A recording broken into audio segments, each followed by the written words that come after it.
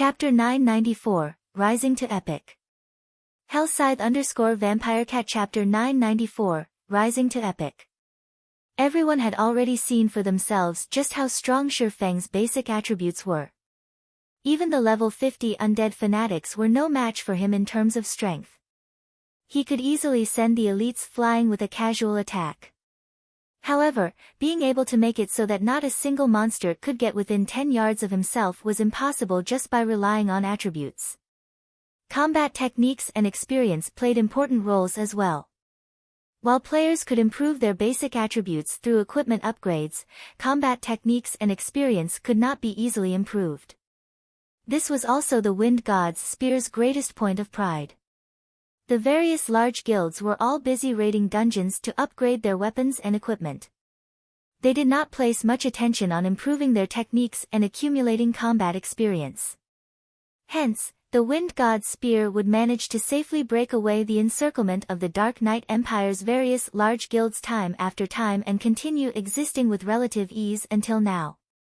Previously, when the members of the Wind God's Spear witnessed Shifeng killing hundreds of undead fanatics with one attack before, the most they felt was shock.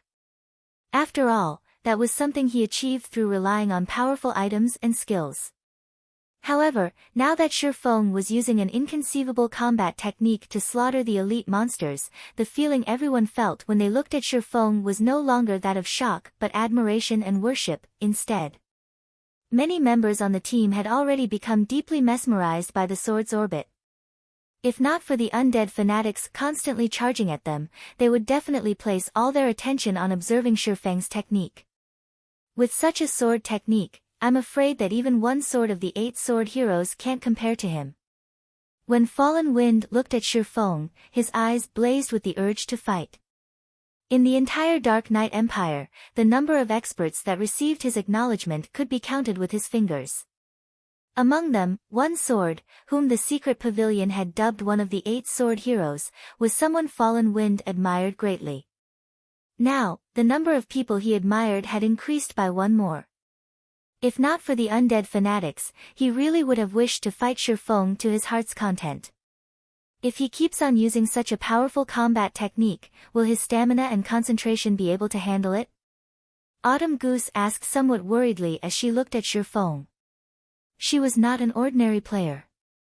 Previously, when she had gone up against the encirclement of the Dark Knight Empire's various large guilds, she had also encountered players wielding special combat techniques. While these special combat techniques were indeed powerful, they also had a fatal flaw: they were extremely taxing to use. Utilizing a special combat technique was akin to sprinting all out. The burden it placed on a person's stamina and concentration was many times greater than jogging. In God's domain, even if players only had 1 HP remaining, they could still move freely so long as they did not receive heavy injuries. However, when players' stamina and concentration fell below a certain level, they would no longer be able to enter combat. If Shifeng exhausted his stamina and concentration right now, the consequences would be unimaginable. In reality, however, Autumn Goose's concerns about Shifeng were unnecessary. While Sword's Orbit did indeed place a huge burden on Shifeng's stamina, the technique's consumption of concentration was minimal. Moreover, before using Sword's Orbit to defend against these undead fanatics, Shifeng had already activated the basic Tyrant title, increasing his fortitude by 30, maximum stamina by 20%, and all basic attributes by 5%. The additional 30 fortitude reduced his stamina and concentration consumption significantly. Coupled with the increase to his maximum stamina, Shifeng could persist for much longer than Autumn Goose thought. Moreover, even if Shifeng's current stamina and concentration could not last him until they reached the distant temple, he still possessed the Blood Refining Stone. The Blood Refining Stone was something he obtained from the Blood Refining Passage. It could absorb the life force of powerful monsters and turn this into blood energy. He could use every 100 points of blood energy he accumulated to produce a drop of life essence. When consumed, the life essence could increase a player's stamina and concentration recovery speed rapidly for 2 hours. Moreover, the effects were stackable up to 3 times. This was an item Shifeng always kept on his person. Although not every elite or above monster provided him with blood energy, after long periods of accumulation, he now had 827 drops of life essence. He did not need to worry about running out of stamina and concentration anytime soon. Time passed quickly. Whenever everyone thought that Shifeng's stamina would not hold up, Shifeng would consume life essence. However, the recovery speed provided by a single drop was not enough. Only after consuming 3 drops would his recovery speed exceed his consumption speed. As Shifeng continued slaughtering the undead fanatics, the amount of life force Icarus's heart accumulated increased rapidly. 2,000 points. 3,000 points. 4,000 points. By the time the team arrived before the dazzling, Golden Temple, Shifeng had long since accumulated 5,000 units of life force. Without hesitation, Shifeng upgraded Icarus's heart. Icarus's heart, necklace, epic rank, equipment requirement, all attributes 120 level 40, level 100, currently level 44, all attributes plus 44 luck plus 18. Additional skill 1, Divine Providence, temporarily increases player's luck by 50 points for 30 seconds. Cooldown, 30 minutes luck, duration, and cooldown can be increased, prolonged, and reduced by sacrificing life force. Maximum of 200 points of life force allowed to be sacrificed at a single time. Additional skill 2, God's Blessing, forcefully upgrades all lifestyle classes learned by the user by 1 rank, up to a maximum of Master rank, for 1 hour. Cooldown, 5 hours duration and cooldown can be increased, prolonged, and reduced by sacrificing life force. Maximum of 500 points of life force allowed to be sacrificed at a single time. Passive skill, Life Storage, player can accumulate up to 10,000 units of life force. Current amount, 0/10,000. Shifeng was momentarily stunned when he saw the improved attributes of the epic ranked Icarus's heart. Although Icarus's heart did not receive much of an improvement in terms of basic attributes, it was definitely a godly item all players would want to have. Setting aside the increased luck attribute Icarus's heart provided, just the necklace's ability to forcibly upgrade a lifestyle class's rank could easily skyrocket a lifestyle player's worth. Particularly during this period when lifestyle players were still low-leveled, being able to upgrade an advanced lifestyle player to the master rank, even if it was only for 1 hour a day, would help a trading firm massively. Currently, Shifeng could not help but wish he could fly back to the candlelight trading firm right this instant. Unfortunately, he first needed to clear the trial of God. When everyone arrived before the temple, they were still thinking of a way to shake off the undead fanatics' pursuit. However, once everyone entered the main hall of the temple, the mob of undead fanatics suddenly transformed into mists of blood before vanishing into nothingness. There were no signs that those monsters had ever existed. Are we safe? Blue Bamboo looked at her surroundings. After failing to find even a single undead fanatic in the vicinity, she automatically breathed out a sigh of relief. Had the battle dragged on any longer, her mana would have definitely run out. Before, in order to keep everyone's HPs above a safe margin, she had never once stopped casting her healing spells. On their way to this temple, she had consumed over a stack of intermediate mana recovery potions. Not only were intermediate mana recovery potions expensive on the market right now, but their supply was also very low. The ones that appeared in trading firms or auction houses would sell out almost instantly. After all, mana was the second life of magical classes.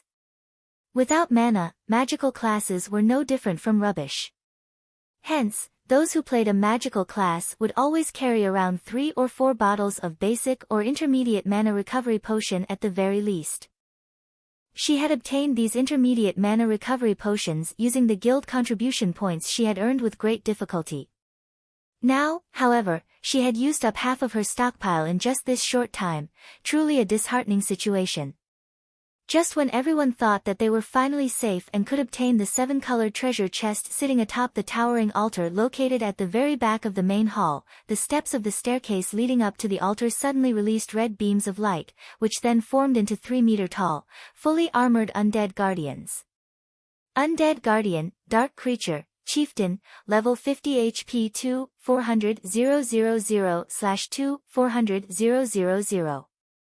Although there were only several hundred undead guardians standing on the staircase, a far cry from the endless flood of undead fanatics from before, everyone could clearly sense that these undead guardians were many times more powerful than those elite monsters.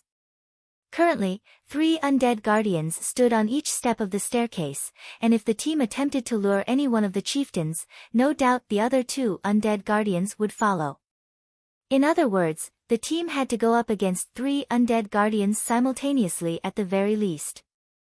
Their team's average level was 10 levels lower than the undead guardians. In addition, each level 50 undead guardian could most likely rival a level 40 high lord in strength, only their HPs were lower. With so few players on the team, going up against 3 level 40 high lords at the same time would be extremely difficult. It seems we won't be able to clear this stage without defeating those guardians, Shifeng said. He could not help but wet his lips as he looked at the 7-colored treasure chest sitting atop the staircase. This was not his first time challenging a trial of God. However, having a lucrative reward like the 7-colored treasure chest appearing in the first stage of the trial was definitely a first for him. Chapter 995, Guardian. Hellscythe ____ Fluffy Goblin Chapter 995, Guardian. Commander, these undead guardians are too close to each other. Even if we lure them over, we'll have to fight a minimum of 3 at a time, Deathwind said, frowning. While he might be able to hold his ground against a level 40 high lord for a short time, he couldn't handle 3. He would be lucky if he did not die instantly. Meanwhile, their team only had 2 MTs, himself and the team's leader, Fallen Wind. However, even an expert like Fallen Wind couldn't hold off 2 undead guardians simultaneously. Starfish, can you handle kiting one? Fallen Wind asked as he turned to a lean, muscular ranger. The ranger class possessed high movement speed. In addition, the class had quite a few control skills. Rangers were perfect for kiting monsters. Starfish happened to be one of the top-ranking rangers in Wind God's Spear. If Starfish could lure one guardian away from the team, the MTs could handle the rest. If control skills work on these monsters, it should be doable, Starfish said after observing the hall. He had plenty of space to run, so kiting the undead guardian shouldn't be a problem for him. I don't think control skills are effective against them. None of our control skills worked on the undead fanatics. Only the elementalist's ice walls slowed them down. The stronger undead guardians should have the same settings as the undead fanatics, Autumn Goose said. The other team members agreed with Autumn Goose's deduction. Generally, unless a control skill were very high-tiered, it would have no effect on boss-level monsters. We don't have another choice. Use a Tier 2 summoning scroll, then, Fallen Wind said, gritting his teeth. He had thoroughly prepared to tackle this quest. The Tier 2 summoning scroll was one of his trump cards. Unfortunately, Tier 2 summoning scrolls were rare, and he had only brought 4 with them. Suddenly, Shifeng offered a suggestion, no need. I can handle one of them. However, we will need to prioritize killing mine. Are you sure? That's a level 50 chieftain we're talking about, Fallen Wind questioned. As high as Shifeng's basic attributes were, they should not be higher than a level 50 chieftains. Moreover, a swordsman was not an MT.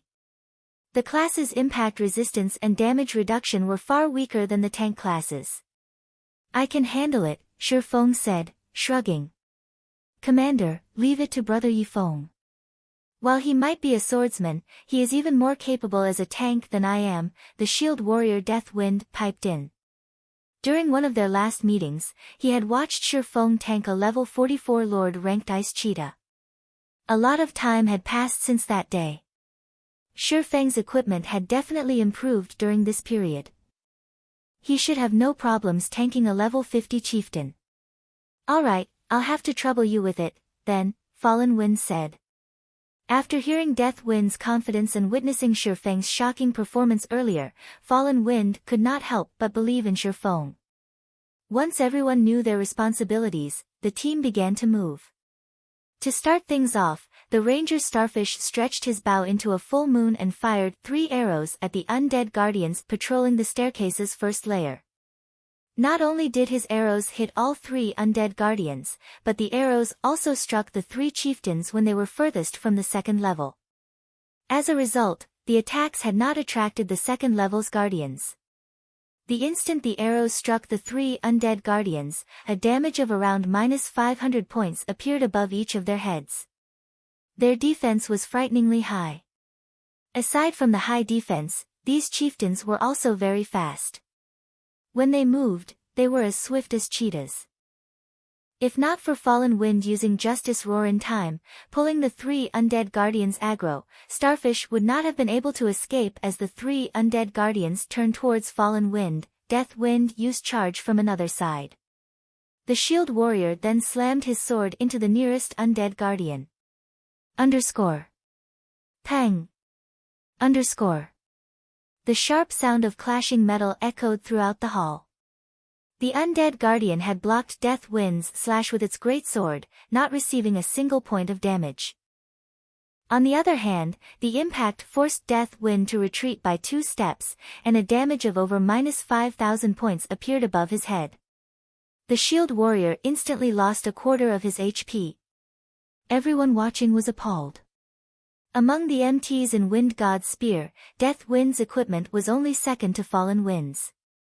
He was also a level 40 MT, yet not only had the undead guardian discovered his sneak attack, but it also had more strength than any of them had expected. Its strength rivals a level 40 strength-based High Lord. And its reaction speed is incredibly high. Melee players, approach it with care. Don't try to fight it head-on. Fallen Wind hurriedly shouted. Understood, the melee players promptly answered, tensing. A level 40 strength-based High Lord could kill any class except for plate armor classes instantly, not to mention a strength-based High Lord with such quick reactions.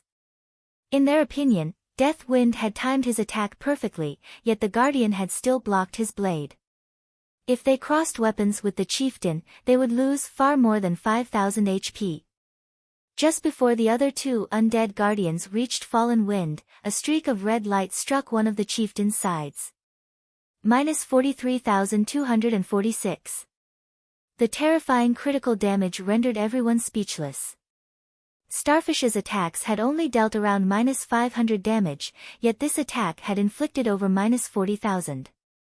Moreover, the impact had sent the undead guardian flying, its body slamming into the ground. Instinctively, everyone turned towards Shifeng, the source of the attack, mixed feelings filling their hearts as they looked at the swordsman. Its magic resistance sure is high. Shifeng frowned at the undead guardian that he had hit. Others might not realize it, but the skill he had used was Flame God's Fury, a sure kill skill. In addition, his sacred sword doubled his damage against dark creatures, yet his attack, even after achieving a critical hit, had only inflicted over -40,000 damage. One could just imagine how high the undead guardian's defense and magic resistance were. Shifeng's terrifying damage instantly drew the undead guardian's aggro. Raising its great sword, the chieftain leaped into the air and landed before Shifeng. Suddenly, crimson flames burst from the undead guardian's originally silver greatsword as it swung the weapon at Shifeng in a horizontal arc. Tier 1 skill, Flaming Cross Slash. Crap. This monster actually knows a sure kill skill. Seeing the towering pillar of fire, the other players realized that this was many times stronger than the Berserker's Flame Slash. They could see how much range the attack had from the height of the flames. This attack was impossible to dodge. Coupling this skill with the undead guardian's horrific strength, even an MT like Fallen Wind would be hard-pressed to survive the attack. You want to compare brute force? Shifeng chuckled. He then activated Flame Burst. Suddenly, the sacred sword in Shifeng's hand released a blinding light. As if he wielded a miniature sun, he swung Killing Ray at the incoming pillar of fire violently. Chapter 996, New Guild.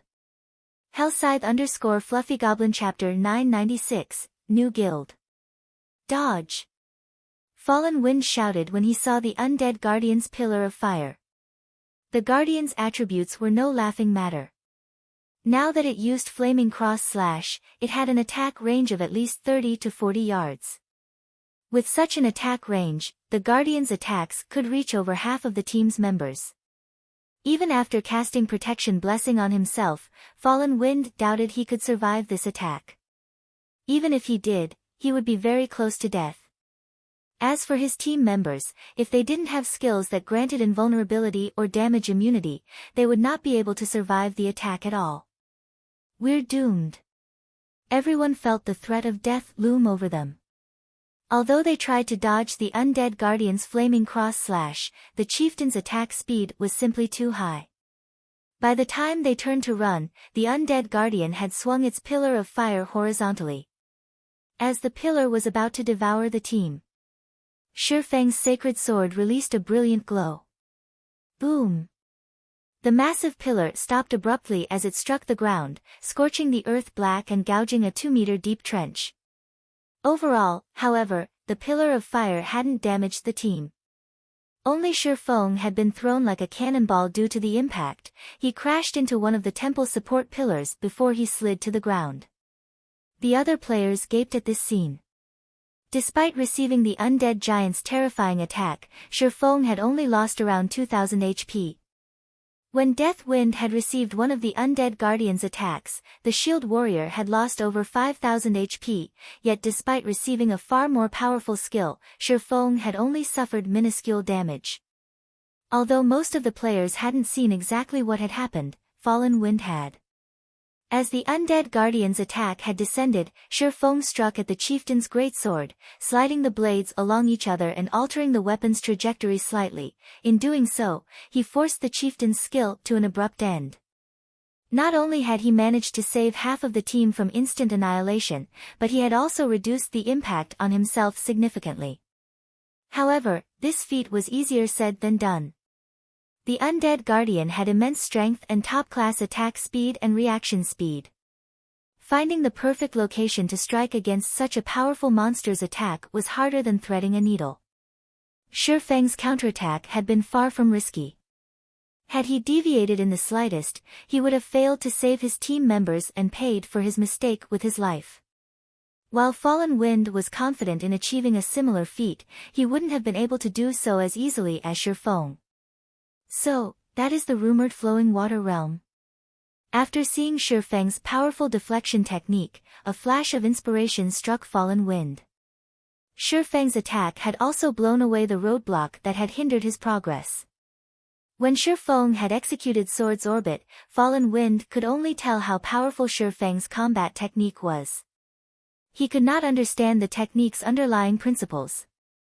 However, the technique Shifeng used to counter the undead giant's attack had fully displayed the properties of the flowing water realm, which helped Fallen Wind finally understand why he had been stuck in the refinement realm all this time. Reaching the refinement realm required precise control of one's body.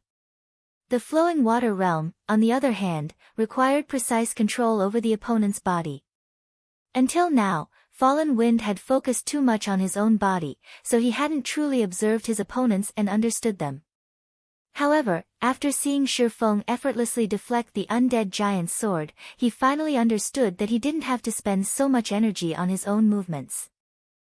Rather, he needed to put that energy and focus into his opponents. Although this situation had only changed his views slightly, Fallen Wind's aura began to change rapidly. Unlike his previous battle-ready state, his aura relaxed, contained. "Commander, be careful." Autumn Goose shouted a warning as she noticed Fallen Wind slipping into a daze. There was still an undead guardian looming before Fallen Wind. If the Guardian Knight did not deal with the chieftain properly, it was very likely to kill him. Just as the undead guardian before Fallen Wind swung its great sword, the Guardian Knight lifted his massive tower shield. Pang! The descending greatsword slid across the shield smoothly before smashing into the ground.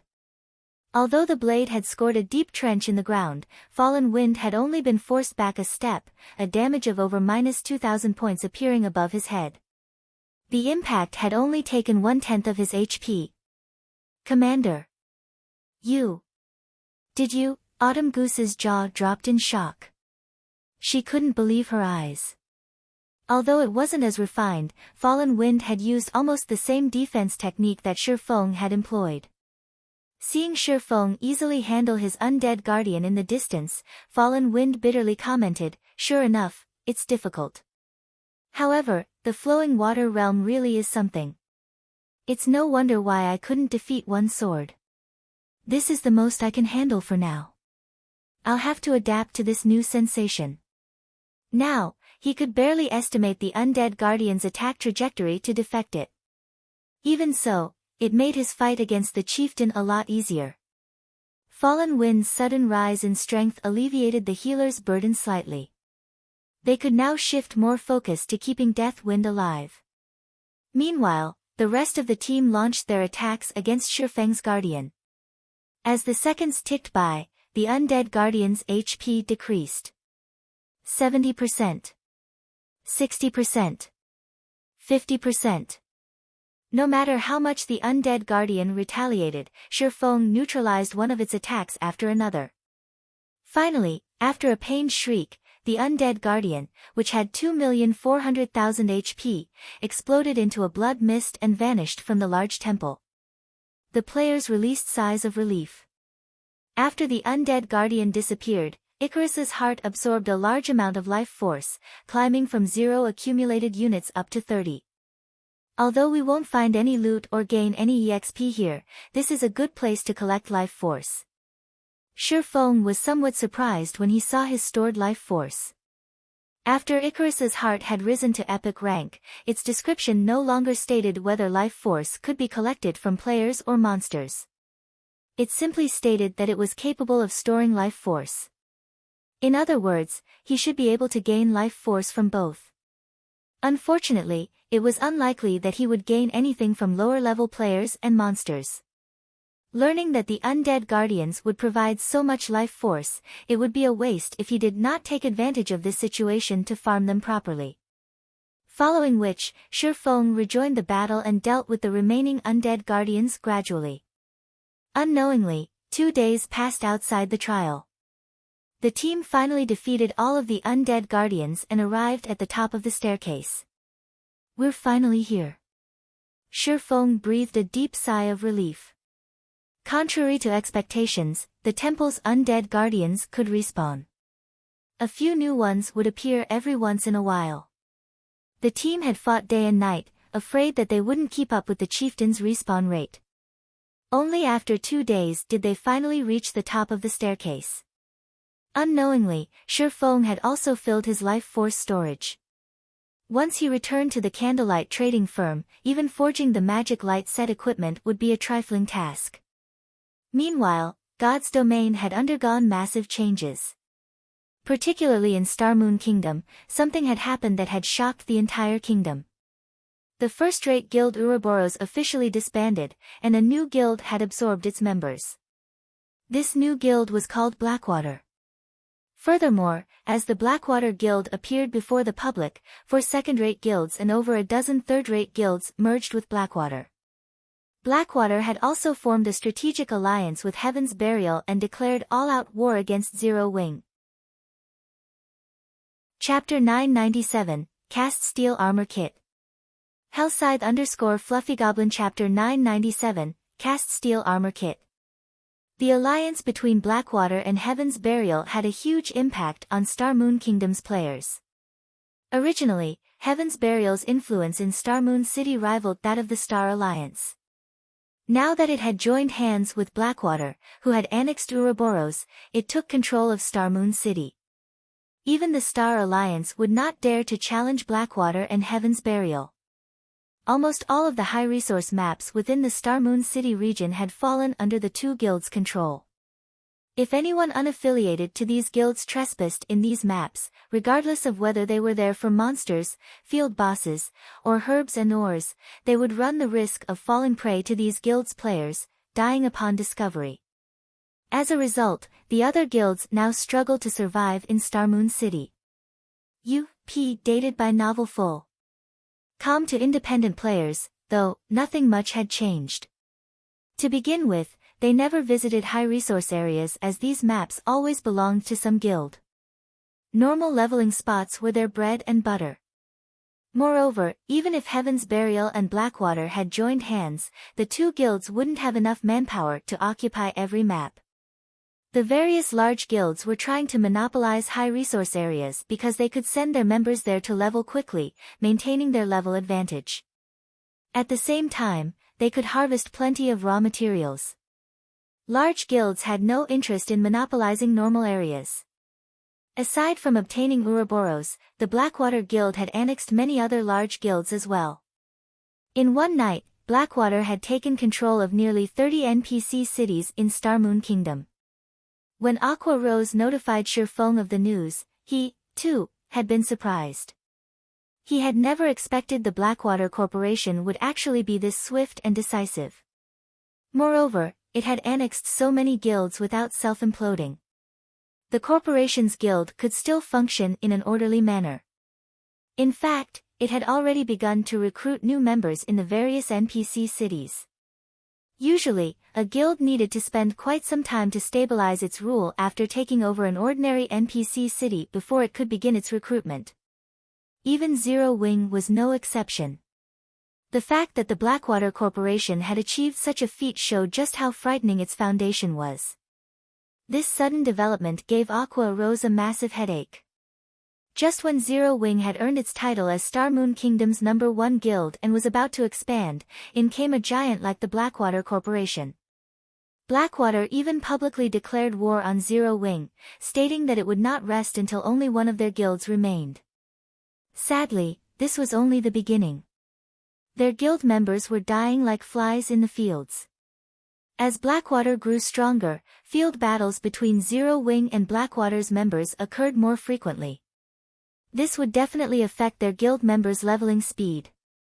However, Blackwater's actions had not particularly surprised Shifeng. In the past, despite the Blackwater Corporation joining God's domain so late in the game and with only half of the strength it had during its peak, it had nurtured its guild to become a super guild. The main reason for its success was its powerful foundation. It also had an advantage that other corporations lacked. Now that the Blackwater Corporation had joined God's domain at its peak, this performance was no surprise. While Shifeng rested at the top of the staircase, Aqua Rose contacted him again. Guild leader, a short while ago, Blackwater's Blackwater Trading Firm and Heaven's Burial's Heavenly Trading Firm have begun to drop their prices. They have also introduced two new, highly competitive products. One is the cast steel armor kit, and the other is the mana mixture. Although they aren't selling these items in high quantities at the moment, many of Candlelight's customers have begun to turn to the two trading firms for products, Aqua Rose reported worriedly. Should we lower our prices as well? After all, we have more advanced lifestyle players than these two firms combined. Our production cost is slightly lower than theirs. Within these 2 short days, the Blackwater Corporation had rendered Aqua Rose speechless. Every move the corporation made disregarded cost. Blackwater was simply using overwhelming force to deal with Zero Wing. Now, it had begun to move on the Candlelight trading firm. If Zero Wing lost this revenue source, it would only be a matter of time before it fell to the Blackwater Corporation. Now that she was in this predicament, Aqua Rose had to admit that, while guilds with starting capital were amazing, guilds with both strength and capital were incredible. Blackwater even produced its own armor kit and potion. Even the Candlelight trading firm's advanced lifestyle players hadn't accomplished this. The cast steel armor kit was much stronger than the basic strengthened armor kit. Each cast steel armor kit increased defense by 180 points. It could already rival the intermediate mana armor kit. As for basic attributes, it increased roughly the same amount as the basic strengthened armor kit. However, the basic strengthening armor kit could not replicate one aspect of the cast steel armor kit: damage reduction. With each kit that players bound to their armor, they could reduce the damage they received by 1%. As players could bind a maximum of 3 kits, one could gain a maximum of 3% damage reduction. Although 3% did not seem like much, the kits would perform magnificently against bosses. An MT's ordinarily passive skill only provided 5% damage reduction. Unfortunately, such passive damage reduction skills were extremely rare and precious. These skill books easily sold for 10 gold or more. However, even at that price, these skills were hard to find. Guilds and workshops normally kept these for their own use. After all, unlike weapons and equipment, skills would never be outdated. Many skills were still useful after players reached level 200, unless, of course, players found a stronger replacement. However, doing so was easier said than done. As for the mana mixture, it was invaluable to magical class players. When consumed, the mana mixture increased a player's maximum mana capacity by 10% for 2 hours. While the potion did not possess a cooldown, its effects would not stack. Mana was magical class's second life source. The importance of being able to raise one's mana capacity by 10% went without saying. Healers, in particular, would increase their healing abilities by 10% with a 10% mana boost. They could last longer in dungeons. With the revelation of these two products, Candlelight instantly lost nearly half of its customers. The Candlelight trading firm wasn't worried about a price war. The two exclusive products, however, posed a huge threat. In addition, with the Blackwater trading firm and the Heavenly trading firm working with each other, their shops covered far more ground than Candlelight. With this, the increase in their market share would be even more frightening. Do you know their prices? Shifeng asked casually. These two items had also appeared in God's domain in the past. However, they hadn't appeared this soon. Heaven's Burial had relied on these items as trump cards to take control of Starmoon Kingdom. In this life, Shifeng hadn't expected Heaven's Burial create these items so soon. Currently, they're selling each cast steel armor kit at 1 gold, 50 silver, while 1 bottle of mana mixture costs 12 silver. Moreover, as they created these items personally, they can produce as many designs and recipes as they want. As more people learn these designs and recipes, their production volume will increase, Aqua Rose said. They're selling them so cheaply. Shifeng's curiosity grew. He clearly remembered that these two items had sold for a considerably high price in the past. Heaven's Burial hadn't been so consumer-friendly. Chapter 998, Confidence. Hellscythe_FluffyGoblin Chapter 998, Confidence. Cheap. A hint of doubt flashed in Aqua Rose's eyes. Although players could earn more money now, their daily expenditures were increasing just as fast as was their reliance on various tools when grinding monsters.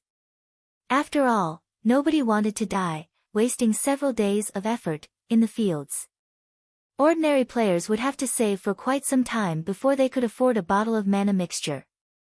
The cast steel armor kits, which cost 1 gold and 50 silver, were simply a luxury item. Only fairly powerful teams, independent experts, or those who bought coins with credits could afford the kit.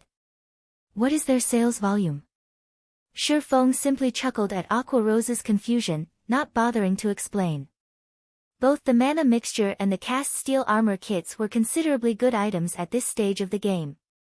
They were also player creations, so they could be mass-produced. However, how could such valuable items not have drawbacks? If one pointed out these items' greatest drawback, it would have to be the items' required crafting materials. There were also the low production success rates to consider. In the past, although Heaven's Burial had opened the market using the cast steel armor kits and mana mixtures, due to the items' low production volume, the guild hadn't been able to dominate Starmoon Kingdom's market completely. Based on Shifeng's understanding, both items required rare materials. With the few materials available in Starmoon Kingdom, it was impossible to produce large quantities of these items.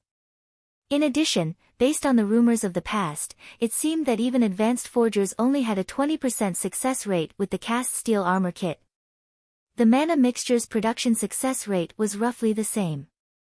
To outsiders, a 20% success rate might seem high, but the lifestyle players involved in producing the items knew how low the success rate really was.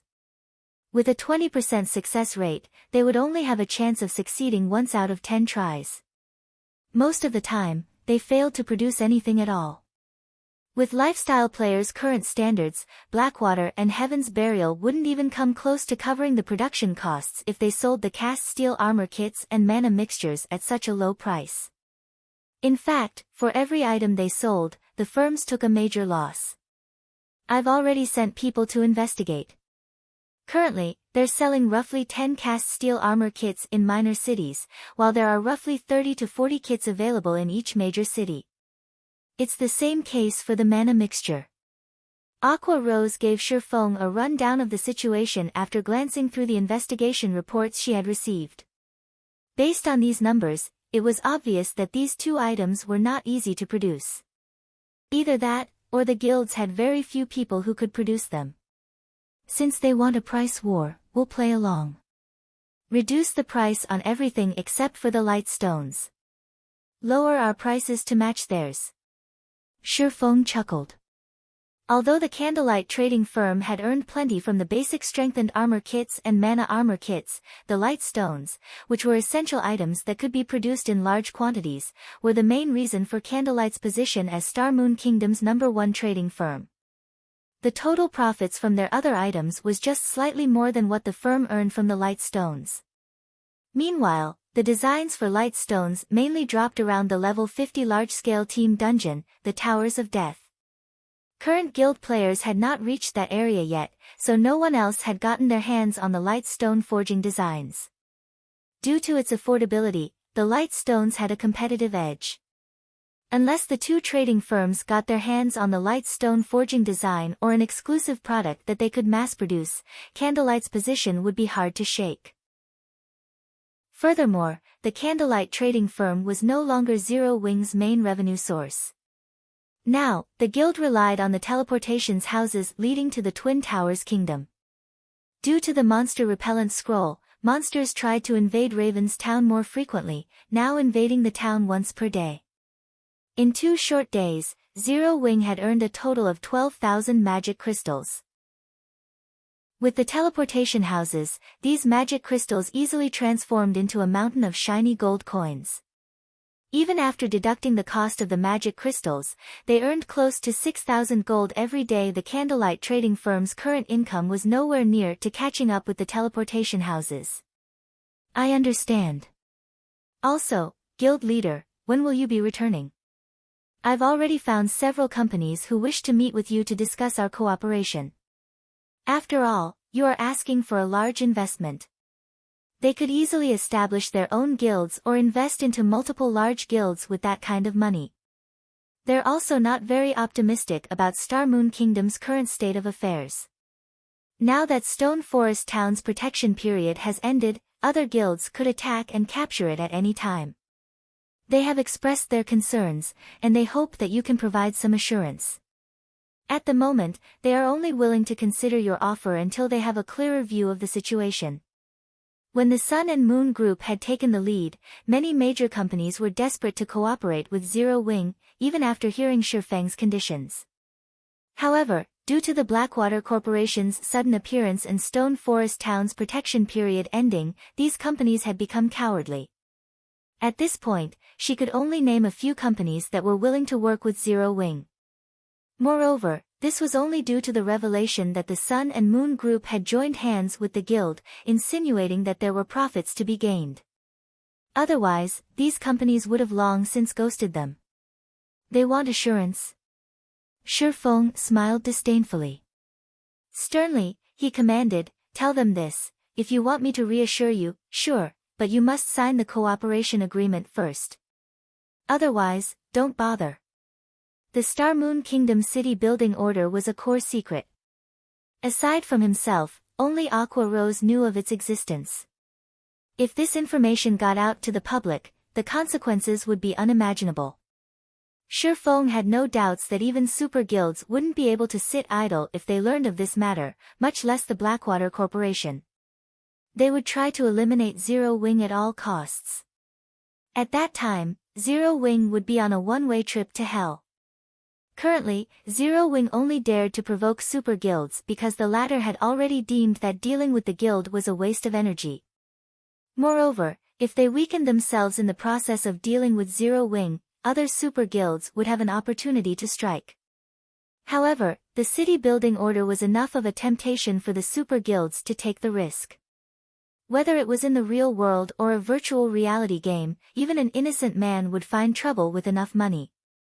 Shi Feng still had much to prepare. He still needed to build his strength. Otherwise, he would have started the city's construction long ago. Shi Feng's words left Aqua Rose dumbfounded. If she really relayed this to the company representatives, they would most likely explode with anger. But she also understood why they couldn't reveal their trump card. However, there were too few companies that were both trustworthy and capable of investing such a large sum. If they chased these people away, it would be very difficult to find other collaborators within a short time. After all, Star Moon Kingdom's situation had changed. Don't worry about it. Just tell them, Shi Feng said, shaking his head. If it didn't work out, he'd find someone else to work with. Alright, then. I'll contact them right away, Aqua Rose said, sighing. She had to admit that Blackwater's timing was truly horrendous. Had the corporation established its guild a few days later, Zero Wing would be in this predicament. Following which, Aqua Rose contacted the representatives of the several major companies. Inside a certain high-class restaurant's VIP room. Miss Aqua, our companies understand your current predicament, hence we have thought of another method. If Zero Wing is willing to hand over 60% of its shares to our management, our companies will invest 2 billion credits. What do you think? A tall, thin man proposed. The upper echelons of the other companies nodded their agreement. With the Blackwater Corporation's sudden appearance, Zero Wing wasn't as attractive as it had been. Regardless, it was Star Moon Kingdom's #1 guild, so it still had some value. Aqua Rose was stunned. She had not expected these companies to change their minds so quickly and try to strike at Zero Wing while the iron was hot. 2 billion credits was a lot of money. It was enough to purchase prime corporate real estate in a major city center in the real world. One could even establish a large guild with plenty to spare. However, Zero Wing was no ordinary large guild. It was a large guild capable of challenging super guilds. Currently, its foundations and number of lands were only slightly inferior to first-rate guilds. It was also the ruler of White River City, Star Moon Kingdom's most populated city, and controlled the strategic Stone Forest town. Zero Wing was worth far more than 2 billion credits. Including its potential, even an offer of 20 billion was an insult. I think you have misunderstood something. Zero Wing is not selling any of its shares. Here is our previous proposal. If you are not willing to sign it, Zero Wing won't force you. If that is all, I'll be taking my leave, Aqua Rose said, smiling. After placing the agreement on the table, she turned and left the VIP room without hesitation. Aqua Rose's extraordinarily calm performance stupefied these company representatives. The Blackwater Corporation had already allied with Heaven's Burial to deal with Zero Wing. Just where did Zero Wing find the confidence to speak to them like this? Aqua Rose's behavior is out of line. She dares to treat us like this. Has she forgotten that she approached us, not the other way around? Now, she isn't even willing to offer any guarantees. Does she think Zero Wing is a super guild? I want to see just how long Zero Wing will last. Once Zero Wing's funds run out, it will come running back to us. That's right. We're not in a rush. I refuse to believe that anyone other than fools or spendthrifts would be willing to work with Zero Wing. When the time comes, we only need to spend a little money to take over Zero Wing. The several representatives sneered. In their opinions, Zero Wing only behaved as such because of its pride. Once the Blackwater Corporation gave Zero Wing a beating, the guild would crawl back to them, begging for help. Chapter 999, Divine Treasure Chest. Hellscythe_Fluffy Goblin Chapter 999, Divine Treasure Chest. Star Moon City. After dismissing Ouroboros, Blackwater took over the guild residence. Compared to Ouroboros' residence, Blackwater's was far more lively. Among the players moving about the residence, quite a few were only between level 10 and level 20. However, not a single person looked down on these low-leveled players.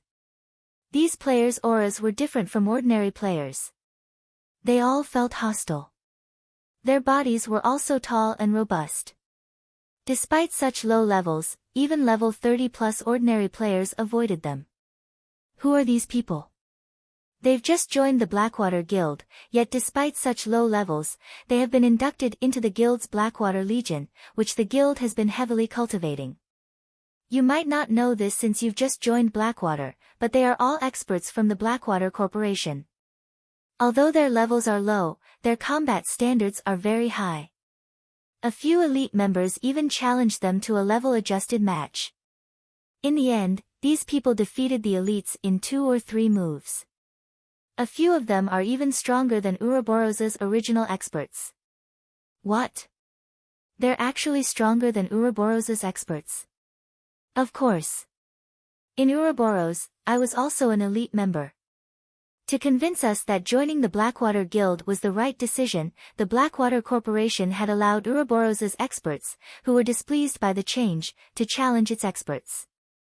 In the end, Blackwater's experts won every match. Afterward, Ouroboros' experts were demoted from core members to elite guild members. Elite members like myself were demoted to normal members. If we want a promotion, we have to take Blackwater's new test. And here I thought that the Blackwater Guild lacked experts after forcefully taking over Ouroboros. I never thought that it would have so many experts so soon. Once these experts catch up in levels, won't the Blackwater Guild easily become the #1 guild in Star Moon Kingdom? I know, right? Initially, I had been rather worried about the sudden change. Now, however, it seems that remaining in the guild was the right decision. Blackwater has more potential than Ouroboros ever did. Even the Star Alliance's members avoid us in the fields. Many Blackwater members discussed their guild situation as they relaxed in the residence. They were quite confident about Blackwater's future. Blackwater's residence, Guild Leader's Office. Entering the Guild Leader's office, the bald, middle-aged man greeted Abandoned Wave respectfully before reporting, "Guild Leader, there's movement in Zero Wing. Aside from the light stones, they've lowered their prices to match ours. Moreover, not long ago, I've received news that discussions between Zero Wing's Vice Guild Leader, Aqua Rose, and several major companies have failed. With this, Zero Wing won't receive any major funding. Only the Sun and Moon Group remains a problem. There is nothing to worry about with the Sun and Moon Group. They have their hands full with Twilight Echo. Furthermore, now that more players are reaching level 40, guilds are in urgent need of funds to supply their members with mounts. Sun and Moon doesn't have much to spare for Zero Wing. What we need to focus on now is exhausting Zero Wing's funds and forcing the guild to take the first swing. After that, we will deal Zero Wing a fatal blow." Abandoned Wave laughed. He then asked, "How is the material delivery going?" "The Dragon Phoenix Pavilion has already sent the materials. They will last us a relatively long time.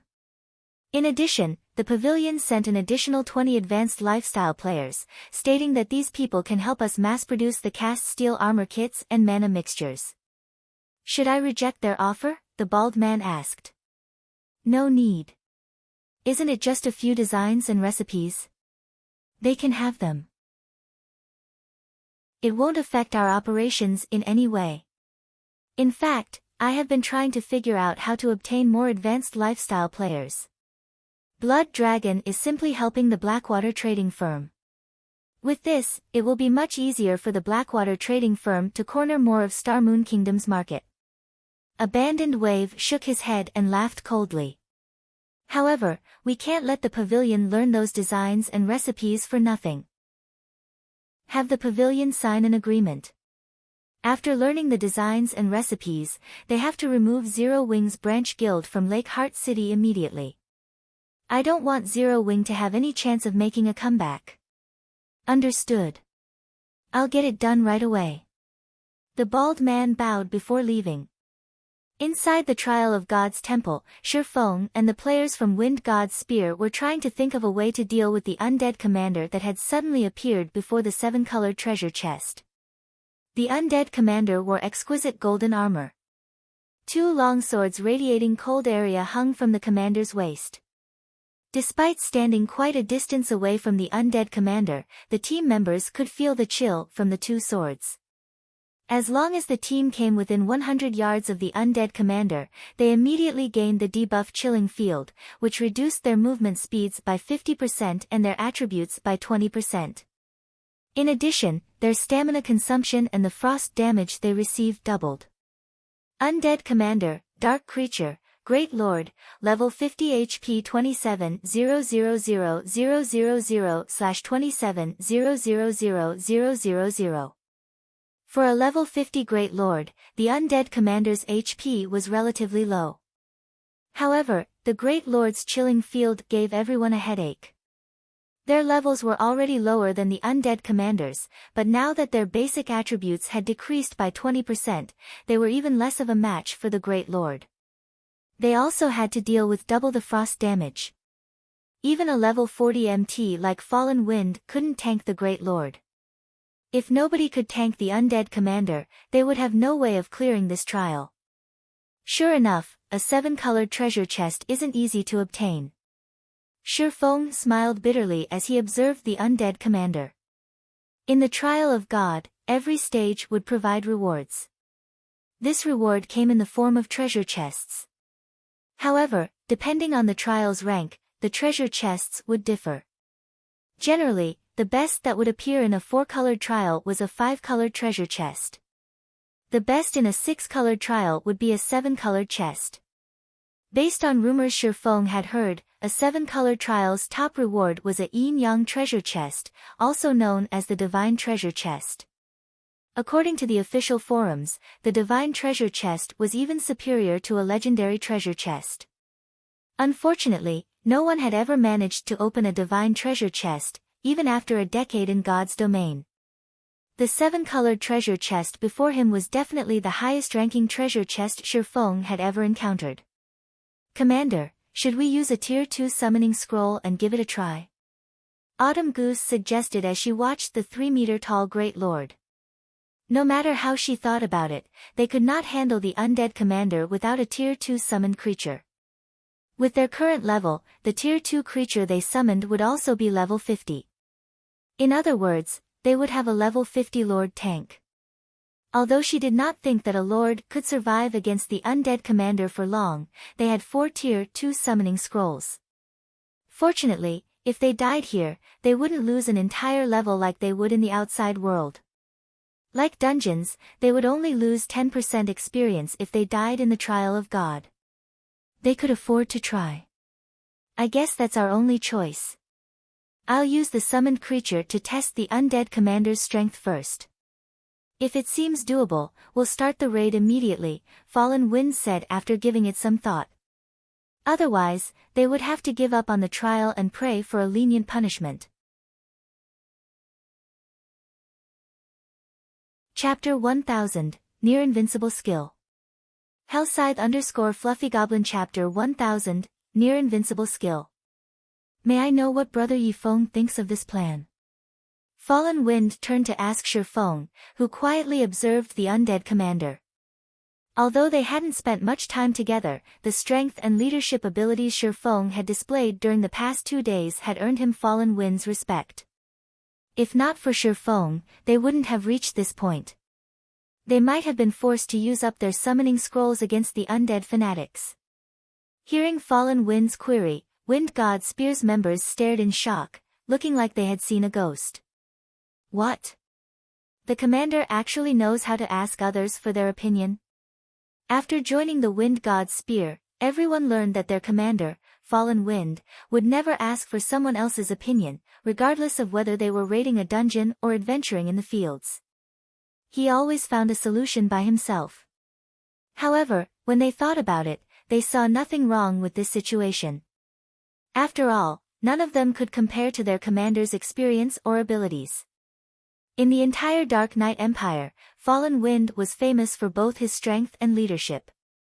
Very few people in the Empire qualified to offer him guidance.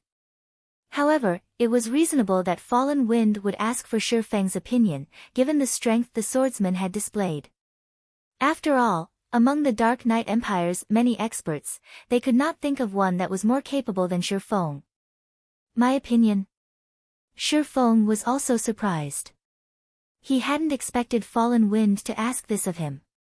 After some thought, he answered, "We don't understand enough about the undead commander right now. It is best if we let the summoned creature fight the Great Lord until its last breath and collect as much information as we can. We will then draft up a raid plan. In any case, the trial of God doesn't have a time limit. Unfortunately, by doing so, we will be wasting a Tier 2 summoning scroll." The team members had mixed feelings about Shi Feng's suggestion. After all, a Tier 2 summoning scroll was incredibly precious. Moreover, a Tier 2 summoned creature would be helpful during the fight against the boss. "Alright, let's do that, then." "Everyone, step back," Fallen Wind said. While Fallen Wind also understood the value of a Tier 2 summoning scroll, his team members lacked leadership experience. Their considerations were short-sighted. They usually looked out for themselves and ignored the team's overall situation. They were not in a team dungeon. They could not afford to lose. If they disregarded the team's survival for a single Tier 2 summoning scroll, they might throw away their chance of clearing this stage.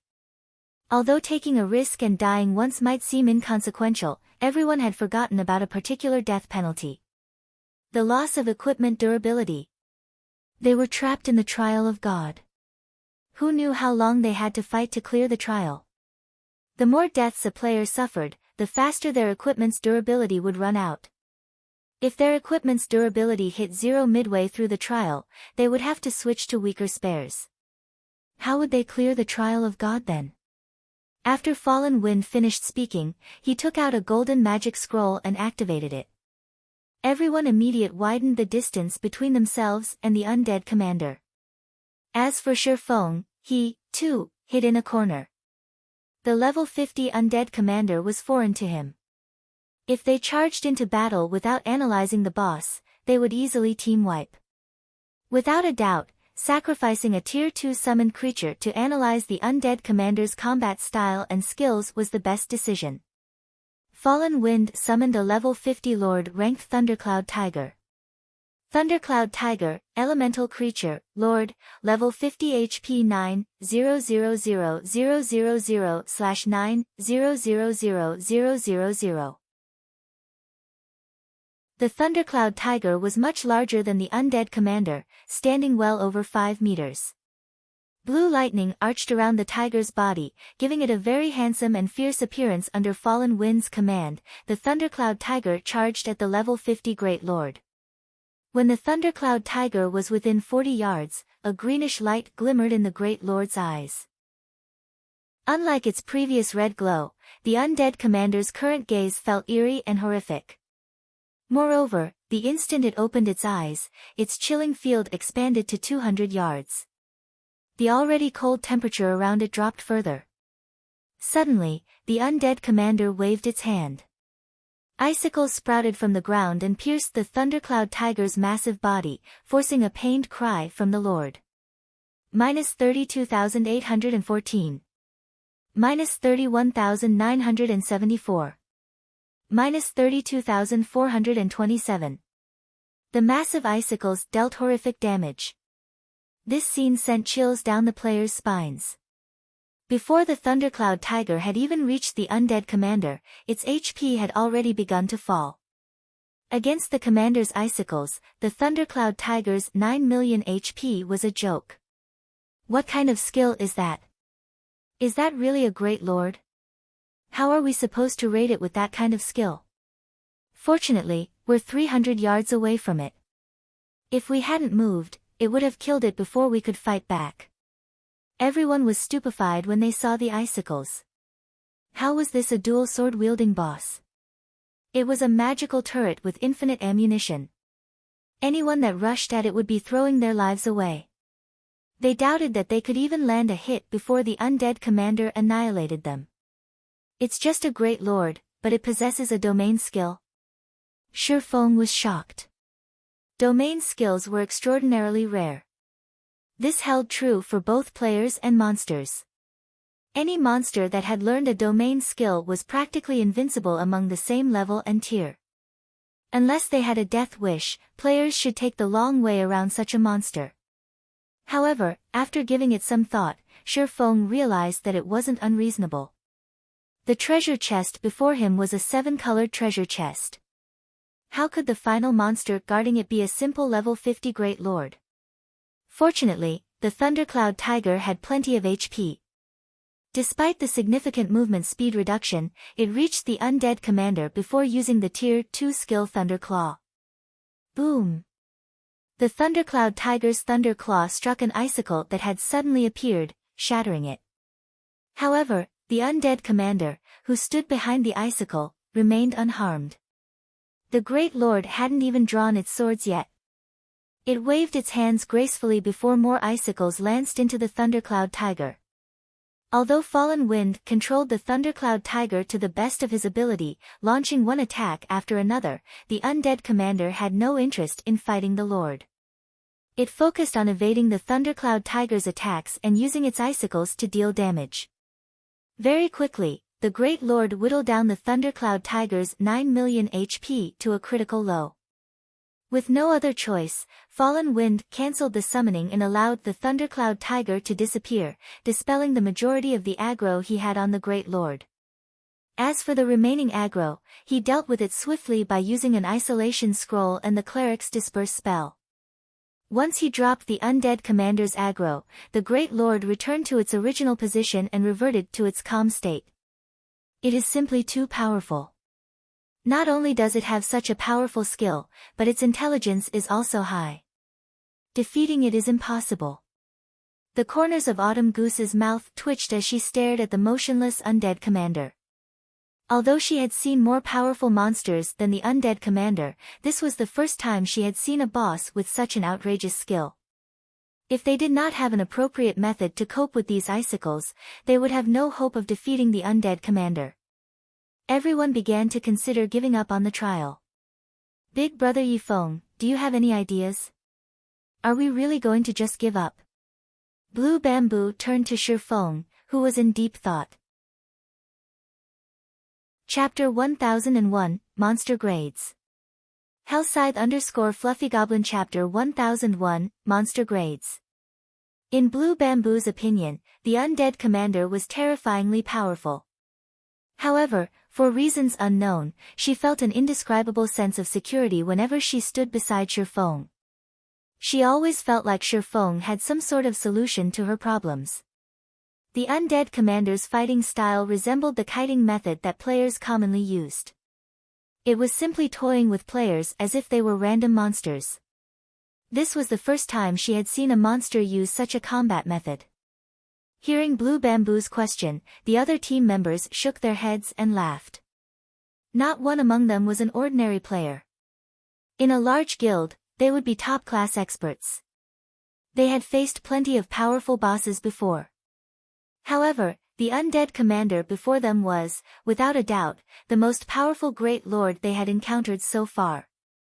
Unlike other Great Lords, which were strong in terms of attributes, the undead commander was strong in terms of combat techniques.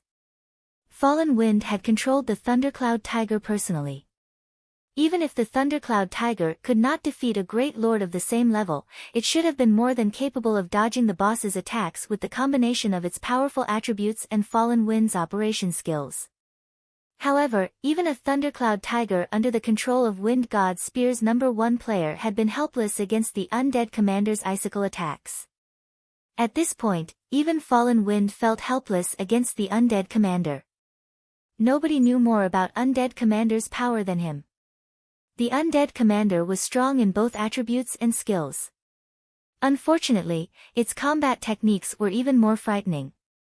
Despite him having already reached the flowing water realm, even if he couldn't control the thundercloud tiger as smoothly as his own body, the tiger's combat standards should be significantly stronger than most of the team's experts, yet the undead commander had predicted his moves. The icicles had been able to adjust their attack trajectories as if they were alive. Originally, Fallen Wind had thought he had misunderstood. However, after numerous attack and dodge attempts, he was certain that the undead commander had definitely reached the refinement realm. He had never encountered a situation like this before. When he realized this, goosebumps had covered his body. Aside from cooperation between players and targeting bosses' weaknesses, the reason that players could defeat monsters with far superior attributes was their application of combat techniques. With combat techniques, players could display their true power, something that monsters were incapable of doing. Yet, the undead commander's combat techniques were stronger than the majority of God's Domain's expert players. The boss this team faced was like a refinement realm expert with the attributes of a level 50 Great Lord. With such a huge difference, even a team of 1,000 level 50 players would be child's play for a monster like this, not to mention their team of 21. Even someone monstrously strong like Shifeng couldn't contend with the undead commander. Unless they were all promoted to their tier 2 classes right now, they had no chance of defeating the undead commander. While I do have a plan, executing it is a little too costly, Shifeng said, frowning at the undead commander. To God's Domain's current players, a monster with the combat standards of a refinement realm expert might be inconceivable, but Shifeng had long since grown accustomed to such things. The monsters and NPCs in God's Domain were different from those in other virtual reality games. The higher tiered and leveled a monster or NPC was, the more profound their combat techniques would be. Otherwise, once players gained their tier 3 classes, wouldn't defeating great lords of the same level be too easy? However, the reality was that, even after obtaining their tier 3 classes, many players were no match for great lords of the same level. Some players even struggled to take down lords of the same level. As their levels increased, monsters' combat standards would improve. Hence, players' combat techniques were extremely important in God's Domain. This was also the reason that Shifeng was in a hurry to establish Zero Wing's own training center. Without a sufficient number of experts, even raiding team dungeons would be a massive problem, not to mention gaining better equipment. However, encountering a level 50 boss that had reached the refinement realm was a first even for Shifeng. Generally, ordinary guilds only had one option when they encountered such a boss: give up. There were no other options. If one were weaker in both attributes and combat techniques, what could they expect? As for large guilds, aside from Zerg tactics, using a magic barrier was the most common method of dealing with a boss like this. After suppressing the boss with a magic barrier, guilds would bombard the boss with all sorts of precious tools. Brother Yifeng, do you have a plan? Fallen Wind turned to Shifeng, shocked. He even wondered if he had heard wrong. A 6-colored trial of God's punishment was no laughing matter. He would rather give up his treasures than submit his people to the system's punishment. In response, Shifeng nodded and asked, yes. May I know how many Tier 2 magic scrolls you have? Tier 2 magic scrolls.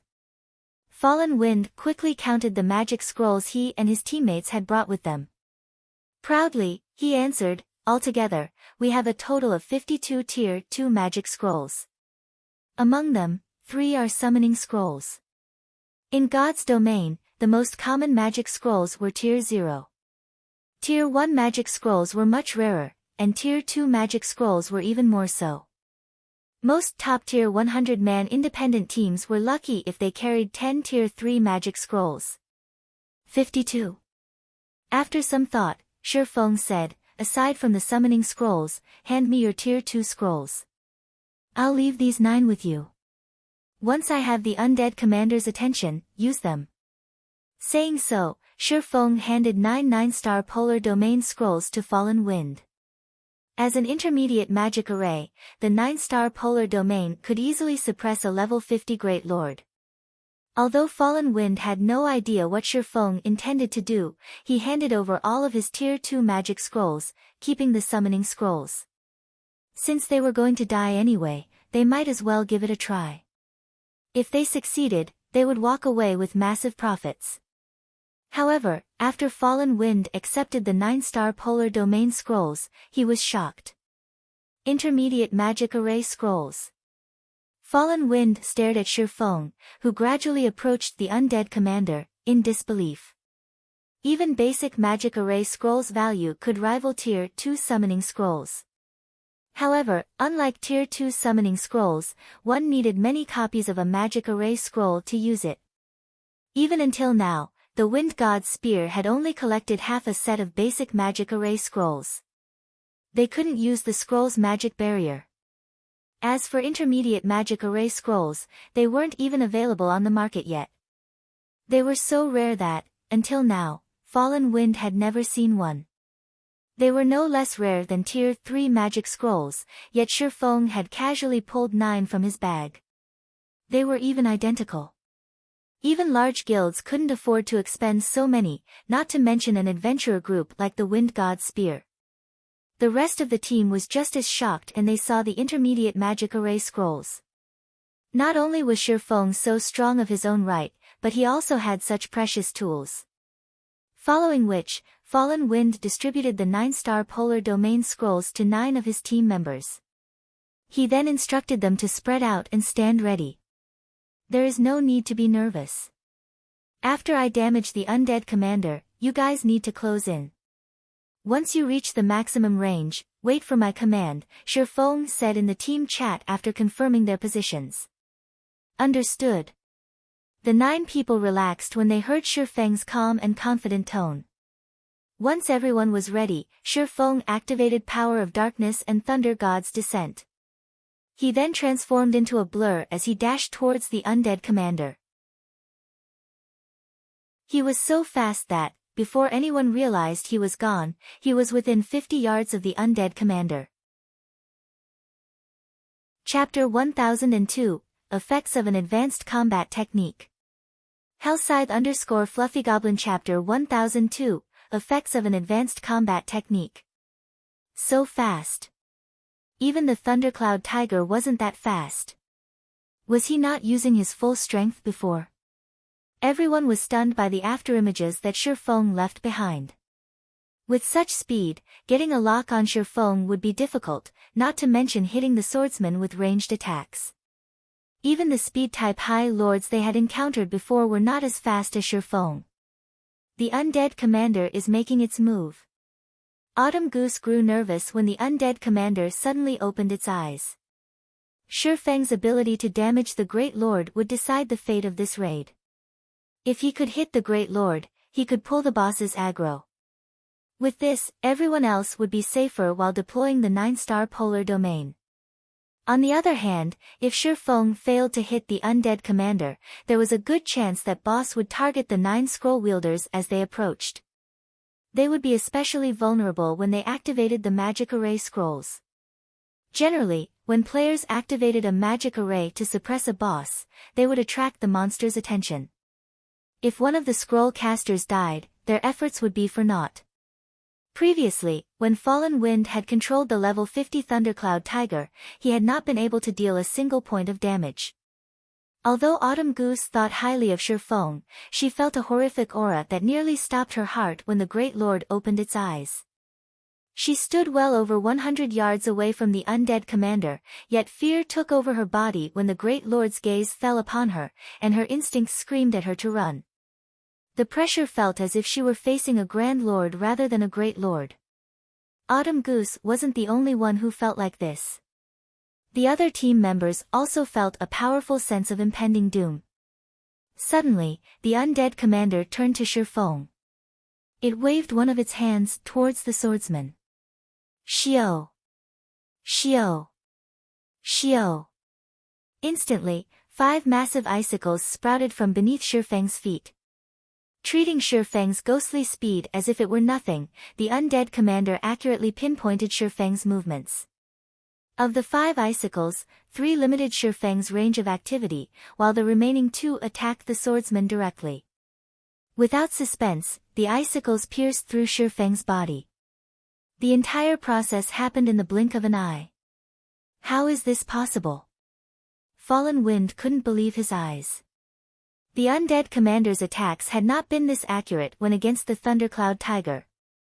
When it had attacked, it had left plenty of space of the tiger to maneuver. Now, however, Fallen Wind could not find any loopholes in the Great Lord's attack. Seeing the undead commander's glimmering green eyes, Fallen Wind suddenly felt as if he had been toyed with. The undead commander had not used its true strength yet. No, Yifeng is still alive, Thoughtful Rain firmly stated as she watched the 2 icicles where Shifeng had been. That's not possible, right? Those icicles hit him. There is no way he is still alive after that kind of damage, Autumn Goose said as she shot Thoughtful Rain an odd look. She couldn't understand Thoughtful Rain's determination. Look at the team's status window, Thoughtful Rain explained. What? How is he unharmed? Everyone was surprised when they looked at the team's status window. As Thoughtful Rain had said, Shifeng was still alive. In fact, his HP was full. As the team members wondered what had happened, the undead commander began to gesture with its hands rapidly. Icicles shot from the ground, one after another. The Great Lord's attack rate much faster than it had been against the Thundercloud Tiger. After a moment, the originally barren terrain had transformed into a forest of ice, yet the undead commander's gestures didn't stop. It was even starting to retreat. Can anyone tell me what is happening? Blue Bamboo asked, watching the boss with wide eyes. All she could see is the undead commander launch random attacks, filling the battlefield. She refused to believe that such a powerful boss had suddenly lost its mind. While the other team members wanted to answer Blue Bamboo's questions, they didn't know what was going on either. Brother Yifeng is fighting the undead commander. Only, our eyes can't perceive him, Fallen Wind said uneasily. As they were relatively far away, he couldn't see the battle clearly either. However, based on the undead commander's movements, he could tell that the Great Lord could sense Shifeng. I get it. He's using void steps. Thoughtful Rain declared. After hearing Fallen Wind's explanation, realization dawned on her. Void steps was a footwork technique that only Zero Wings Corps members had an opportunity to learn. It was also the specialty technique of Zero Wings Guild leader, Black Flame. However, this advanced footwork technique was complex. Even now, she didn't even understand a fraction of the technique. Void steps? Thoughtful Rain's explanation confused the players from the Wind God's spear. Even Autumn Goose felt as if she and Thoughtful Rain lived in different worlds. Hadn't she been the one to guide Thoughtful Rain in the past? Following which, Thoughtful Rain explained the footwork technique as best as she could. What? Zero Wings Corps members get to learn an advanced technique like that? Wind God Spear's members were flabbergasted. To them, learning combat techniques was a dream. They had no access to that kind of training. And yet, in Zero Wing, the Guild's core members were handed the opportunity to learn such powerful maneuvers. Wind God Spear's members suddenly envied Thoughtful Rain and Blue Bamboo. To battle maniacs like them, nothing was more tempting than improving their combat standards. Even legendary weapons and equipment were not as valuable as void steps in their opinion. After all, weapons and equipment were external. As long as one was strong enough, they would, sooner or later, obtain these items. However, combat techniques were a different story. As everyone from the Wind God's spear admired Thoughtful Rain and Blue Bamboo, the undead commander stilled its hands abruptly. It unsheathed the 2 swords from its waist and appeared to swing one of them at empty air. Boom! Suddenly, the clang of metal on metal echoed throughout the battlefield, the resulting shockwave unbalanced Fallen Wind and the others from over 100 yards away. Meanwhile, a figure appeared where the undead commander had aimed its attack. This figure was none other than Shifeng. Isn't its strength a little too high? Feng was inwardly shocked. He had used parry to block the undead commander's attack. Although he had not received any damage, the sturdy stone floor beneath him had shattered. The shock of the impact had also numbed his hands. The undead commander had far more strength than a level 50 Great Lord should have. Based on Feng's estimation, it has as much strength as a Grand Lord at the very least. Fortunately, he had activated Power of Darkness before engaging the boss. Without the boosted attributes, he would have been dead on the floor. However, he had achieved his goal. Scram! Feng then launched Dragon Breath at the undead commander. A beam of silver light devoured the Great Lord. Caught by surprise, the undead commander failed to evade the attack and received over -30,000 damage. Moreover, he had triggered Dragon Breath's knockback effect, shoving the undead commander back by 10 yards. Following which, Feng took a silvery gray, dilapidated magic scroll from his bag. The instant he unfurled the magic scroll, the surrounding mana flow froze. Tier 3 Magic Scroll, Mana Seal. Chapter 1003, Advanced Title. Hellscythe _Fluffy Goblin Chapter 1003, Advanced Title. After seeing the Tier 3 Magic Scroll in Feng's hands, the green flames in the undead commander's eyes flared. It could obviously feel the threat from the mana seal as it raised its swords and slashed forward. Numerous icicles emerged beneath Feng's feet, dense enough that dodging them was nearly impossible. However, predicting the move, Feng activated Defensive Blade and fended off the attacks. He then began to chant the scroll's incantation. As Feng finished the final verse, more than a dozen small, silver magic arrays appeared around the undead commander, surrounding the Great Lord. Although the undead commander tried to escape the encirclement, silver chains shot out from the magic arrays that bound the undead commander.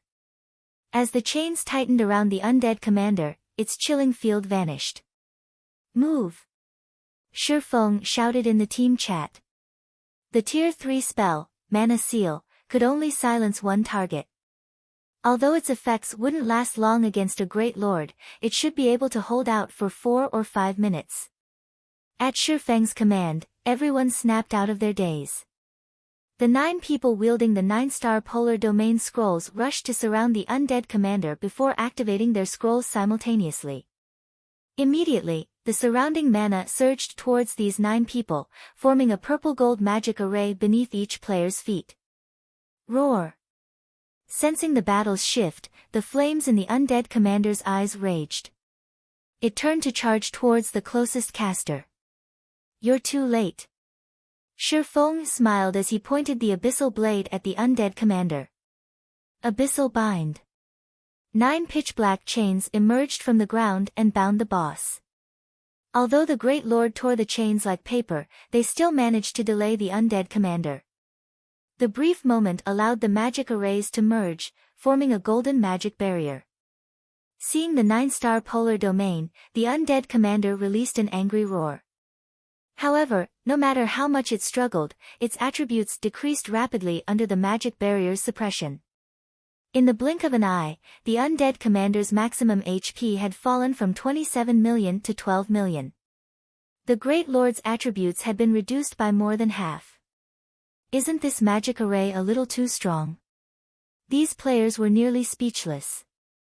They had seen large guilds use magic arrays to suppress field bosses before. Generally, a basic magic array was considered relatively powerful if it could reduce a Great Lord's attributes by 20%. However, the 9-star polar domain had weakened the undead commander by over 50%. Moreover, this magic array only required 9 people to activate. Compared to the 9-star polar domain, the magic arrays they had seen before were nothing but garbage. Although their team had sacrificed 9 members to maintain the magic array, the undead commander was now significantly weaker. Even the shield warrior Death Wind could tank the Great Lord, not to mention the guardian knight Fallen Wind. Use all of your tier 2 summoning scrolls. Have the summoned creatures tank the boss. Everyone else, attack from the sides. Shi Feng hurriedly commanded while he dodged and blocked the boss's attacks. Although the undead commander had lost over half its attributes, it still had a great lord's strength. Even after activating a berserk skill, Shi Feng received over -1000 damage when he blocked the attacks. Moreover, this was after he had redirected a portion of the attack's power. Otherwise, he would have taken over -2000 damage. We're using the scrolls now. Isn't that wasteful? Some of the team members were reluctant. Stop talking nonsense and use them. Fallen Wind shot his team members a glare. Some had begun to think that they could rest easy. However, Fallen Wind knew that this was far from true. The real battle was just beginning. The undead commander's attributes and skills were indeed powerful. However, what made this boss truly powerful was its combat standards. Even though the Great Lord's attributes had been reduced, its basic attributes were still far higher than players'. It was more than capable of relying on its techniques to slaughter them. Following which, 3 Tier 2 summoned creatures were summoned and charged at the undead commander. Despite all 3 summoned creatures being level 50 lords, when they reached the undead commander and launched their attacks, the undead commander dodged 2 of them effortlessly. As for the third, the undead commander struck its vital points and sent it flying, devouring over 20,000 of the summoned creature's HP instantly. Everyone's jaws dropped. Why is it still so strong? Autumn Goose was a little dumbfounded. Not only had the 3 summoned creatures failed to damage the undead commander, but one of them had also taken damage. At this point, she started to doubt that their summoned creatures' lords. Although the 3 summoned creatures hadn't inflicted any damage, they had affected the Great Lord's actions slightly. This gave Shi Feng an opportunity to strike the undead commander's joints, dealing a critical blow. -12,216. It seems that this is quite effective. Shi Feng smiled when he saw this damage. Although the summoned creatures hadn't performed as well as he had expected, they still alleviated his burden. In addition, the other team members bombarded the undead commander, whittling down the Great Lord's HP. 80%. 70%. 60%. Everyone's attacks were well organized. The more they fought, the more confident they became. Time passed quickly. When the undead commander's HP fell to 30%, the Great Lord's wicked laugh echoed in the players' ears. Green flames then covered its body, and the mana-sealing chains binding it shattered, one after another. Sensing the mana leaking from the Great Lord's body, everyone shuddered. The undead commander's chilling field once again flooded the battlefield. Unfortunately, the chilling field was also more powerful than it had been. Everyone's attributes instantly fell by 30%, increasing the gap between the players and the monster before them. Give it everything you've got. Fallen Wind knew that this was the crucial moment. Immediately, he used the Berserk skill Power of Judgment. Power of Judgment was a Berserk skill unique to Guardian Knights. Upon activation, it increased the user's defense by 200% and strength and endurance by 100%. However, it only lasted 90 seconds and had a long, 10-hour cooldown. The rest of the team also activated their Berserk skills, using this opportunity to close the gap. Unfortunately, their actions bore minimal effects. As the undead commander madly brandished its swords, one icicle after another exploded from the ground. With one wave of attacks, the Great Lord had claimed a life. The players maintaining the 9-star polar domain also received splash damage. Nobody could get near the undead commander. At this moment, Shi Feng activated Wind Rider, dodging the undead commander's icicle attacks as he retrieved Tier 2 magic scrolls, activating them swiftly. Unlike the other team members, he wielded a sacred sword. His damage with magic scrolls doubled against dark creatures. As the Tier 2 magic scrolls activated, horrific damages in the tens of thousands appeared above the undead commander's head. Unfortunately, the Great Lord also claimed one player's life after another. By the time Shifeng had used all the Tier 2 magic scrolls Fallen Wind had given him, the undead commander only had around 1 million HP remaining. However, aside from the members maintaining the 9-star Polar Domain and Shifeng, only 4 players still lived. These 4 were Fallen Wind, Autumn Goose, Thoughtful Rain, and Blue Bamboo.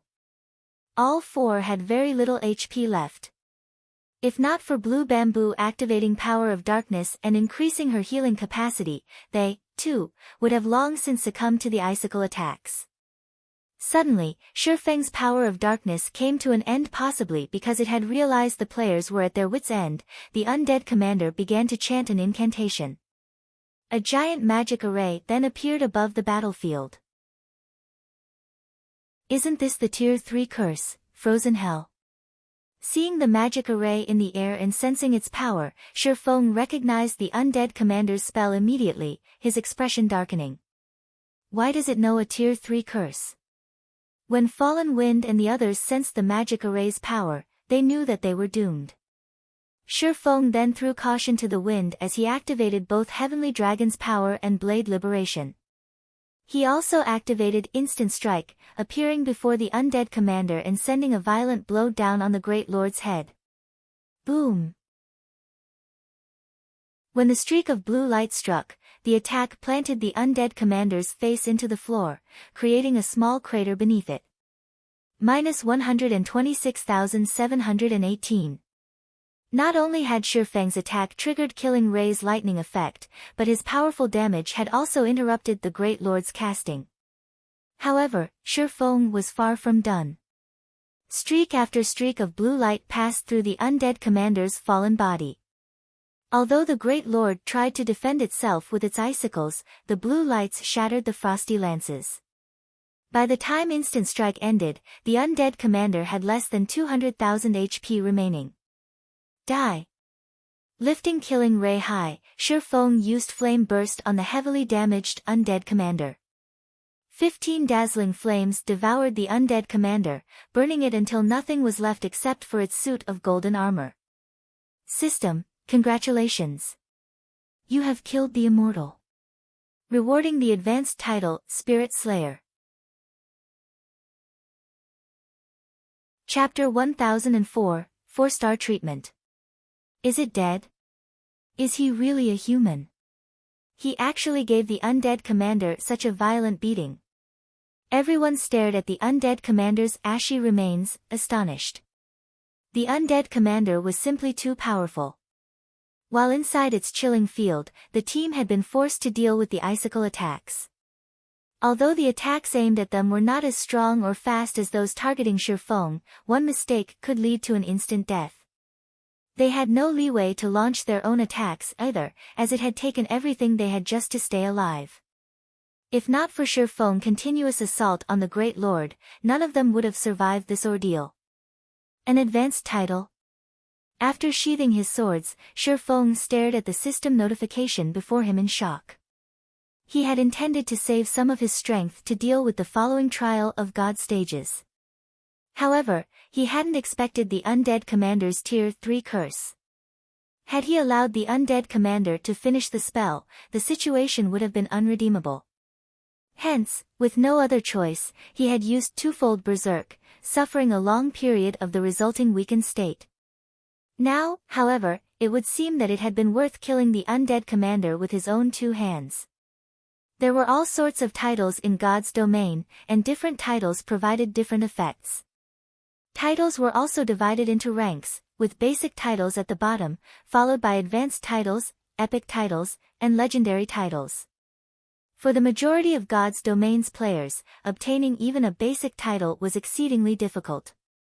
Even so, many players still sought them because of the convenience they offered. Take the Demon Hunter title for example. It gave Shifeng the perks of a noble in God's domain's major cities. There were also titles like the basic Tyrant title, which increased a player's combat power.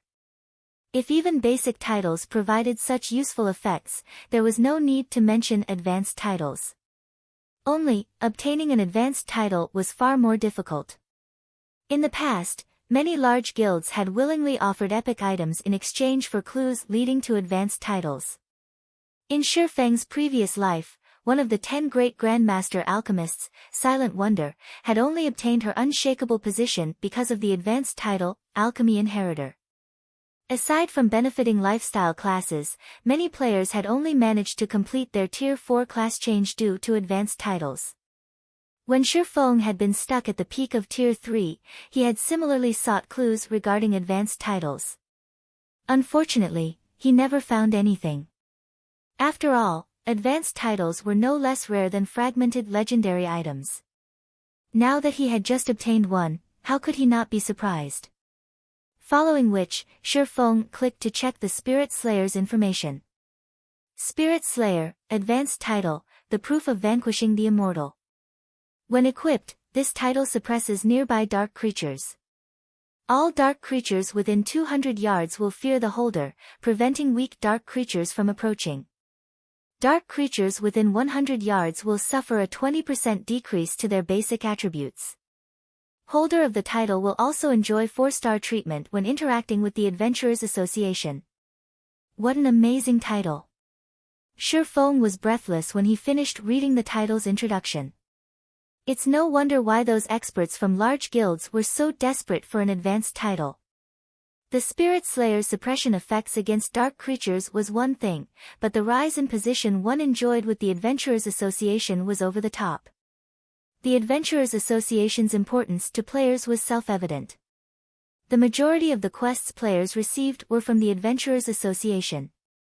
This was especially true for guild players. As players received and completed more quests from the Adventurers Association, they gained more reputation with the association. Only after obtaining 500 reputation points would one be considered an official member of the Adventurers Association. Before this, players were only outer members.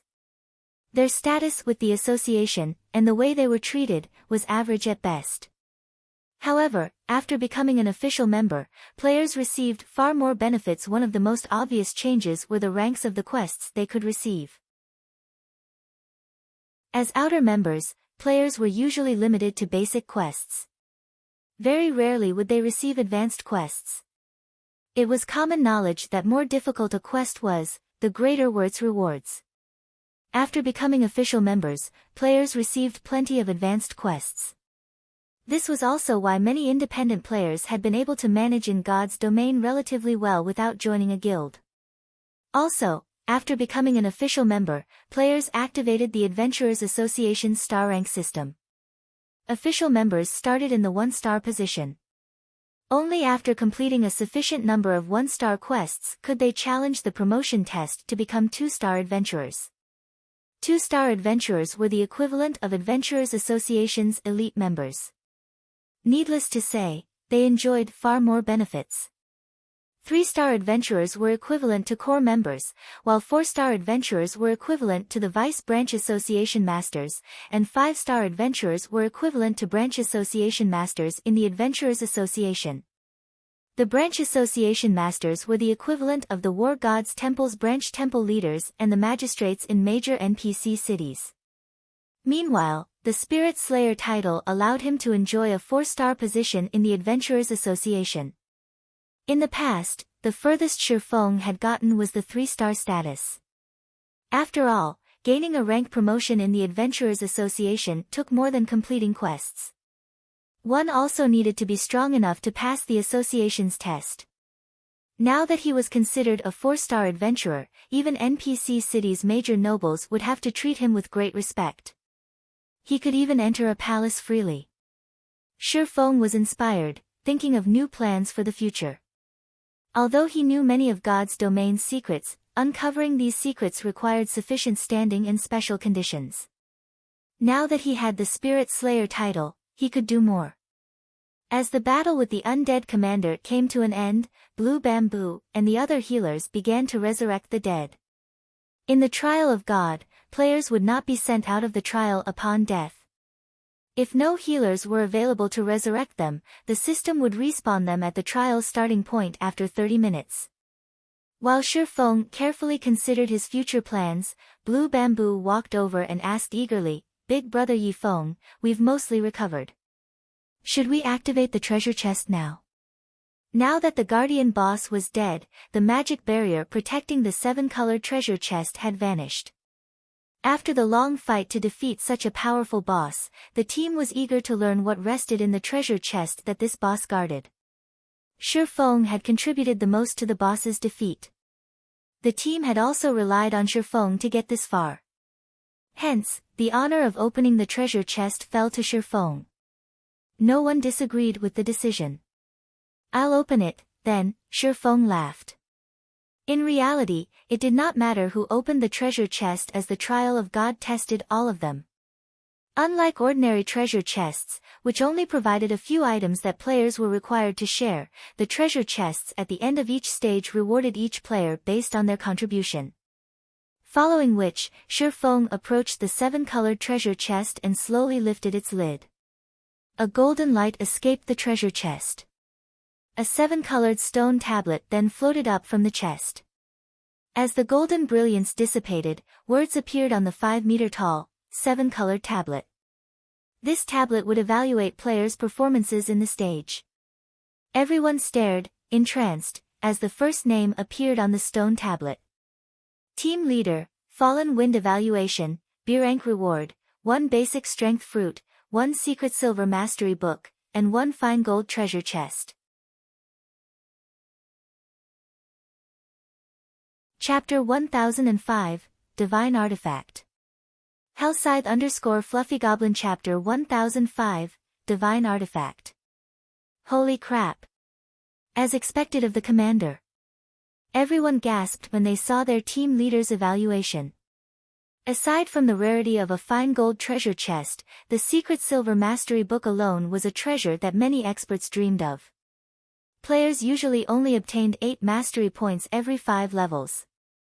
Meanwhile, if players wished to raise their basic weapon damage, they could only do by increasing their weapon mastery. However, aside from the few points they earned when they leveled, there were very few means to obtain mastery points.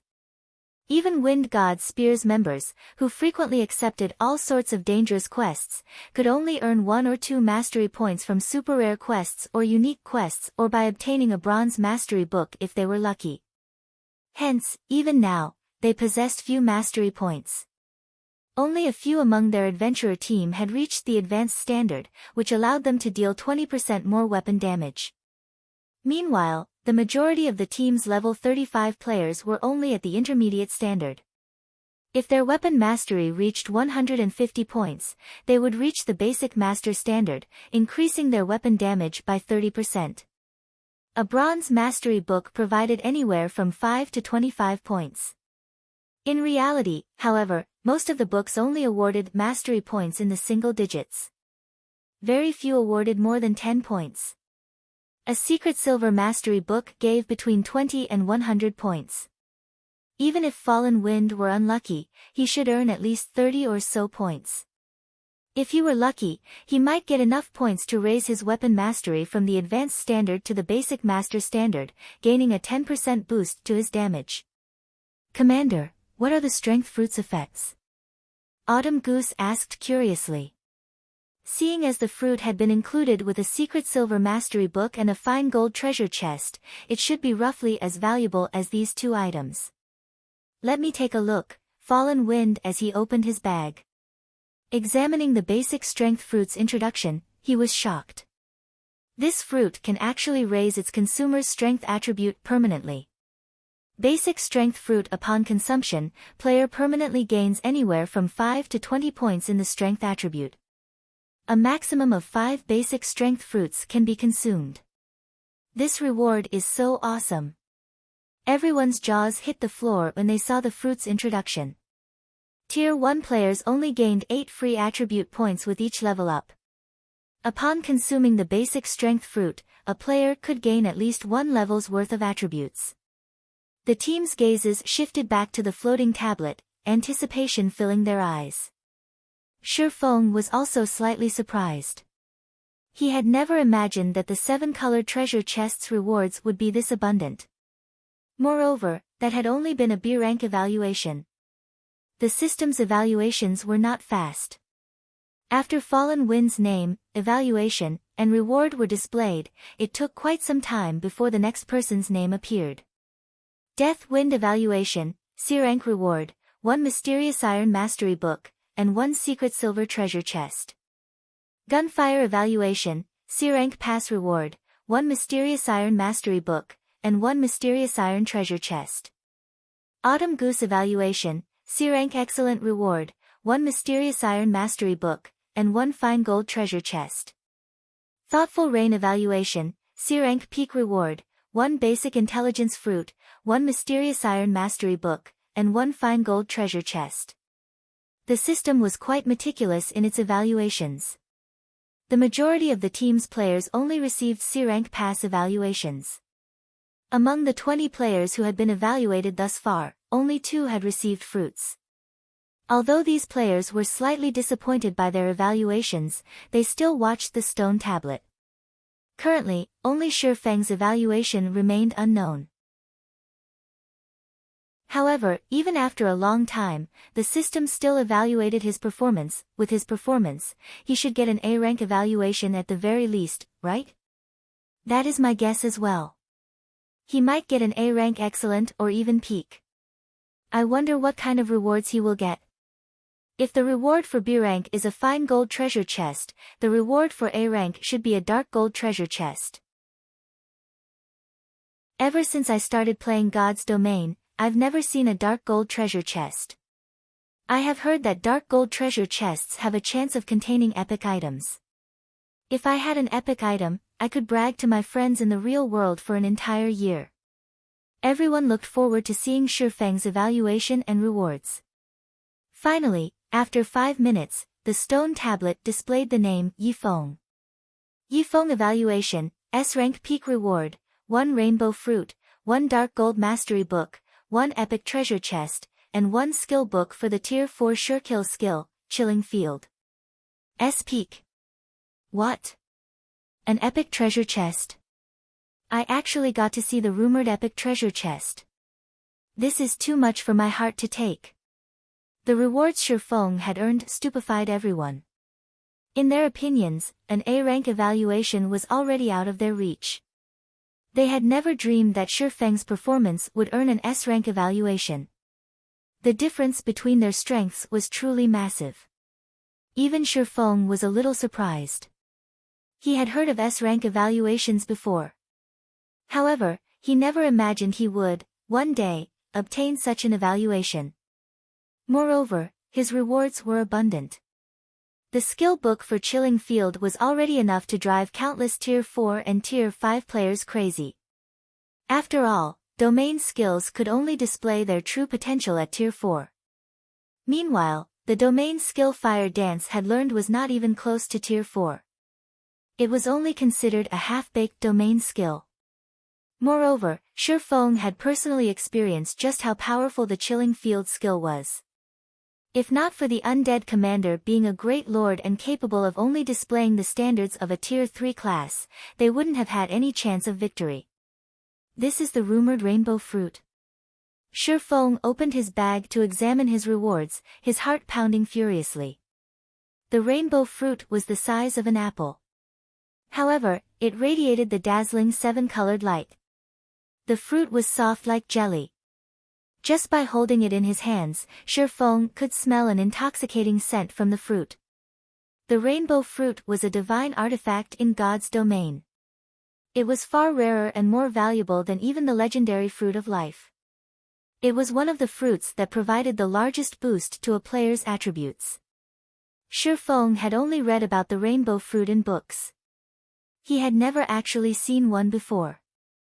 He never considered that he could obtain one in the trial of God. Rainbow fruit, a fruit that has absorbed the power of God. Upon consumption, players can obtain a permanent increase of anywhere between 15 to 40 points to all of their basic attributes and hidden attributes. EXP gain will also increase by 10%. And death penalty will be reduced by 10%. In addition, the rainbow fruit can be given to an NPC. When consumed by NPCs, the fruit will significantly increase their attributes and growth potential. A maximum of 3 rainbow fruits can be consumed. What an intense boost! Shi Feng's jaw hung open after he read the introduction. It's no wonder why the books called it a divine artifact.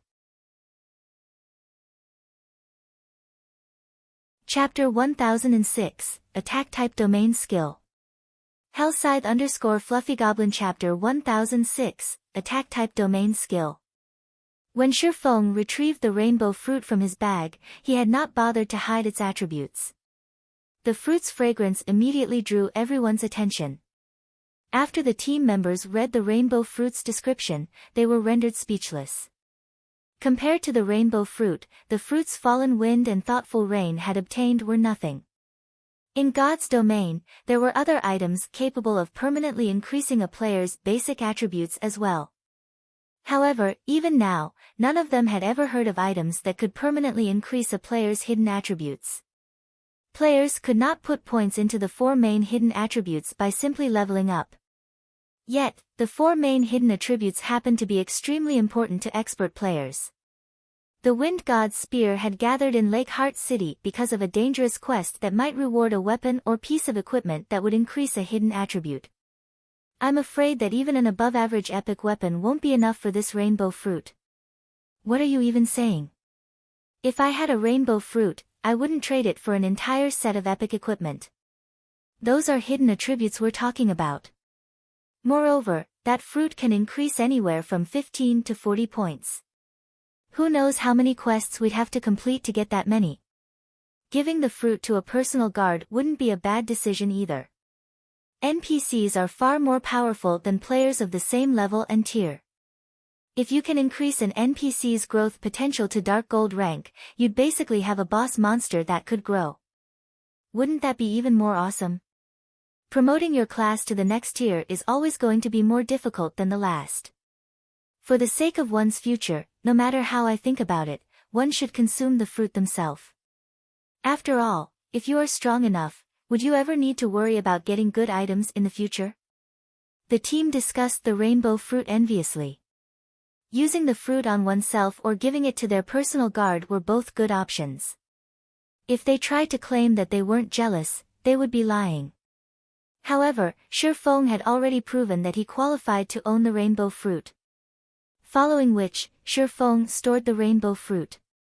He had no intentions of deciding how to use the fruit right now. After all, he was still in the trial of God. Clearing the trial of God was still a problem.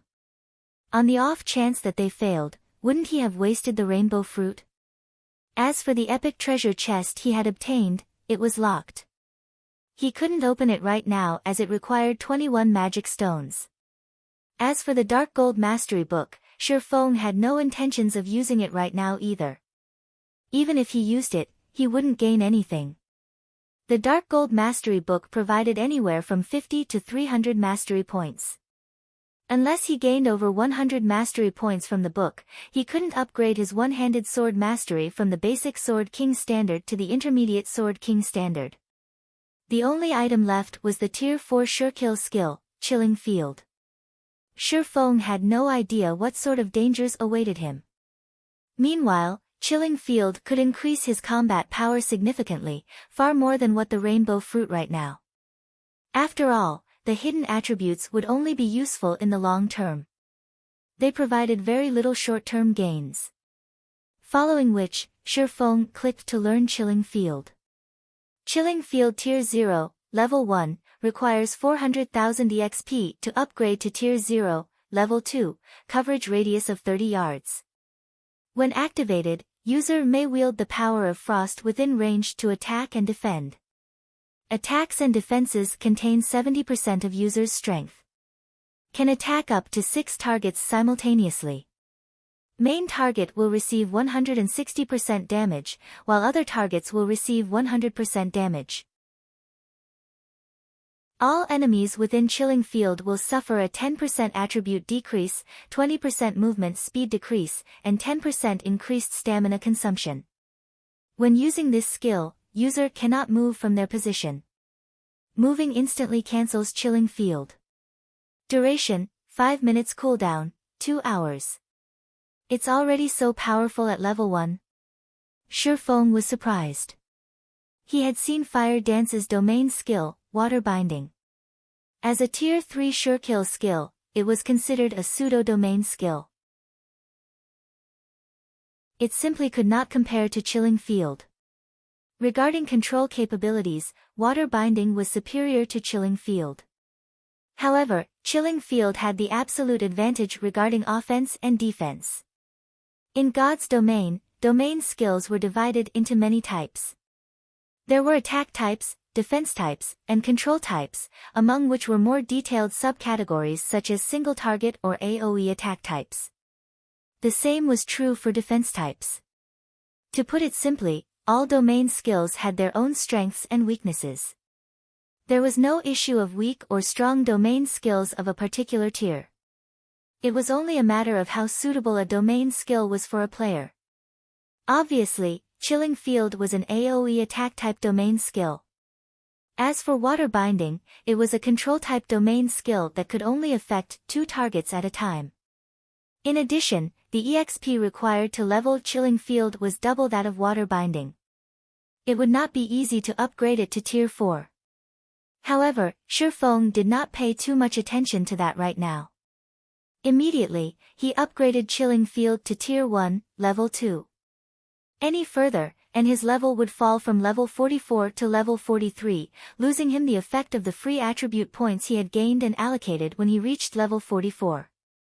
When a player's level decreased in God's domain, they would not lose the free attribute points they had gained and allocated from leveling up. Instead, the points would be temporarily inactive. Only after said player recovered the level would the points become effective again. They would not gain new free attribute points when they reached the level for a second time. After upgrading Chilling Field to Tier 1, Level 2, the skill's attributes underwent an earth-shattering change. Chilling Field Tier 1, Level 2, requires 400 million EXP to upgrade to Tier 1, Level 3, coverage radius of 50 yards. When activated, user may wield the power of frost within range to attack and defend. Attacks and defenses will contain 90% of user's strength. Can attack up to 6 targets simultaneously. Main target will receive 260% damage, while other targets will receive 150% damage. All enemies within Chilling Field's range will suffer a 15% attribute decrease, a 30% movement speed decrease, and 20% increased stamina consumption. When using this skill, user cannot move from their position. Moving instantly cancels Chilling Field. Duration, 5 minutes cooldown, 1 hour, 30 minutes. As expected of a domain skill.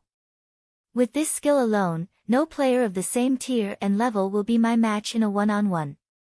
Shifeng was speechless after reading the skill's description. Only now did Shifeng understand why players who had learned domain skills in the past were practically peerless among the same tier. Players of the same tier without their own domain skill had no way of coping with such a skill. One would only have a chance of winning if they had an overwhelming advantage in terms of attributes. If one could upgrade a domain skill to Tier 4, even escape would be difficult. Shifeng had experienced this himself. After all, domain skills would no longer restrict the player's movements after reaching Tier 4. After Shifeng learned the domain skill, he instructed the team to rest for a few hours. In any case, the trial of God didn't have a time limit. He could also use this opportunity to recover from the weakened state he had earned from activating twofold Berserk. After the team recovered and had prepared to challenge the next stage, they approached a massive teleportation array in front of the stone altar. Suddenly, they heard the sound of a system notification. System, you have completed the first stage. Do you wish to leave the trial of God? If you leave, you will be teleported out of the trial and will not incur any punishment. If you continue, you will be teleported to the second stage's individual challenge.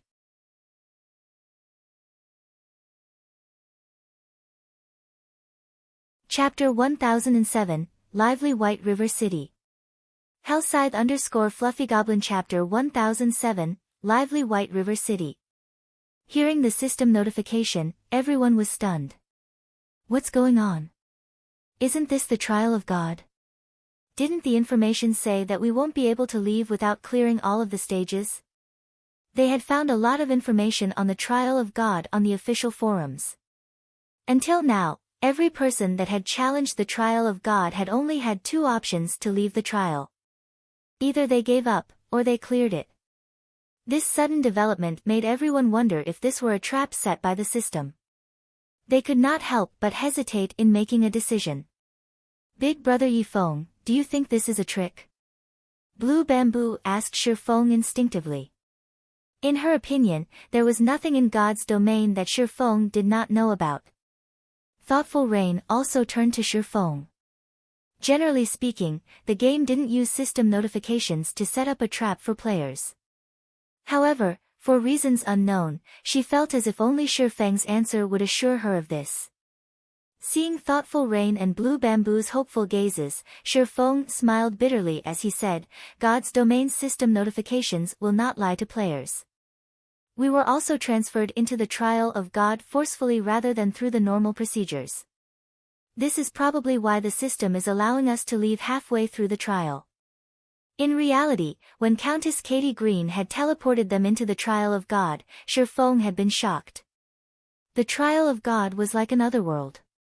Moreover, the gods had created this otherworld. Even demigods could not transfer players into the trail forcefully, much less an empire's countess. Normally, players could only enter the trial of God through a spatial connection point. Moreover, this spatial connection point was unstable. Not only did it appear randomly, but it would also disappear after a certain amount of time, regardless of whether or not players had entered. Only gods could transport a player into the trial of God by force. How could the Countess of a mere empire achieve such a feat? According to Shifeng's conjecture, the Countess must have used some kind of item. Take the Bible of Darkness for example. The Bible could activate a gate of darkness, allowing players to travel to the Dark Denver. However, such an item should have some flaws. For example, they could leave the trial of God after completing one stage. Commander, do we leave? Or continue? Autumn Goose asked hesitantly as she looked towards Fallen Wind. The trial of God's rewards were abundant. After obtaining the secret Silver Mastery book, Fallen Wind had finally pushed his shield mastery to the basic master standard, which significantly increased his damage reduction and defense capabilities. If they continued clearing this 6-colored trial, they would emerge transformed. At that time, no one within the Dark Knight Empire would be able to afford to underestimate the Wind God's spear. Even those super guilds and super first-rate guilds would have to be cautious when dealing with the adventurer team. We're leaving, Fallen Wind declared. If not for Brother Yifeng's help, we wouldn't have even cleared the trial's first stage. We are lucky that it's giving us the chance to leave. Although the trial of God awarded more with each cleared stage, the same was also true for the stage's difficulty. Accurately determining one's strength was one of the basics of being an expert. Moreover, the system had clearly stated that the next stage would be an individual challenge. They would not find any more loopholes to exploit and would have to rely on their own strength. If he had to guess who on his team could clear the second stage, he was sure that only Shifeng was capable of doing so. Everyone else, including himself, had no hope of clearing the trial. Why should they risk suffering the system's severe punishment? The team agreed with Fallen Wind's proposal. They all felt that greed had gotten the better of them and they had forgotten the reason they had come this far. Turning towards Shifeng, Fallen Wind asked in a very friendly tone, Brother Yifeng, the Wind God's spear intends to leave. May I know what you plan to do next? Me? After giving it some thought, Shifeng said, I'll leave as well. Although the trial of God's rewards are tempting, I still have many matters that I need to attend to. Since that is the case, let's add each other as friends. If not for Brother Yifeng's help, we wouldn't have left this place in one piece. If you need any help in the future, please don't hesitate to ask. I will give my all to assist you, Fallen Wind said. He then sent Shifeng a friend request, hoping that he could become close friends with this swordsman. It was also thanks to Shifeng's display that he had finally entered the flowing water realm, which he had struggled to reach for many years. Among the many guild experts he had met, none had truly earned his admiration. Shi Feng was the first expert he looked up to. He didn't even feel this way about one sword of the 8 sword heroes. Shi Feng instantly accepted Fallen Wind's friend request. In the past, the Wind God's Spear had been an apex adventurer team in God's domain. Although its fame was not as widespread as adventurer teams like the Midnight Tea Party and Owl, which even super guilds feared, they were still one of the few apex adventurer teams in the game. Gaining an ally like the Wind God's Spear would definitely help Zero Wing's development in the future. If those super guilds found out that Zero Wing had formed a deep relationship with 2 of God's domain's future apex adventurer teams, they would most likely try to annihilate Zero Wing at all costs. Although, the fact that Shi Feng possessed a city-building order in his hands was already enough of a reason for super guilds to target his guild. Following which, with Shi Feng taking the lead, everyone teleported out of the Trial of God. He then returned to White River City with Thoughtful Rain and Blue Bamboo. After seeing Shi Feng's group off, Fallen Wind glanced at his team members, addressing them seriously, "You witnessed today's situation for yourselves. Following this, Wind God's Spear must work even harder. None of us can afford to be cocky anymore. God's Domain is a far more amazing game than we assumed. Nobody knows just how many hidden experts are here." Although the Wind God's Spear fared relatively well in the Dark Knight Empire, in the end, the Dark Knight Empire was only one of many empires in God's domain. It was truly laughable that they took pride in their current achievements. The adventuring players nodded in response to Fallen Wind's words. Setting Shi Feng aside, they could already see how powerful Zero Wing was as a guild based on Thoughtful Rain's strength. Moreover, Zero Wing's core members had the opportunity to learn advanced combat techniques. This was not something their Wind God's Spear could hope to compete with. Before this, they had all been proud of their ability to pick fights with large guilds. Star Moon Kingdom, White River City. Ever since Blackwater and Heaven's Burial had declared war on Zero Wing, the atmosphere in White River City had become somewhat tense. Blackwater and Heaven's Burial's members roamed the city. There were also plenty of players hidden under black cloaks. These people had a predator's gaze when they looked at Zero Wing's members. If not for the severe consequences of attacking another player within the city, there was no doubt that these people would have already made their move. Zero Wing's guild residents. These red players are getting increasingly brazen. They are bold enough to eye Zero Wing's members openly on the streets. What can we do? I don't know what Blackwater did, but it has persuaded many dark guilds to join hands against Zero Wing. Not only do we have to be wary of ambushes from Blackwater's teams, but our elite parties also have to look out for sneak attacks from red players. Those bastards only know how to use cowardly tactics. Once they see us rush at them, they scatter and flee. If I get my hands on them, I'll give them a good beating. A few core members in Zero Wing's residence angrily discussed the situation. Chapter 1008, Different Playstyle. Hellscythe_FluffyGoblin Chapter 1008, Different Playstyle. After leaving the Trial of God, Shi Feng returned to Zero Wing's residence in White River City. Originally, Shi Feng had intended to pay Countess Katie Green another visit. However, after recalling what the Countess was capable of, he decided against it. He did not have the time or energy to risk getting sent into the Trial of God once more. In any case, if the Countess didn't expect his return, she wouldn't have a reason to flee. Moreover, both Blackwater and Heaven's Burial had declared war on Zero Wing. He needed to resolve this matter as soon as possible. Upon returning to the guild residence, however, Shi Feng was greeted by a depressing atmosphere. The residence's main hall was far less lively than it had been. There were also fewer players around the quest boards. The former vigorous atmosphere that surrounded the guild residence was gone. It was hard to imagine that Zero Wing had fallen so far in just a few short days. One could see how powerful the Blackwater Corporation's foundations were. Fortunately, White River City was Zero Wing's territory. There were a large number of the guild's members here. It was not easy for Blackwater to deal with Zero Wing in the field. After all, Blackwater needed a lot of manpower to develop the many cities under its rule. The most it could afford was to send the guild's top experts. In a war, both sides needed to spend plenty of coins on rewards and remunerations. A guild's top experts were strong, so their chances of dying were much lower. They were also more capable of killing more enemy players. This was one of the most common methods employed in wars among guilds. In the end, each guild's resources would determine the outcome. Whoever lasted longer would be the winner.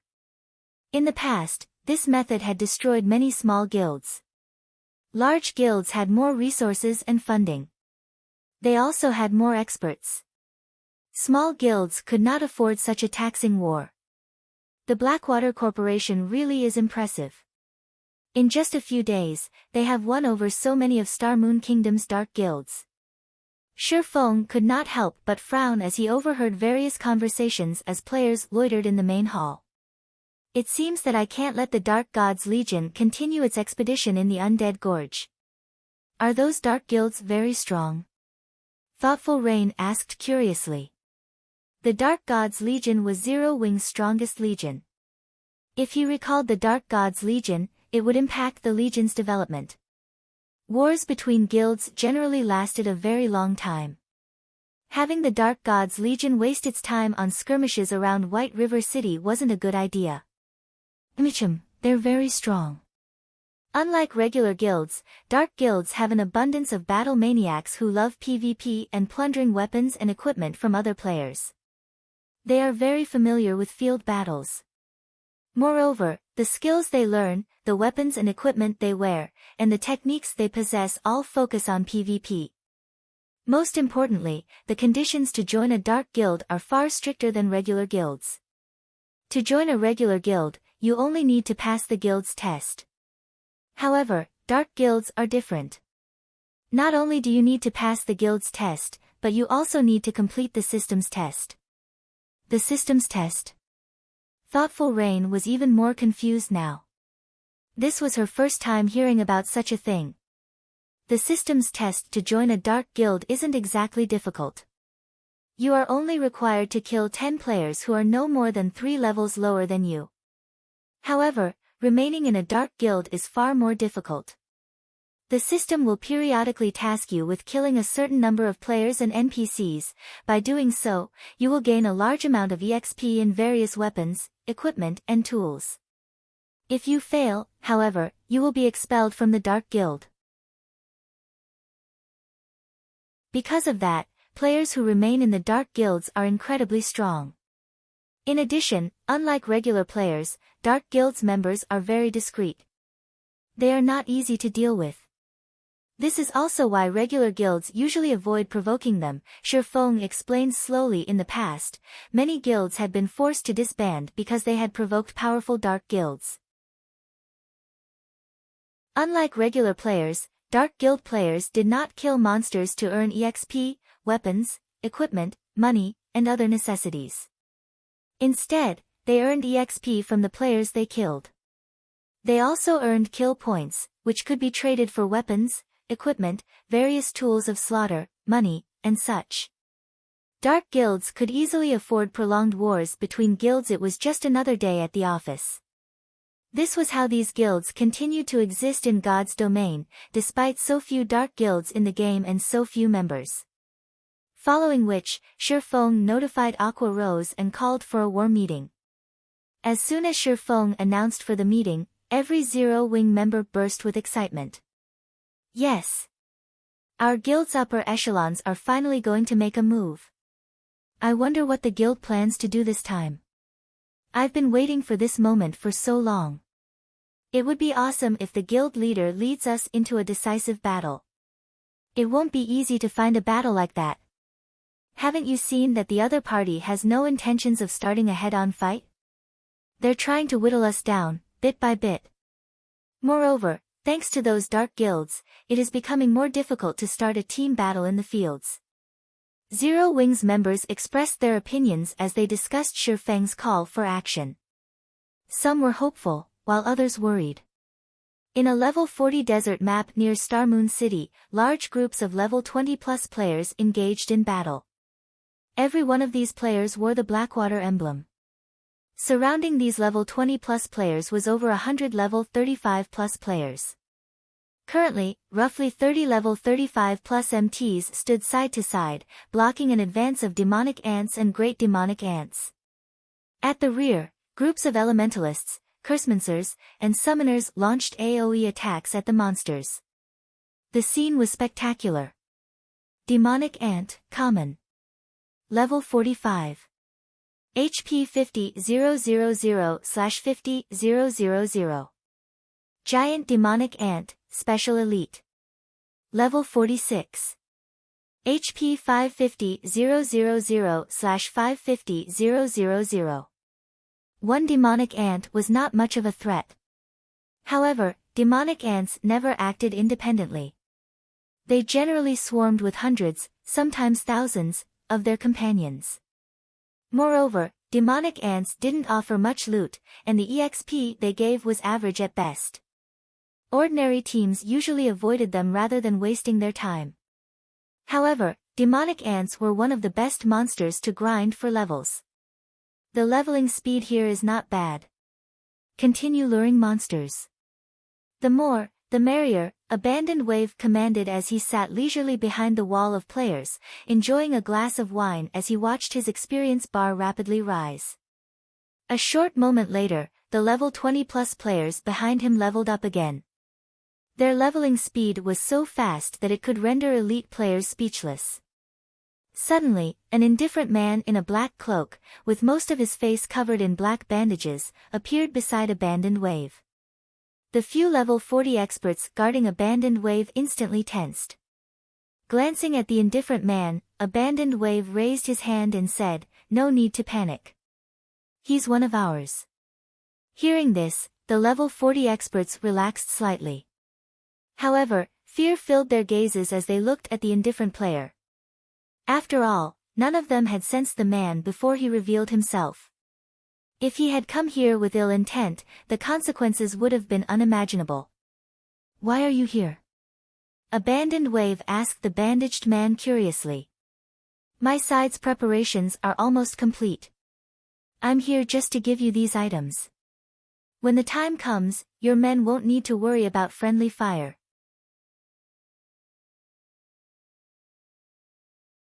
Chapter 1009, Moon God's Robes. Hellscythe_FluffyGoblin Chapter 1009, Moon God's Robes. A large group of independent players had gathered before Heaven's Burial's majestic guild residence in Star Moon City, everyone quietly waiting to take the guild's entrance exam. In the past, such a situation would have been unthinkable for Heaven's Burial. Now, however, this had become a regular scene, and the city's inhabitants were used to it. Suddenly, these waiting players heard loud neighing. Everyone turned towards the sound. "Wow, so many mounts.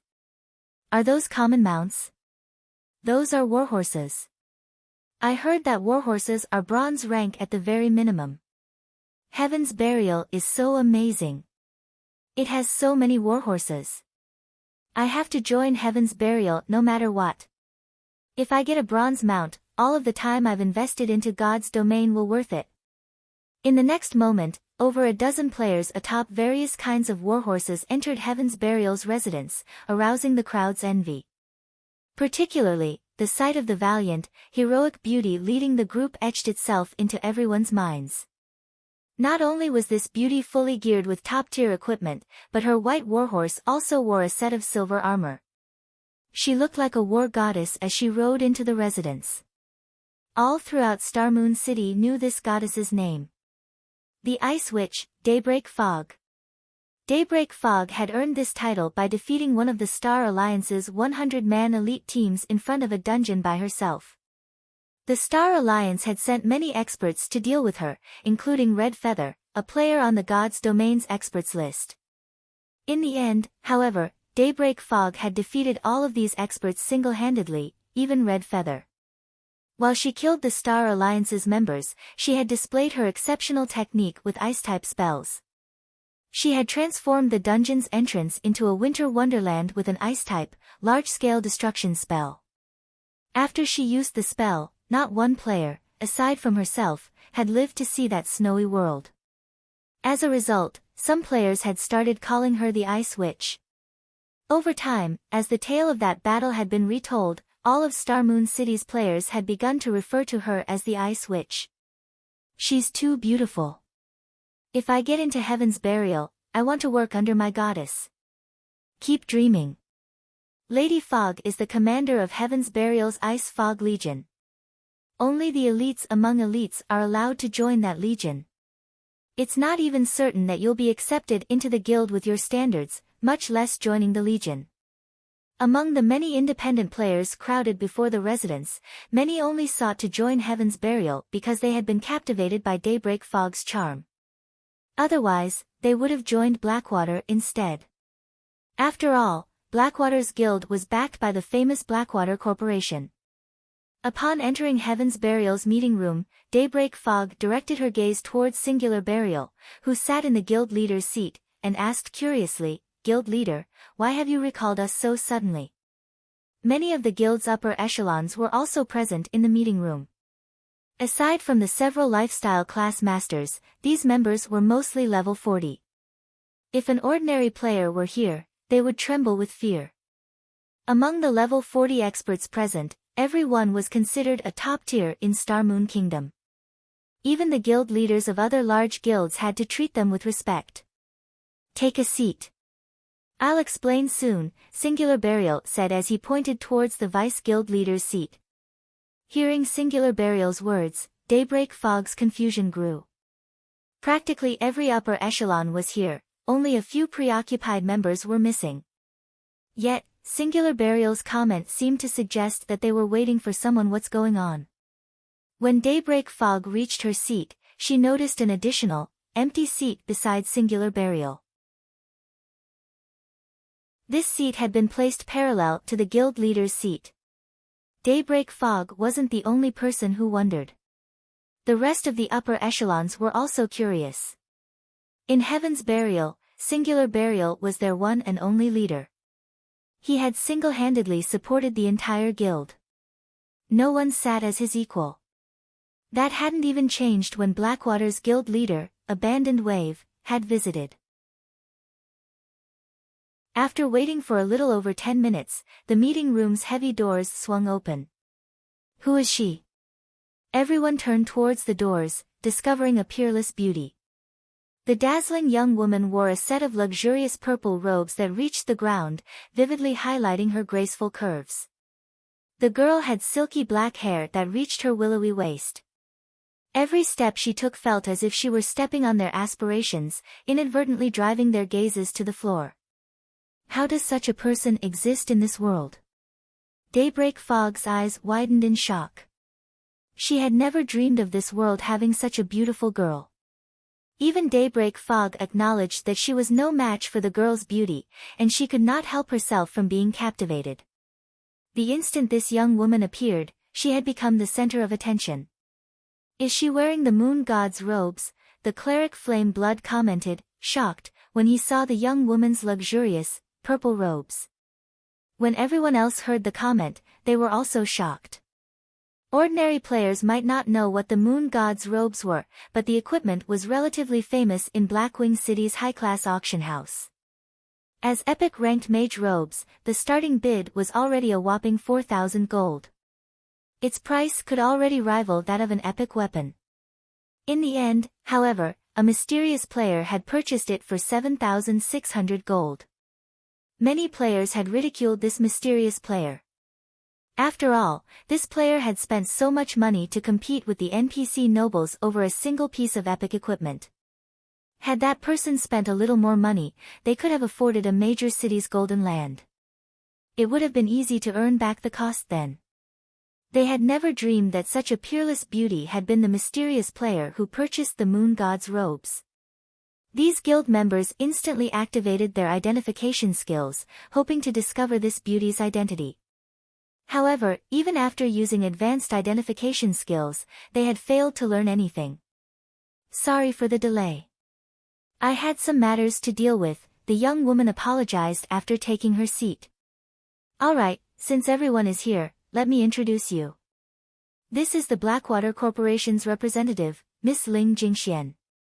She has come here to discuss the raid on Stone Forest Town, Singular Burial said, respect filling his voice as he introduced Ling Jingxian. Although the introduction had been simple, everyone was shocked.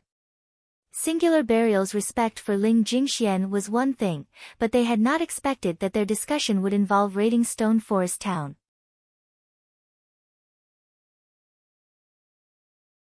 Chapter 1010, High-Profile War Declaration. Hellscythe_Fluffy Goblin Chapter 1010, High-Profile War Declaration. Guild Leader, are you really planning to do this? Flame Blood asked, slightly confused. There were no NPC towns close to Stone Forest Town. If they attempted to raid Stone Forest Town, they wouldn't be able to dispatch reinforcements quickly. On the other hand, Zero Wings members could utilize the guild transfer scroll to reach the town in an instant. Even when they died, they would revive inside the town. To put it simply, this town was easily defensible.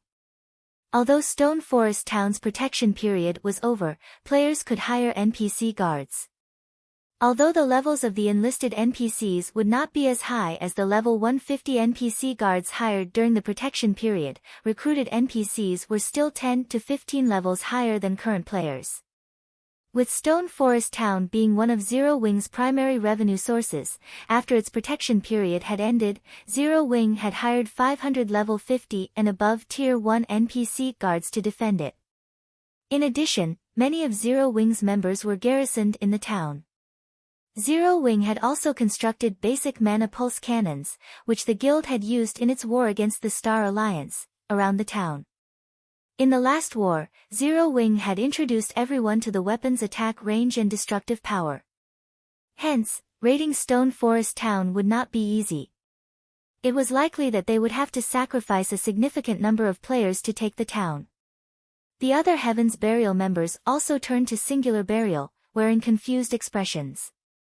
While they had considered raiding Stone Forest Town before, it was too early for that. God's domain was only starting to transition into the era of mounts. They should wait a little longer. I understand your concerns. However, I have already considered this problem. Since we are going to make a move, I am confident in our success. Singular Burial chuckled. However, I would like to invite Miss Ling to elaborate on this point. Everyone shifted their gaze towards Ling Jingxian, questioning looks filling their eyes. I've received news that Zero Wing has recently contacted several major companies to gain financial support. In addition, the Dragon Phoenix Pavilion has begun to move against Zero Wing and is dealing with Zero Wing's branch guild in Lakeheart City. In response, Zero Wing has dispatched quite a number of their members to the Black Dragon Empire. Hence, the guild's member population in Stone Forest Town has decreased significantly. However, most importantly, Zero Wing has begun to show signs of activity in White River City. They have even recalled their guild's strongest Dark Gods Legion. As long as Zero Wing is focused on hunting down Dark Guild members, the latter will think of a way to pin down Zero Wing's main forces for as long as possible. After that, both Blackwater and Heaven's Burial can take the opportunity to attack Stone Forest Town. Ling Jingxuan's explanation had caught these upper echelons' interest. If Zero Wing pitted everything it had to defend Stone Forest Town, they would never be able to capture the town. However, now that Zero Wing's members were scattered, it would be a piece of cake to take Stone Forest Town with the strength of both guilds. I have a question. Daybreak Fog suddenly declared. If Zero Wing's members use their guild transfer scrolls, they can easily gather in Stone Forest Town. Regardless of how fast we assemble our forces, we're not faster than Zero Wing. As if she had expected this question, Ling Jingxian took out over a dozen old, tattered scrolls, displaying them on the table. Those are. Curiously, everyone examined the scroll's introduction. Immediately, everyone's jaws dropped. None of them could believe their eyes. A sealing magic array. This magic array would seal off an area for a certain amount of time, preventing the players from teleporting out of or into the area. This was a godly tool for raiding towns and cities. If Zero Wing could not teleport players into Stone Forest Town, with the small number of players garrisoned in the town, they could successfully raid it. As long as they took Stone Forest Town, Zero Wing would lose its main source of income. Meanwhile, their two guilds, who captured Stone Forest Town, would enjoy the town's massive profits. With this shift in power, it would only be a matter of time before Zero Wing was annihilated. I'll leave the sealing magic array in your hands. I hope that you can construct it quickly. If there's nothing else to discuss, I'll be taking my leave. After Ling Jingxian said so, she left the meeting room under everyone's watchful gazes. Fog, you and everyone else here, get ready. I've already arranged for the advanced lifestyle players that will be required to construct the sealing magic array. You will protect them until they have finished their work. Do not let anyone disrupt them. Singular Burial commanded sternly. Guild leader, leave it to us, everyone excitedly replied. The sealing magic array was powerful. However, it possessed major flaws. Players needed to construct the magic array's cores in various locations of a map. Moreover, the magic array cores would disturb the surrounding mana, which would, in turn, cause nearby monsters to gather and attack the cores. Hence, players were needed to defend the cores. This was why Singular Burial had called Heaven's Burial's upper echelons back. To seal a map as large as Stone Forest Towns, they needed to construct at least 14 magic array cores. In other words, they needed to defend 14 separate locations. If they mobilized too many players at once, it would attract Zero Wing's attention. Hence, dispatching experts to defend these locations was the best option. When the time came, they simply needed to replace these experts with a large number of elite players. Meanwhile, inside Zero Wing's residence in White River City, after Shi Feng recalled the Dark Gods Legion, he had fired Dance Rally the guild's experts and elites, officially announcing their crusade against the Dark Guilds in Star Moon Kingdom that targeted their guild. Every player in Star Moon Kingdom noticed this sudden announcement. In a few short minutes, Shi Feng's post rose to the very top of Star Moon Kingdom's official forums. This is insane.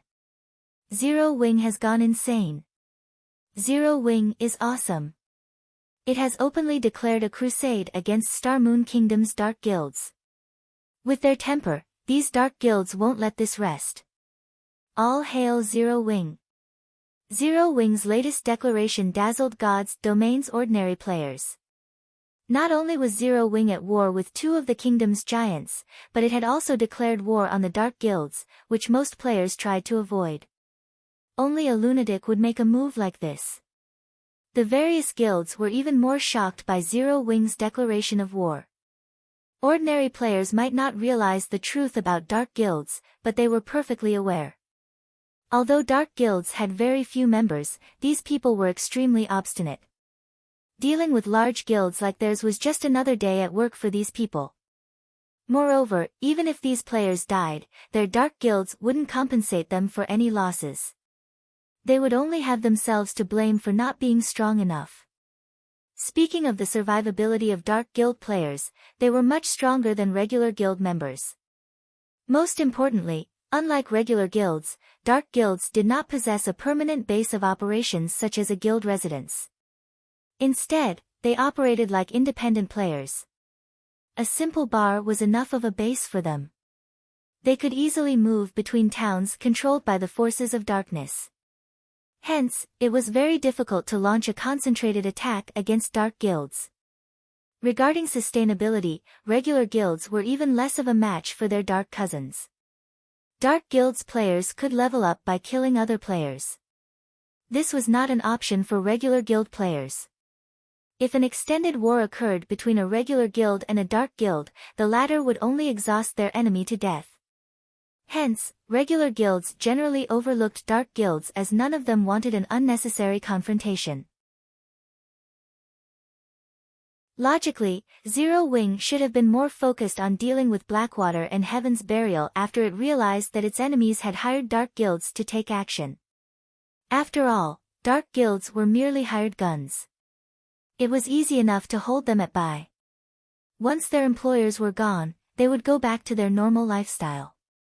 Yet, not only had Zero Wing ignored Blackwater and Heaven's Burial, but it had also provoked the various dark guilds deliberately. Zero Wing's priorities were clearly skewed.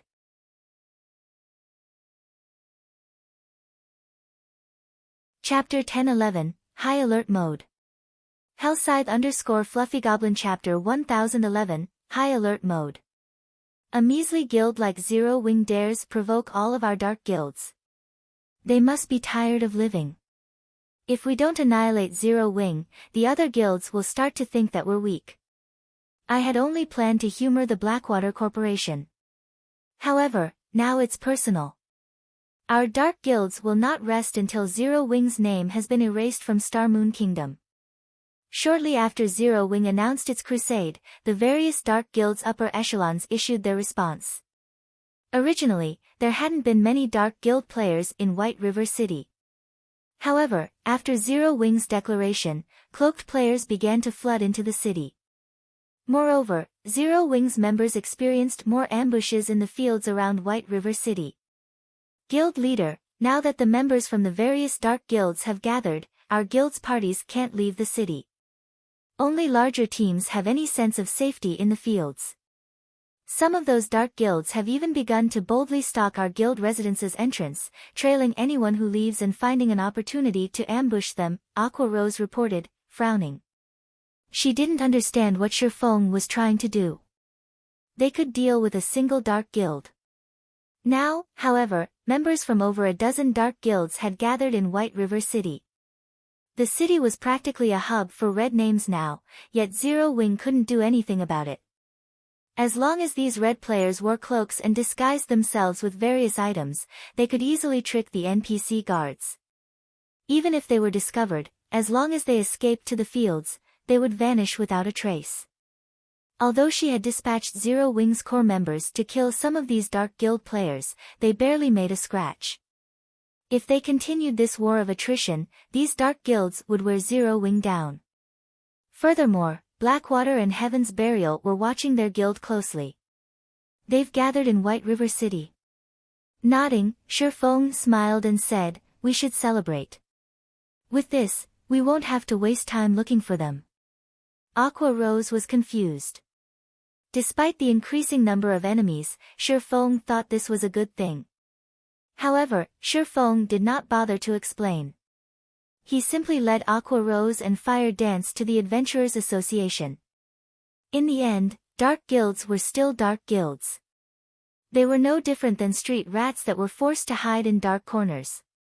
Now that they were acting so bold inside an NPC city, they had to pay the price. "Hello, sir, how may I be of service to you today?" the blonde NPC beauty behind the counter asked as she watched Shifeng's group approach. "Hello, I wish to purchase a blood aura crystal. Also, I want to activate White River City's high alert mode," Shifeng said. Neither Aqua Rose or Fire Dance had any idea of what was going on. They had never heard of the blood aura crystal or the so-called high alert mode. "Sir, you'll need to be at least a 2-star adventurer to purchase the blood aura crystal. As for activating White River City's high alert mode, you need to be a 3-star adventurer to apply for that," the NPC beauty explained. "Will this identity be enough?" Shifeng chuckled as he switched to the Spirit Slayer title. The Spirit Slayer title was an advanced title that allowed him to enjoy 4-star benefits in the Adventurers Association. His status was equivalent to that of a Vice Branch Association Master. "So, it is Lord Spirit Slayer. Here is the Blood Aura Crystal. As you are a 4-star adventurer, you will receive a 30% discount. You may purchase the Blood Aura Crystal for 700 gold. As for applying for the city's high alert mode, you must pay a 1,400 gold application fee." Upon seeing Shifeng's title, the NPC beauty adopted a more respectful tone and posture as she spoke with Shifeng. "All right," Shifeng said. He then handed 2,100 gold to the NPC. Both the Blood Aura Crystal and the city's High Alert mode were Red players' nemesis. This was why players from the various dark guilds avoided NPC cities. The Blood Aura Crystal could detect players' blood aura within a certain range. Only players who had killed other players or lawful NPCs had a blood aura. It was similar to PvP players' red names. It also took a long time for a player to get rid of their blood aura. In the past, the Blood Aura Crystal had been commonly used to target dark guilds. Only, current players had not discovered this yet. The Blood Aura Crystal was also very expensive, and only 2-star adventurers could purchase and use it. As for the High Alert mode, to put it simply, it would prevent all players within White River City from equipping black cloaks to hide their identities. The patrolling NPCs would also wield an advanced detection stone that would pick up on dark creatures' auras and red players' blood auras. At the same time, players within the city would not be able to use teleportation items. With this mode, there were only 2 ways to leave the city, the teleportation hall and the city's entrance. However, high-tiered NPCs guarded both locations. Without the black cloak to hide their identities, red players had no escape. Lord Spirit Slayer, your application has been approved. High Alert mode will last for 3 natural days. You will have to wait another week before you can reapply for this mode, the NPC Beauty respectfully informed Shirfong. After the NPC finished speaking, a system announcement rang throughout White River City. White River City system announcement, the city has temporarily entered High Alert mode. All teleportation tools will no longer function within the city. The system announcement repeated 3 times, dazing White River City's players. What's this High Alert mode? Did somebody trigger a special quest? As the city's players wondered about the system announcement, every player wearing a black cloak was revealed. What's going on? Why isn't my black cloak working? The Dark Guild players camping outside Zero Wing's residence panicked at this sudden development. Without their black cloak's hide effect, the high-tiered NPCs would easily see through their disguises. As red players, they were as good as dead if they were caught inside an NPC city. Guards are coming. Don't worry. They're only patrol guards, not high-tiered NPCs. We just need to be careful. Once this High Alert mode ends, we can leave the city safely. You're right. Only advanced identification skills can see through our disguises. Just as these red players started to relax, the patrol guards over 200 yards away charged towards them. Without hesitation, the NPC guards began to slaughter these Dark Guild players. For a time, battles broke out across White River City, shocking the city's ordinary players. After a few minutes, all Dark Guild members within White River City were dead. Not one had survived the NPC guards' onslaught. However, this was not the worst part. It was common knowledge that, in White River City, the punishment for attacking another player was quite severe. If the city's NPCs caught these Dark Guild members, who had killed countless players, these players' only real option was to delete their accounts and start all over.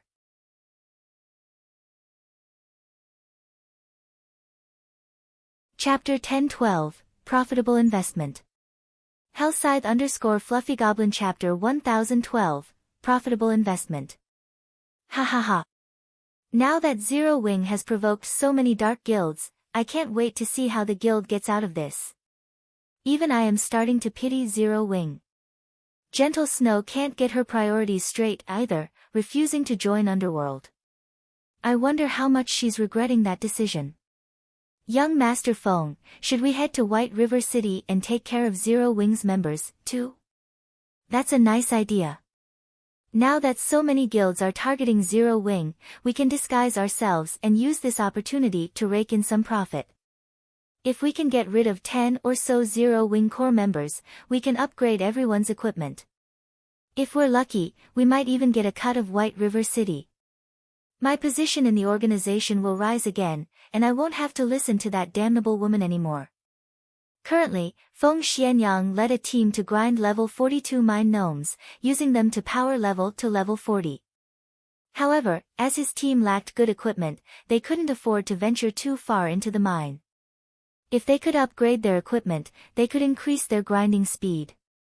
However, when Feng Xianyang thought about how he had been forced to lead this team personally, he was indescribably frustrated. He had been one of Underworld's middle managers. Now, however, he had been reduced to leading a team to grind monsters. This was all due to Underworld's upper echelon's sudden focus on Yulan. They had even transferred Maple City's management, as well as 5 other major cities, to Yulan. This was a nightmare. Just you wait. When Zero Wing falls, I'll poach Zero Wing's top players and regain possession of Overwhelming Smile. Feng Xianyang inwardly chuckled. Zero Wing's elite members and experts were extraordinarily strong. If Zero Wing were defeated, these people would refuse to join guilds like Blackwater or Heaven's Burial. At that time, he simply needed to offer an appropriate price to recruit them. After making these people his own, Underworld's upper echelons would have no choice but to focus on him. When Feng Xianyang and his team reached White River City, they were astounded by what they saw. The NPC guards were slaughtering numerous players inside the teleportation hall. In the face of the level 180 guards, level 40 expert players were infants.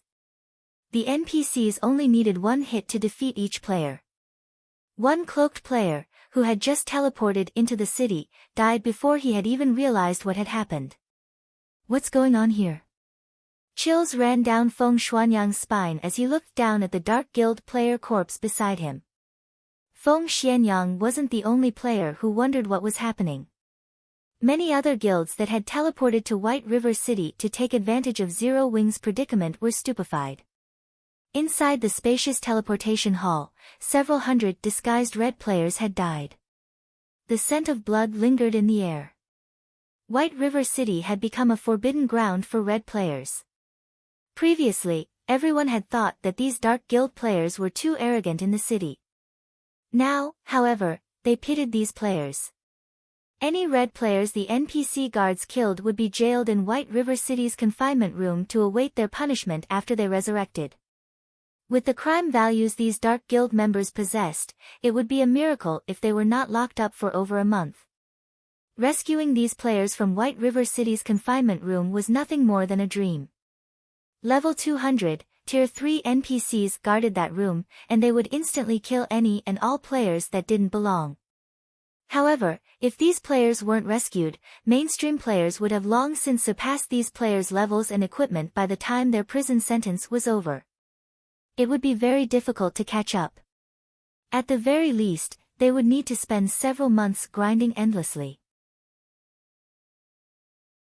As for deleting their accounts and starting all over again, although they could level up quickly if high-level players power-leveled them, they would never catch up to mainstream players in a month without some leveling secret.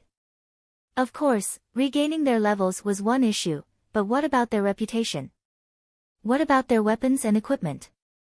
What about the wealth they had accumulated?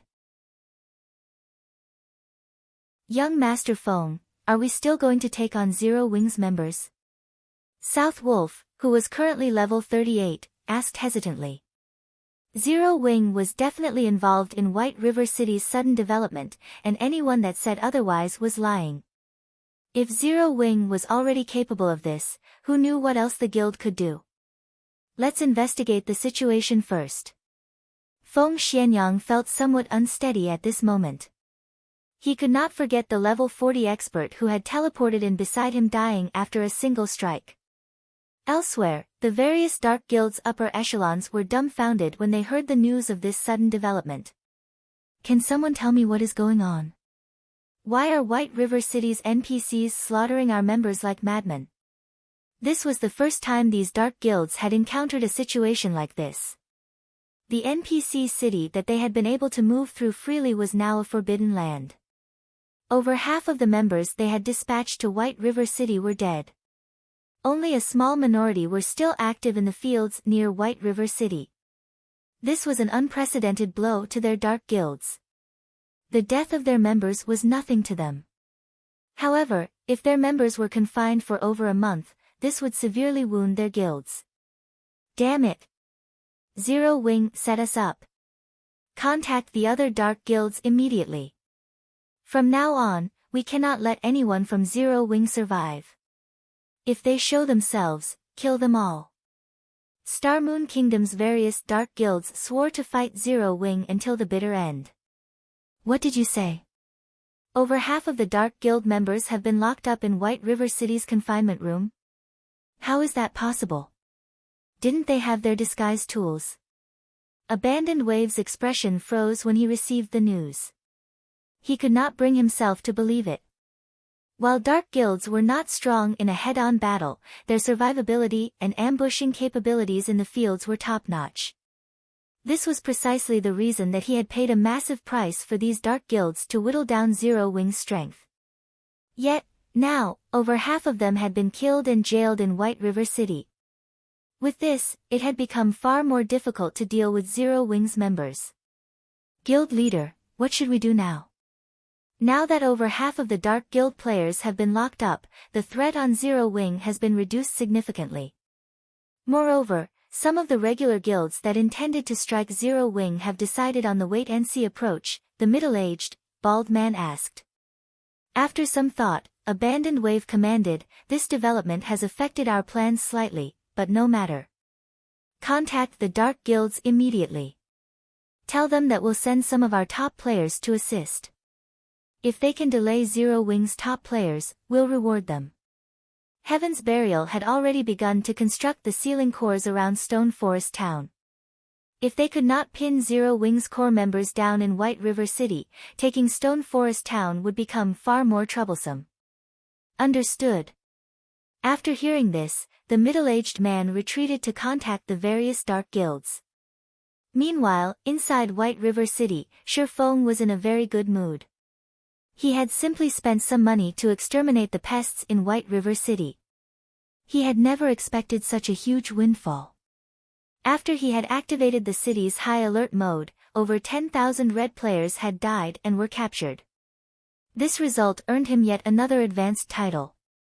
City Protector.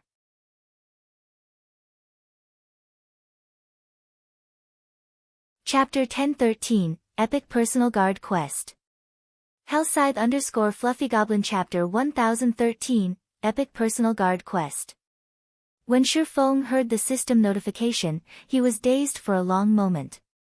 He had never thought that he could obtain an advanced title like this. It was already difficult to obtain a basic title, let alone an advanced title.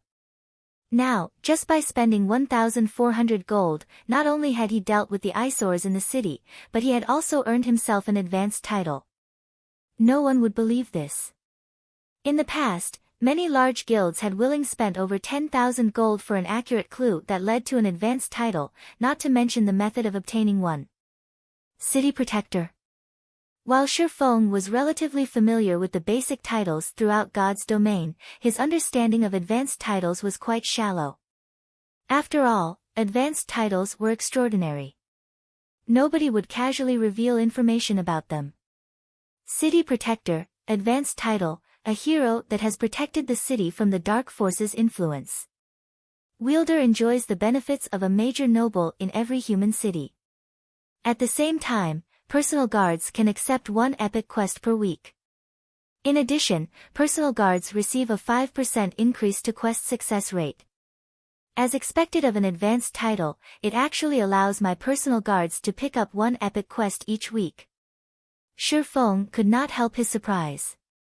Personal guards' development speeds depended on the quests they accepted from the Adventurers Association. The higher the quest's rank was, the better the EXP and items it would award. However, there were not many personal guard quests to choose from in the Adventurers Association. Even Dark Gold quests only appeared about once a week, much less epic quests. One would be extremely lucky if they picked up an epic quest once a month. If his personal guards could complete an epic quest once a week, their improvement speed would be unimaginable. They also had a 5% success rate. Even if he allowed Dark Gold guards like Kite and Anna to challenge a Dark Gold quest, their success rate was only 50%. If they were very well equipped, their success rate could top out at 80%. As Shi Feng understood it, even extremely well-equipped Dark Gold guards only had a 30% chance of completing an epic quest. Otherwise, ordinary Dark Gold guards only had a 20% chance for success. As for Fine Gold guards, even with top-tier equipment, they'd be lucky if they had a 10% success rate. Hence, the City Protector title's 5% increase to his guard's quest success rate was amazing. Thinking up to this point, Shi Feng immediately replaced his Spirit Slayer title with the City Protector title. He then summoned Kite and Anna to his side. Both Kite and Anna had leveled up significantly after some time away from Shi Feng. The last time he saw the two NPCs, both were only level 60. Now, however, both had reached level 65. Meanwhile, Aqua Rose and Fire Dance, who stood beside Shi Feng, were shocked upon seeing Kite and Anna. How are they so strong? Aqua Rose asked curiously. She had long since become a Viscount of White River City and could recruit her own personal guard. After mobilizing the guild's strength and Shi Feng's guidance, she had managed to recruit a Fine Gold guard. Moreover, this Fine Gold guard was a Guardian Knight, which was an excellent match for her class. She had been overjoyed when she found this personal guard. After that, she had spared no effort to nurture her personal guard, helping the NPC accept all sorts of high-ranking quests. Her personal guard had only recently reached level 60. Who knew how many more quests the NPC had to complete to reach level 65? However, the NPC was already considered very high level. After all, the personal guards that other guilds' upper echelons recruited were usually around level 55 to 58. In terms of strength, those personal guards were nowhere near a match for hers. Yet, right now, not only had both of Shi Feng's personal guards reached level 65, but the NPC's auras felt like that of two level 65 Great Lords. Aqua Rose felt as if she were suffocating in their presence after summoning his two personal guards. He spent 200 gold for both of them to accept an epic quest together. The Adventurers Association's epic personal guard quests could be completed by more than one person. Moreover, by forming a party, the guard's success rates increased. However, only personal guards that belonged to the same player could form a party. Multiple players' personal guards could not form parties together. With both Kite and Anna challenging the epic quest, the displayed success rate had increased substantially. Including the benefits from Shi Feng's title, their current success rate was 37%. That percentage was high enough to excite many players, but Shi Feng was not satisfied. Although a 37% success rate seemed relatively high, Shi Feng knew that Kite and Anna might only succeed one of 5 attempts, rather than the theoretical one of 3. However, these NPCs could only accept one epic quest each week. In other words, it could take 5 weeks for Kite and Anna to complete one epic quest. To Shi Feng, who started in God's domain with nothing and had not had the support of any corporation, this efficiency wasn't favorable. It seems that I'll have to use it. Shi Feng opened his bag and looked at the rainbow fruit that sat quietly inside. As a divine artifact, the rainbow fruit could increase a player's potential, setting a sturdy foundation for challenging their Tier 4 and Tier 5 promotions. The boost might even help with one's Tier 6 promotion. After all, the 4 major hidden attributes were incredibly important. It was extremely difficult to increase any of those attributes by 1 point, not to mention improving all 4 by 15 points or more. However, using the rainbow fruit to nurture a near-invincible personal guard was also not a bad idea. In the past, despite Kite's growth potential of 92 points, he had been practically invincible among Tier 5 classes. Only Tier 6 God-ranked players could take him down a notch. If Shi Feng nurtured a Tier 6 personal guard, he could stroll through God's domain unhindered. However, getting an NPC to Tier 6 was far more difficult than getting a player to Tier 6. It was not a problem that could be solved with money alone. Luck, opportunity, and strength were all necessary to raise a personal guard to Tier 6. Kite's potential is at 94, while Anna's is at 96. Although Anna is no match for Kite in a head-on fight, it will be safer to let Anna use the fruit. After giving it some thought, Shifeng decided to let Anna consume the rainbow fruit. After Anna ate the fruit, the room's mana grew rampant. However, this phenomenon was different from a high-tiered spell. It felt as if someone were deliberately controlling the surrounding mana. Right now, various elemental mana had come together to form a 7-colored mist that rapidly melded with Anna's body. Soon, the 7-colored mist formed a giant cocoon that enveloped Anna. The mist flashed, again and again, releasing a 7-colored radiance and a frighteningly powerful aura with each burst. Shifeng paled in the face of this mighty aura, and even moving a finger was difficult. As for Aqua Rose and Fire Dance, they were as stiff as statues. They could not move whatsoever. If not for them being in the VIP hall on the Adventurers Association's second floor with a magic array separating them from the outside world, Shifeng did not doubt that every player in the association would have been thrown to the floor. After a minute passed, a crack formed in the 7-colored cocoon. When the cocoon shattered, Anna slowly emerged from within. However, unlike before, Anna seemed to have dominated elemental mana. The surrounding mana could not help but submit to her. Was it a success? Shifeng anxiously examined Anna's statistics.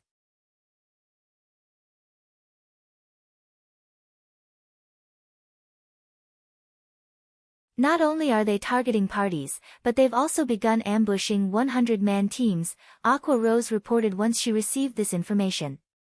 In addition, Blackwater has opened another shop in White River City and is selling cast steel armor kits and mana mixtures in large quantities. They've even reduced their prices. They've already lured a lot of players to their shop. They've also started purchasing rare herbs and ores at high prices from all over Star Moon Kingdom. It looks like they're getting serious. Getting serious, huh? Shifeng smiled. Since they want to play this game, then we'll get serious as well. Saying so, Shifeng purchased 100 cloaking scrolls from the Adventurers Association. The cloaking scrolls were unique to the Adventurers Association. Only 3-star adventurers could purchase them, and each scroll cost 20 gold. The cloaking scroll were considerably useful to players adventuring in the fields. When used, the scroll provided a cloaking buff to players within a 20-yard radius, which prevented them from being tracked, searched, and perceived. It also increased these players' movement speeds by 10% for 2 hours. This was a must-have tool for escaping and pursuing enemies. Unfortunately, only the person who purchased items from the Adventurers Association could use them. 2-star adventurers could purchase a scroll similar to the cloaking scroll, but the scroll was only effective on themselves. Following which, Shifeng gathered the Dark Gods Legion's members and Zero Wing's main force in the guild hall. He then used the Blood Aura Crystal and cloaking scroll. Everyone immediately obtained a buff. White River City Region, Snowy Forest. The Snowy Forest was a level 40 to level 50 high-resource map. Usually, White River City's various large guilds came here to level. Now, however, this had become the main battlefield in the war between Zero Wing and the various dark guilds. Godfire, you really are amazing. You actually defeated that level 39 expert from Zero Wing in 3 moves. A level 39 mighty berserker in spiked armor gushed with admiration as he gazed at a level 40 emaciated youth wearing dark gray mage robes. As their dark guilds had agreed to work together, they no longer operated individually or in small parties. They now moved in large teams.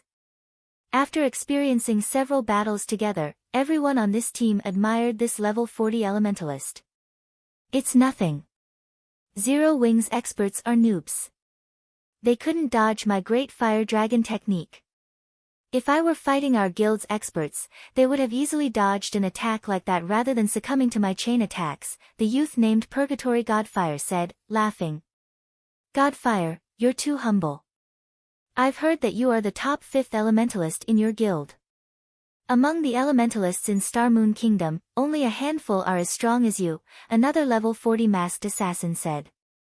Others might not realize Godfire's strength, but he knew.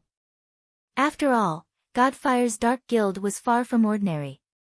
The elementalist was a member of Smiling Angel.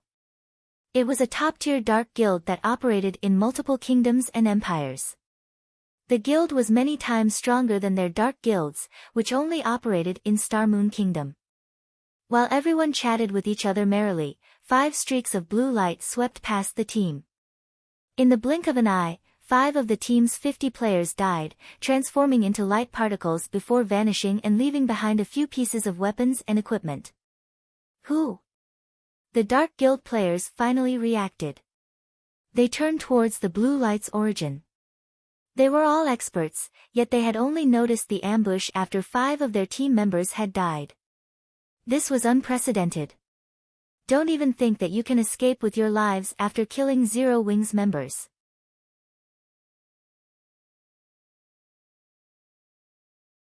Chapter 10-15, Initial Display of Strength.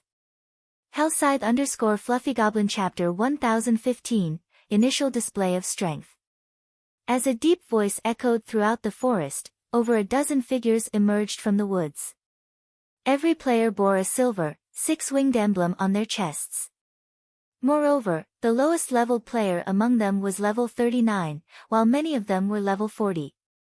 These players also brandished awe-inspiring weapons and equipment. However, after these dozen or so players appeared, the anxious Dark Guild members calmed, wearing mocking grins. And here I thought Zero Wings members had surrounded us. It seems these people have only found us by coincidence. Indeed. It seems that we're quite lucky, though the same can't be said for them. With so few, we won't even break a sweat. A team of Zero Wings core members. If we get rid of them, we'll earn more excellent equipment. These are Zero Wings experts. With just a dozen or so players, they dare to ambush us. Their foolishness knows no bounds. Let's finish this quickly. If we waste any more time, Zero Wings' other members will catch up. While Zero Wings' sudden appearance had given them a scare, after a closer look, the difference in strength between them was clear. Based on each team's numbers, the outcome of this battle was obvious. Although they had lost 5 players, they still had more than 40 team members. On the other hand, there were only a dozen or so Zero Wing members. These red names had an overwhelming advantage. Not to mention, they also had a top-tier expert on their team. Leader, leave that ranger to me. I'll use him as practice for killing Black Flame. I'll leave the others to you, Purgatory Godfire said, smiling as he focused on Minor Wind, the ranger that had fired the first 5 arrows at their team. He could sense that, among these dozen or so players, Minor Wind was undoubtedly the strongest. He was even stronger than the Zero Wing core members he had already killed. Minor Wind was the best practice target. Alright, leave the rest to us, the mighty level 39 berserker who led the team replied. He realized that even he could not take down the level 40 ranger, Minor Wind. Leaving the ranger to Purgatory Godfire was definitely the best choice here. However, as soon as this mighty berserker finished speaking, his expression darkened. Before anyone realized it, a figure had appeared behind Purgatory Godfire, a snowy white dagger sinking into the elementalist's head and forcing him into a fainted state.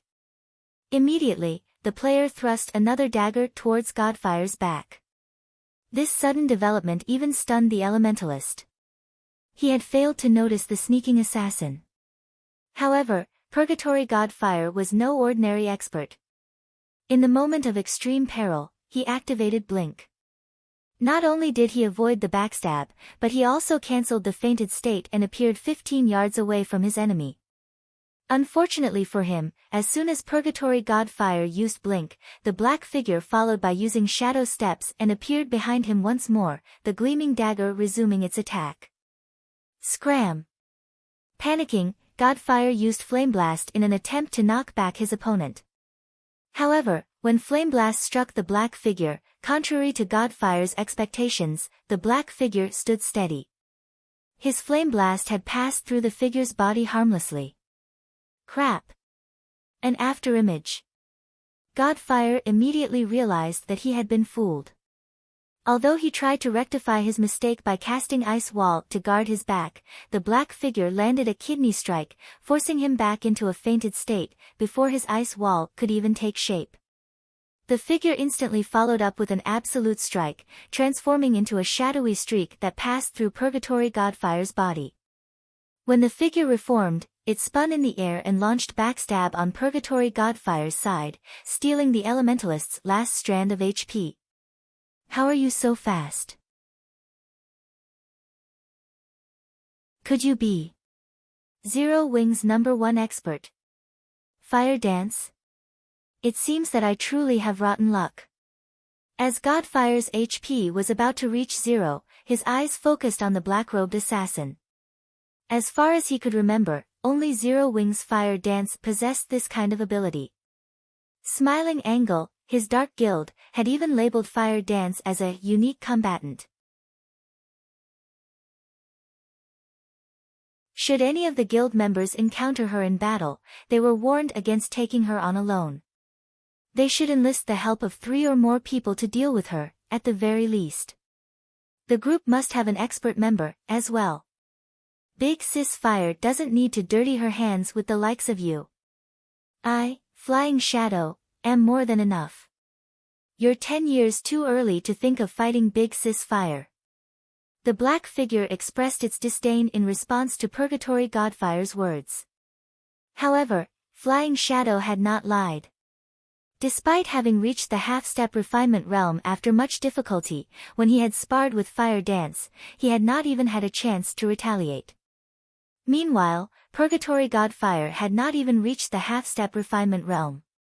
He was nowhere near good enough to be Fire Dance's opponent. Although Godfire wanted to say something, his vision began to gray. In the end, none of his words left his mouth. Godfire is dead? How can he be dead? The other Dark Guild members were stupefied when they watched the expert die. They had all witnessed Purgatory Godfire's strength personally. Even their Dark Guild's top experts were no match for him, yet against Flying Shadow, Godfire had stood like a child before a master. These players even wondered if they were dreaming. Although they had heard rumors of Zero Wing's many powerful experts, Flying Shadow's strength was insane. While these Dark Guild members struggled to recover from their daze, dozens of arrows and spells bombarded them. In the blink of an eye, another 7 died. Damn it! We've encountered some troublesome experts. Retreat, the leading berserker commanded. After examining the situation on the battlefield, he understood the difference between their teams. Although they had a numerical advantage, it was only temporary. If the battle dragged on, more Zero Wing members would arrive. This was an extremely unfavorable situation. However, as soon as he issued his command, Minor Wind fired 9 blue arrows from a distance, sealing his path of retreat. Don't even think about killing me that easily. As one of the Dark Guild's team leaders, he had the strength to earn the position. Immediately, he activated Whirlwind Slash to block the incoming arrows. Peng! Peng! Peng! However, when the Berserker's battle axe collided with the 4th arrow, the weapon was repelled. The remaining arrows then struck this team leader, eliminating his HP. Without a leader, the surviving Dark Guild members fell into chaos. After all, most of them were from different Dark Guilds. They were barely familiar with each other, much less in sync. Not that they lacked someone in command, Zero Wing's members swat them down like flies. Although some had tried to escape, none could outrun Flying Shadow and Minor Wind. After a short moment, the Dark Guild team consisting of nearly 50 players died at the hands of Zero Wing's team. At the same time, inside Snowy Forest, a large number of teams formed by the various Dark Guilds were also being ambushed by Zero Wing's Dark Gods Legion and main force. As the Dark Guild members died, Shifeng posted their death count on the official forums. In less than an hour, a total of 3,586 Dark Guild members operating near White River City died. Moreover, this number continued to climb by the minute.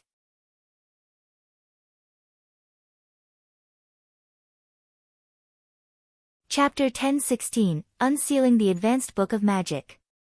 Hellscythe_FluffyGoblin Chapter 1016, Unsealing the Advanced Book of Magic. Shortly after Shifeng publicized the death count on the official forums, players throughout Star Moon Kingdom were in an uproar.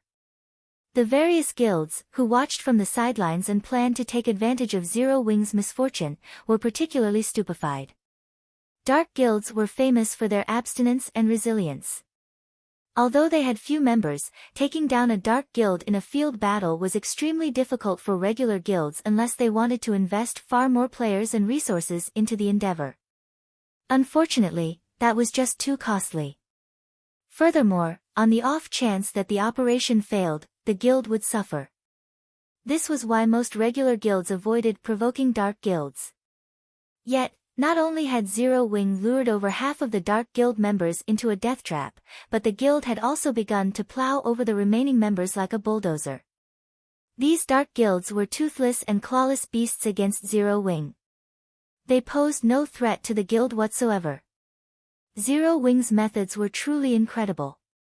Most importantly, until this point, Zero Wing had suffered little to no losses during its hunt for the Dark Guild members. At the end of the day, strength decided the field battle's victors. If the teams Zero Wing had dispatched were not strong enough, they would never achieve such frightening results. This development inspired the various large guilds to re-evaluate their opinions of the strength of Zero Wing's Dark Gods Legion and main force. However, compared to Star Moon Kingdom's various large guilds and players, the Dark Guild's upper echelons were fighting a headache over this situation. They could not understand how this had happened. They were famous for their stealth and evasion techniques in the fields, yet Zero Wing had arbitrarily slaughtered their forces. Moreover, according to the reports they received from their subordinates, Zero Wing's members moved like ghosts, capable of approaching giving away their presence. Zero Wing must have possessed some sort of tool that could target them, anyone that said otherwise was lying. If this were the only problem, they could deal with it. The crucial issue was how few members Zero Wing had dispatched. The guild had accomplished this terrifying win with only a fraction of its power. To dark guilds like theirs, who usually won their fights through quality over quantity, this was humiliating. They had become a laughingstock throughout the kingdom. What should we do now? Do we continue fighting Zero Wing? What else can we do? Don't forget our agreement with Blackwater. If we pull back now, everything we've done will be for nothing. Indeed. Our only choice is to continue the operation. However, we don't actually need to fight Zero Wing. Our job is simply to keep them busy. As long as we pin down Zero Wing's Dark Gods Legion and main force, we will have fulfilled our part of the bargain. When the time comes, we simply need to watch as Zero Wing loses Stone Forest Town. Without Stone Forest Town, Zero Wing can't afford to sustain its development. We can strike then. I want to see just how they plan to fight our dark guilds. That's right. We'll let Zero Wing maintain its arrogance for now. I want to see their faces when they realize we're only bait. The various dark guilds' upper echelons held a secret meeting to discuss their current predicament. As for facing Zero Wing head-on, that was just a dream. Although Blackwater had dispatched quite a few expert and elite players to assist them, White River City was Zero Wing's territory. A direct confrontation with the guild here was suicidal. Even if the Blackwater Guild were willing to pay the price for such a confrontation, it would only result in heavy damage to Zero Wing's strength and reputation. If Zero Wing wanted to stage a comeback, it had everything it needed. However, if Blackwater captured Stone Forest Town and severed Zero Wing's main source of income, Blackwater would only need to suppress Zero Wing financially, and it would eventually collapse into itself when the Dark Guild representatives concluded their meeting. The various Dark Guild members around White River City split up, acting independently. With this, Zero Wing would have a harder time dealing with them. After the Dark Guild's weak behavior, the various large guilds that had watched the situation began to withdraw to their own territories, afraid that they would suffer the same circumstances as these Dark Guilds. Despite Blackwater clearly being the mastermind behind all of this, Zero Wing had deliberately chosen not to target Blackwater's members. Rather, it had decided to teach the assisting Dark Guilds a vicious lesson. After realizing this, they had no desire to take that risk. Guild leader, your plan is brilliant. The guilds that have been watching from the shadows are too afraid of becoming our next target and have withdrawn, Aqua Rose said. She hadn't been able to hide her smile when she received the report. The players from the various large guilds have split up. Although they are somewhat more bothersome to deal with now, if we invest a little more time, we'll eradicate them, sooner or later. Even if the Dark Guilds intend to oppose us, I'm afraid they won't be able to. Not only had the Dark Guild's defeat increased Zero Wing's morale, but it had also improved the world's evaluation of Zero Wing. Some major companies, which had been pessimistic about Zero Wing's chances, had begun to express their interest in cooperation. Only, Shifeng rejected all of these offers. However, he had not done so because he no longer lacked money. Rather, these corporations demanded a cut of Zero Wing's shares in exchange for their cooperation. Shifeng would not tolerate that. Crap. Zero Wing is too arrogant. Do they really think that a small guild like Zero Wing can stand against the Blackwater Corporation? Without our support, the Blackwater Corporation will, sooner or later, reduce Zero Wing to nothing. The various corporations' representatives were enraged when they received the blatant rejection. Guild leader, should I utilize my family's authority to invest some of the Star and Moon Group's funds? Aqua Rose asked somewhat worriedly. The Blackwater trading firm dropped its prices, again and again. They were now taking a loss with almost every item they sold. However, Aqua Rose had to admit that it was quite effective. The Candlelight trading firm had been losing profits as a result. In addition, Zero Wing had recently established 2 more branch guilds. It cost a considerable amount of coins to maintain the additional main forces. Furthermore, a battle raged in Lakeheart City. No need. I'll find a way to earn more coins. Shifeng shook his head. He had already upgraded Icarus's heart to epic rank.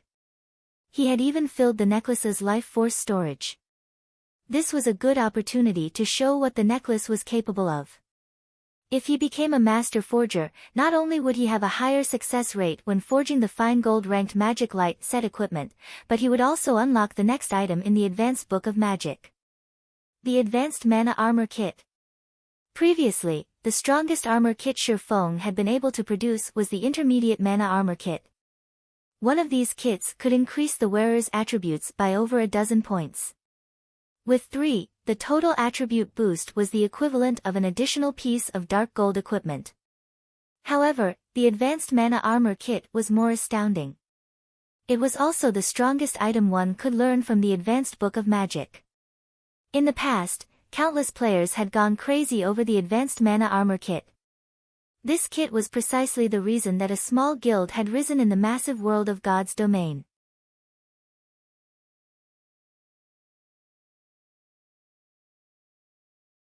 Chapter 1017, Advanced Mana Armor Kit.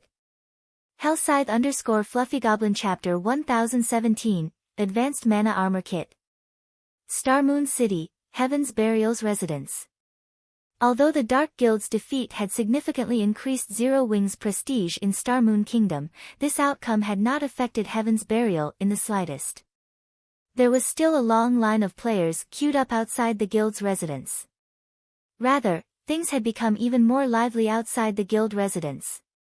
After the majority of the Dark Guild members had been confined in White River City, Heaven's Burial announced its recruitment for a large number of lifestyle players. It had even publicly announced that lifestyle players who joined the guild could receive guidance from a few of the virtual gaming world's well-known lifestyle masters, easing the difficulty of reaching the master rank in the future. The master rank was every lifestyle player's goal. It was also an opportunity for countless lifestyle players to get rich overnight. After God's Domain joined the virtual gaming world, the various large guilds had begun to place greater importance on lifestyle players. After all, many things in God's Domain required lifestyle players. This increased the value of well-known lifestyle players in the virtual gaming world. In God's Domain, some lifestyle players' status could even rival that of top-tier experts. Many super guilds even began to compete to recruit lifestyle players who had a list of achievements in previous virtual reality games. Among them, the super guild Battle Wolves had paid an astronomical price to recruit one player who had been known as one of the top 5 Grandmaster lifestyle players in the virtual gaming world. Moreover, the Battle Wolves had made this Grandmaster their chief forger. Becoming one of a super guild's forgers was already quite difficult, much less becoming the chief forger. A chief forger's status was the equivalent of the vice guild leaders. Although they did not dream of such a lofty position, if they could become master lifestyle players in God's Domain, they would be set for life. However, reaching the master rank in God's Domain was easier said than done. If they were guided by someone with experience, though, it would be easier to become masters in the future. This was precisely the reason that Star Moon Kingdom's lifestyle players had flocked to join Heaven's Burial. Not only that, but other kingdoms' lifestyle players also began to rush towards the guild after hearing about its recruitment. Uncle 7, why are you in such a hurry to meet me? If you had something urgent to say, couldn't you have just called me? Why make the trip back? Singular Burial asked, chuckling as he looked at the 50-plus-year-old man as he frantically rushed into the guild leader's office.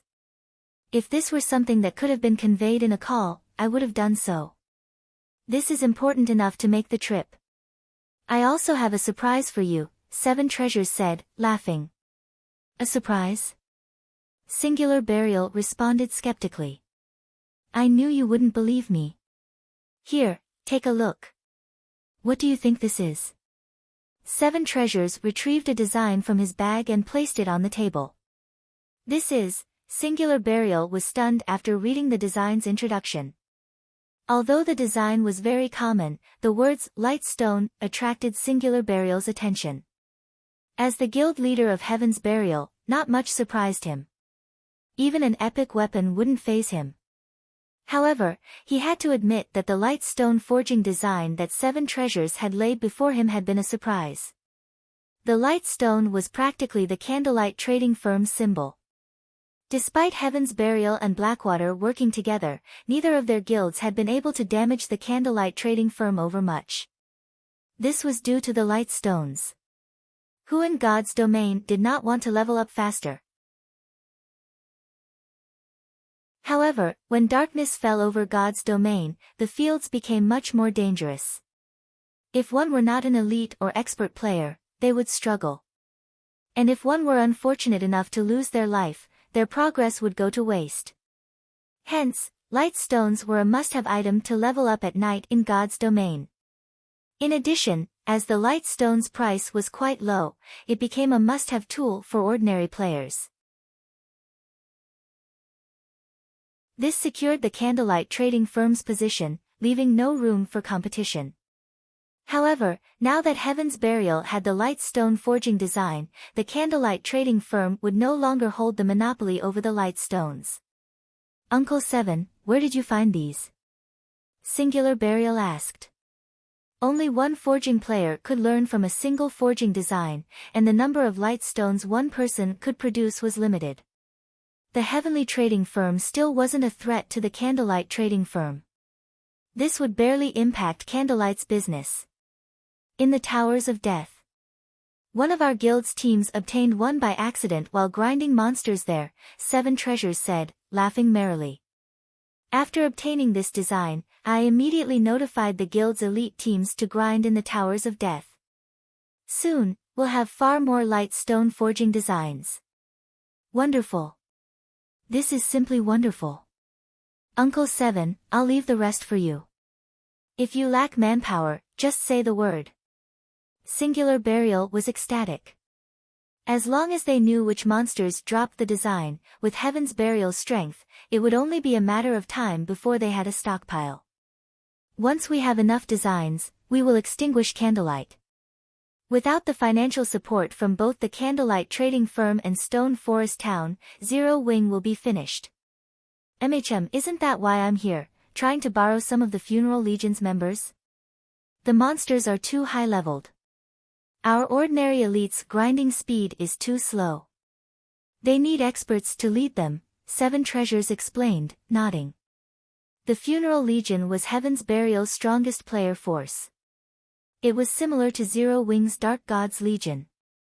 Heaven's Burial had invested the majority of its resources into nurturing this legion, and every member was extremely powerful. In the eyes of ordinary players, they were definitely experts. However, only the guild leader could command the Funeral Legion. They would ignore anyone else's orders. Sure, no problem. I'll give you command of 400 members. Without hesitation, Singular Burial notified the Funeral Legion's commander, instructing him to dispatch 400 members to the Towers of Death immediately. Inside one of the Candlelight Trading Firm's special forging rooms in White River City. After sacrificing 500 units of life force to activate Icarus's Heart's God's Blessing skill, Shifeng began forging advanced mana armor kits, one after another. Not only had Shifeng forcefully raised his forging standard to master rank, but the effect also lasted 3 full hours. Meanwhile, God's Blessing's cooldown was only 4 hours. With this buff, he was practically a bona fide master lifestyle player. The only downside was that God's Blessing cost too much life force to sustain. Regardless, Shifeng was satisfied with this result. As a master forger, he could learn the advanced mana armor kit's production method. By utilizing various tools, he also increased his success rate with the advanced mana armor kits to 41%, which allowed him to succeed 1 out of 3 tries. In 3 short hours, Shifeng had successfully forged 31 advanced mana armor kits. Although the production volume could not compare to the intermediate mana armor kits, the advanced version's attributes trampled over the intermediate versions.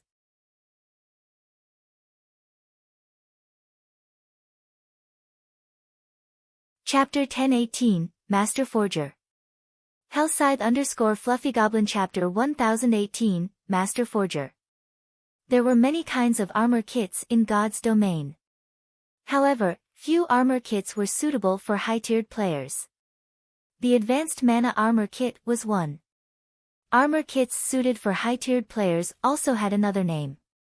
Extraordinary Armor Kits. While armor kits such as the Intermediate Mana Armor Kit and the Cast Steel Armor Kit were acceptable for Tier 1 and Tier 2 players, to Tier 3 players and above, the attributes those armor kits provided were simply too pitiful to the point of being negligible. After all, as players reached higher tiers, they received far more free attribute points with each level. At Tier 0, players received 4 free attribute points with each level, while at Tier 1, they received 8 points. After reaching Tier 2, however, players would receive 15 points. The difference was obvious at a glance. Because of this, the earlier players completed their promotion to a higher tier, the more of an advantage they had. If a player completed their Tier 1 class promotion 3 or 4 levels later than others, they would have fallen behind by over 10 free attribute points. This gap would widen if the same situation occurred at Tier 2 and beyond. This was where the Extraordinary Armor Kits came in. Even among Extraordinary Armor Kits, the basic attributes, the Advanced Mana Armor Kit's basic attributes were on the higher end of the spectrum. Hence, many high-tiered players preferred these. It seems my luck is quite good. The attribute increases are all above the standard. Shifeng was very satisfied with the Advanced Mana Armor Kits he had forged. Advanced Mana Armor Kit. When Physical Armor Kit is equipped, Defense plus 600 Strength increased by 3%, Endurance increased by 4%, Agility increased by 3%. Maximum Binding Limit per character, 3 cannot be bound to level 40 equipment or below. When Magical Armor Kit is equipped, Defense plus 240 Intelligence increased by 3%, Endurance increased by 4%, Vitality increased by 3%. Maximum Binding Limit per character, 3 cannot be bound to level 40 equipment or below. When 3 kits were equipped, they would increase each of a player's basic attributes by roughly 10%. This was a considerable increase for ordinary players, not to mention expert players, who wore full sets of excellent equipment. A 10% increase to a player's basic attributes could increase one's combat power by roughly 20% to 30%. With such a huge boost to combat power, a player with 3 advanced mana armor kits could easily defeat a player possessing the same combat standards, weapons, and equipment, who did not have any armor kits equipped. Hence, many high-tiered players would flock to purchase the advanced mana armor kits. What a pity! Shi Feng felt a twinge of sadness as he looked at the advanced mana armor kits he had produced. Although the advanced mana armor kit was very good, its flaws were obvious. These armor kits took significantly longer to produce than the intermediate mana armor kits. Moreover, only he could produce them. Its production volume was fated to be low. He'd be lucky to produce enough for Zero Wings core members. At most, he could use the advanced mana armor kits to attract players to the candlelight trading firm. These kits were not profitable products right now. Following which, Shi Feng waited for an hour to pass before he used another 500 units of life force to activate God's blessing, continuing to craft the advanced mana armor kits. Once Shi Feng had made 100 armor kits, he switched to forging the magic light set equipment. While the advanced mana armor kit provided a powerful increase to a player's attributes, its true purpose was to help high-tiered players. To current players, its increase was extremely limited. After all, current players' basic attributes were still relatively low.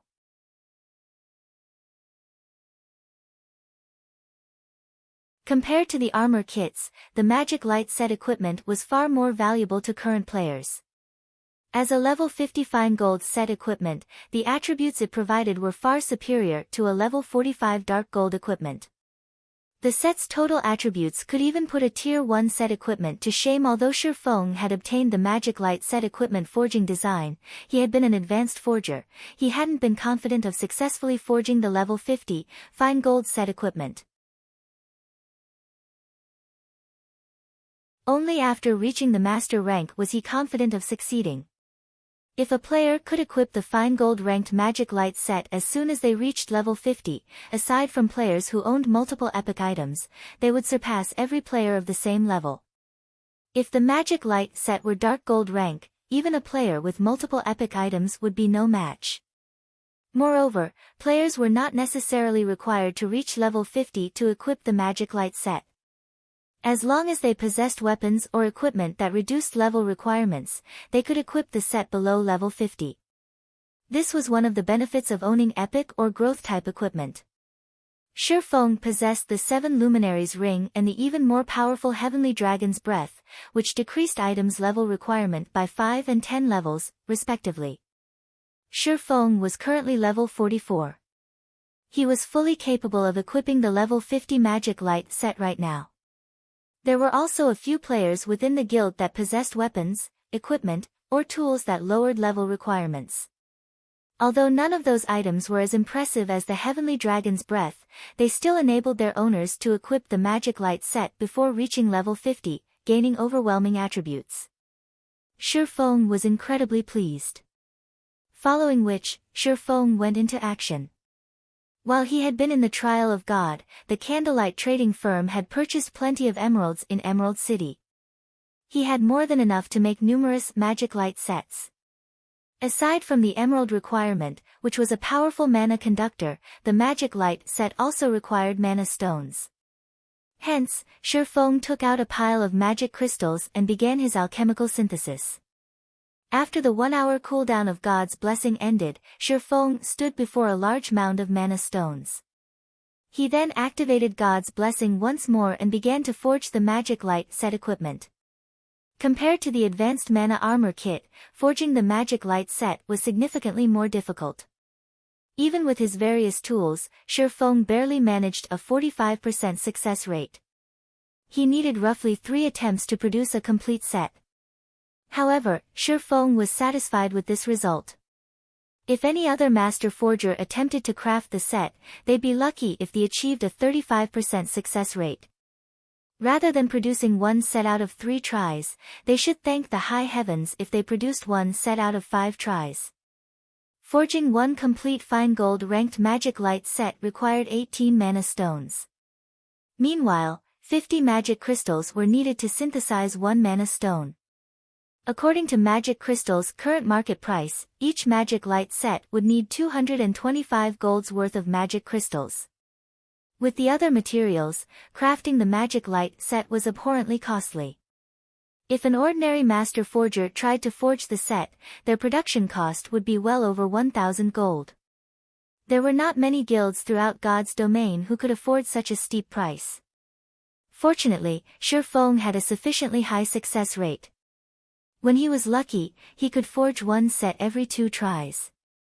With his normal luck, he produced one set in 3 tries. By crafting these himself, Shi Feng saved hundreds of gold. After 3 hours, maybe due to his high luck attribute, he produced a total of 5 magic light sets with his 9 attempts. As for the remaining 4 sets, they were defective products at secret silver rank. Even so, he could still make decent money from these defective products. After all, once players reached level 50, secret silver set equipment would still be relatively rare. Even guild elites would generally wear level 50 mysterious iron equipment. As Shi Feng had nothing better to do while he waited for God's blessings cooldown, he took out the epic treasure chest he had obtained from the trial of God. He hadn't carried any mana stones on him while he had been in the trial.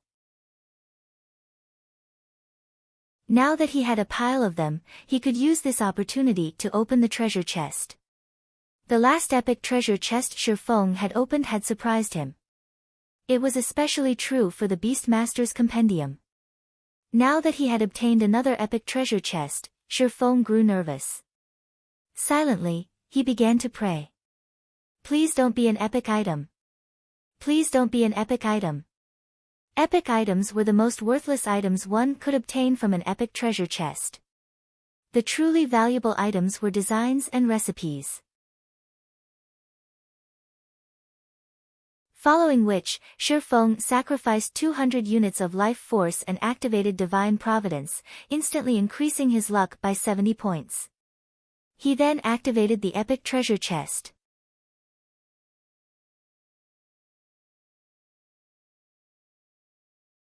Chapter 1019, Unbelievable Luck. Hellscythe_Fluffy Goblin Chapter 1019, Unbelievable Luck. When Shi Feng opened the epic treasure chest, a purple radiance enveloped the forging room. Had he opened the chest in the middle of White River City, he would have attracted everyone's attention. As the purple light faded, the room's mana density increased significantly and remained that way for quite some time. There were a total of 3 items in the epic treasure chest. One item was luxurious red armor fashioned with white detailing. The armor was encrusted with 7 gemstones, neatly arranged to form a miniature magic array. The surrounding mana gathered around this magic array, condensing into a thin layer of 7-colored mist, which made the armor extraordinarily eye-catching. When he saw the finished product, even Shi Feng was shocked. This was definitely the most visually appealing armor he had ever seen. What kind of armor is this? Shi Feng wondered. This was the first time he had seen equipment that could increase the surrounding mana density. Despite not wearing the armor, his mind felt much clearer than before. The special forging room's mana was even denser than the basic meditation room. If a player's mind could be this clear all the time, it would massively help their training and battles. Following which, Shi Feng clicked to check the armor's introduction. 7 Luminaries Battle Armor, Chest Plate, Fragmented Legendary Rank, Equipment Requirement, Strength 1000 Class Requirement, Berserker when equipped, Defense increased by 100 * player's level. All attributes increased by 3 * player's level. Strength increased by 60%. Agility increased by 40%. Endurance increased by 60%. Magic resistance increased by 30%. Ignore levels plus 20. All Berserker skills plus 5 levels. All item level requirements reduced by 10 levels. Additional passive skill 1, 7 Luminaries Protection, decreases incoming damage from players of a lower tier by 70%, players of the same tier by 40%, and players of a higher tier by 20%. Grants immunity to control skills. Additional passive skill 2, Magic Reinforcement, increases the strength of wearer's attacks by 50% and improves wielder's physique by 30%. Additional active skill 1, Sky God's Glory, grants immunity to all magical damage, decreases physical damage received by 80%, and increases movement speed and attack speed by 100% for 10 seconds. Cooldown, 1 hour. Additional active skill 2, 7 Luminaries Domain, effective radius of 50 yards. Decreases all enemies' reaction speed within affected area by 30%, movement speed by 40%, and attack speed by 40%. Wearer can also control up to 3 7 Luminary Spears. Each spear contains 200% of wearer's strength and causes 500% holy damage. Duration, 2 minutes. Cooldown, 5 hours. Skill is currently tier 1. Skills tier will increase with player's tier. The 7 Luminaries Battle Armor was a legendary item created by the blacksmith god, Soros. During the Great Ancient War, it had been greatly damaged by the Lord of the Abyss.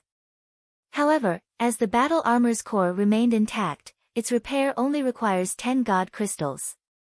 Current number of absorbed god crystals, 0/10. Shi Feng was dazed for a long moment after reading the armor's introduction. He had never thought that it was possible to obtain a fragmented legendary item from an epic treasure chest. It was even a considerably powerful fragmented legendary item. Whoever equipped the 7 Luminaries battle armor would watch their combat power soar. Unfortunately, only berserkers could equip this armor. If he could equip it, it was very likely that he wouldn't find a single player throughout God's domain that could match him. After all, if he had 2 fragmented legendary items equipped, not only would he have an overwhelming advantage in terms of attributes, but he would also possess absurdly powerful skills. If his opponent didn't have a similar lineup of equipment, he would be invincible. Although the battle armor had its own glaring flaws, repairing it would be easier than repairing other fragmented legendary items. There was a much higher chance that he could repair it and transform it into a true legendary item. Aside from the battle armor, 2 plain, old books lay within the epic treasure chest. As Shi Feng was already satisfied with the 7 Luminaries battle armor, he hadn't paid much attention to the 2 old books. However, when Shi Feng read their introductory texts, he was shocked once more. Icarus's heart's effects are unbelievable. Shi Feng was speechless as he held the 2 books. Of the 2 books, one was an alchemy secret journal, while the other was the design for the magic tower. In God's domain, both books were treasures that could only be obtained with luck. Among the 2 books, the alchemy secret journal recorded the recipe for an exotic potion. However, only a maximum of 10 alchemists could learn the recipe. There were many types of potion in God's domain. Most generally lasted only 1 or 2 hours. Moreover, the effects would disappear upon death. However, exotic potions were different.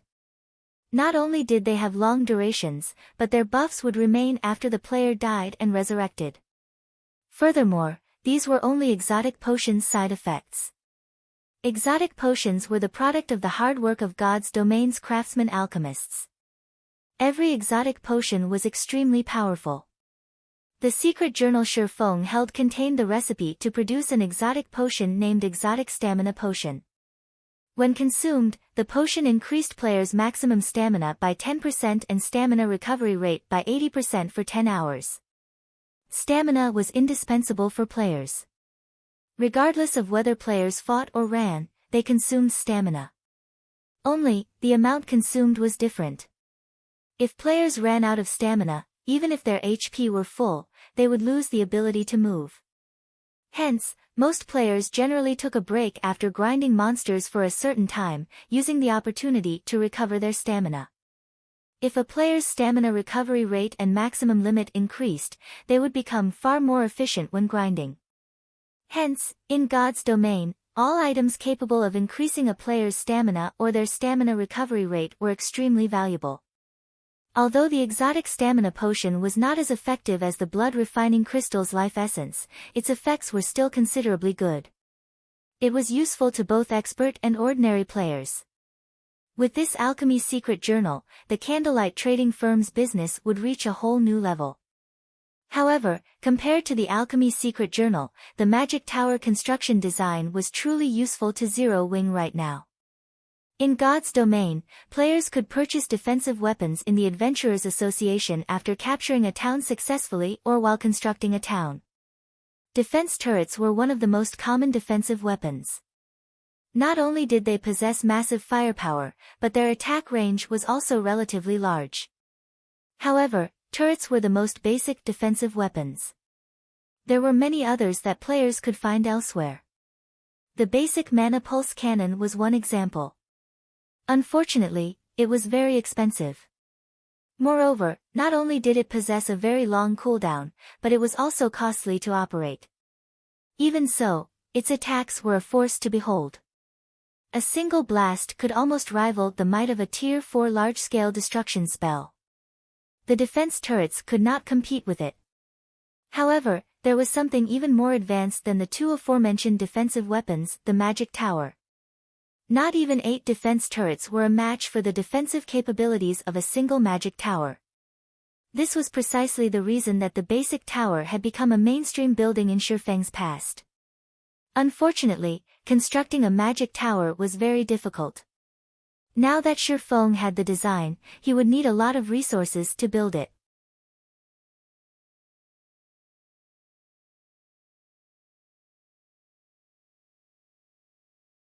Chapter 1020, Soaring Attributes.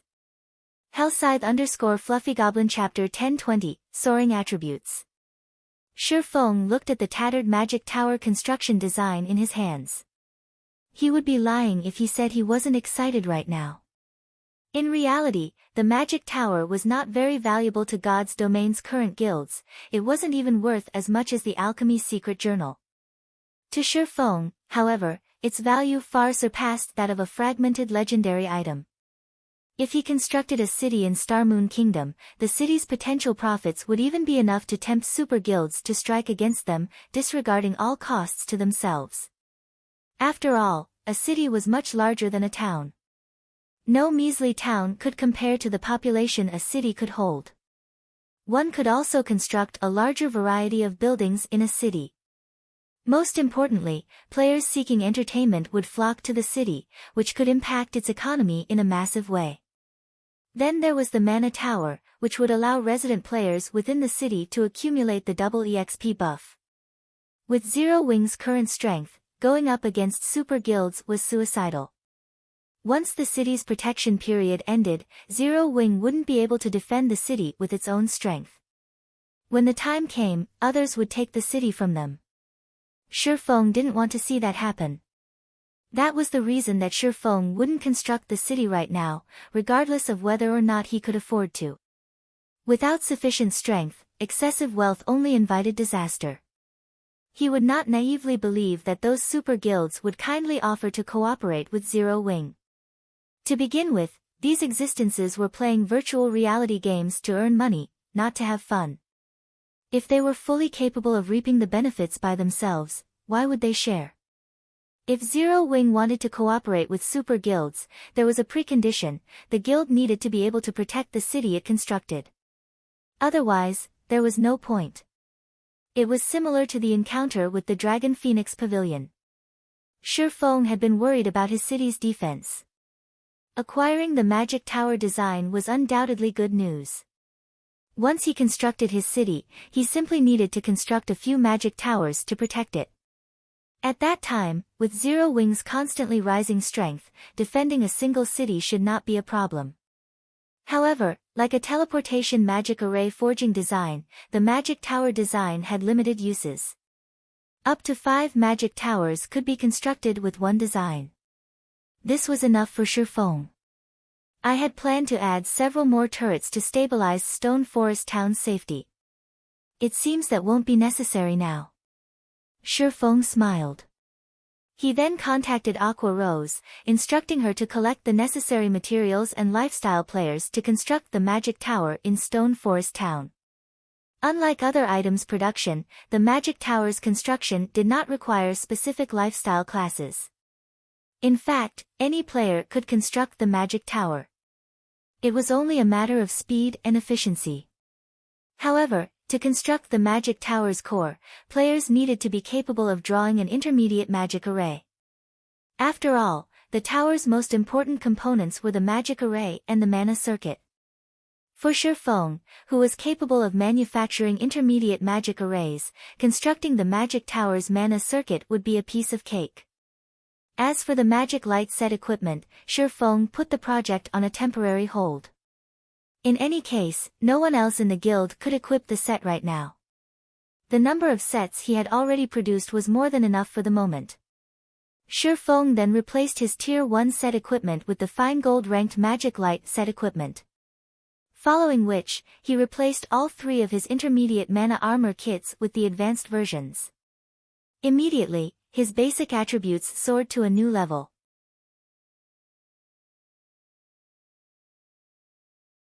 His strength instantly broke past the 1,200 point threshold. He was significantly stronger than a lord of the same level. His HP also soared to 32,550, while his defense could probably render even Zero Wings number 1 MT, Cola, speechless. With this set of equipment, I can likely solo an ordinary level 50 lord without any berserk skills. When Shifeng clenched his fist, he could feel that his combat power had reached a new realm. He had to admit that there was a massive difference between level 50 and level 45 equipment in terms of attributes. After Shifeng switched into his new equipment, he used the demon mask to alter the magic light set's appearance, using his previous appearance. This way, outsiders would not notice any changes to his weapons or equipment, and they would not be able to gauge his strength without fighting him. As Shifeng arrived downstairs and was about to rearrange the counters in the Candlelight Trading Firm's first-floor hall, he noticed that the number of players in the hall had decreased significantly. Moreover, a few of the players here scoffed at the trading firm's products. The Candlelight Trading Firm is unreasonable. Both the Heavenly Trading Firm and the Blackwater Trading Firm are selling their light stones for 80 copper each, yet Candlelight is still selling them for a silver each. I think I'll be better off shopping at the other 2 trading firms. Isn't the light stone supposed to be the Candlelight's specialty product? What? You don't know? Not long ago, both the Heavenly Trading Firm and the Blackwater Trading Firm announced that they are selling light stones. Moreover, they're selling each stone for only 80 copper and have declared that they will never raise its price, unlike a certain Blackheart Trading Firm, who only wants to wring us dry. What? They're so cheap. If I had known, I wouldn't have purchased so many light stones from Candlelight. While these several players chatted loudly, the surrounding players that overheard their conversation promptly changed their minds about purchasing light stones from the shop. They began to filter out of the Candlelight Trading Firm in search of a better deal. It was obvious that they were going to investigate the Heavenly Trading Firm and Blackwater Trading Firm's new products. Even 20 copper coins was a significant sum of money to ordinary players. If they used 5 light stones in a day, they could save up to 1 silver coin each day. That was enough money for independent players to buy themselves several drinks at the bar. If they saved up for a few days, they could also afford a nice piece of bronze or mysterious iron equipment. They sure are quick to extend their hands. Shifeng glanced at the several independent players who conversed with each other. He then called up the shop's system interface and teleported these players out of the shop. He banned them permanently from all of Candlelight's shops. It was very obvious that these people had no intentions of purchasing anything from Candlelight. They were either hired by Heaven's Burial or Blackwater to come here and steal customers. Otherwise, why would these people bother coming to Candlelight if they knew that the Heavenly Trading Firm and Blackwater Trading Firm sold light stones?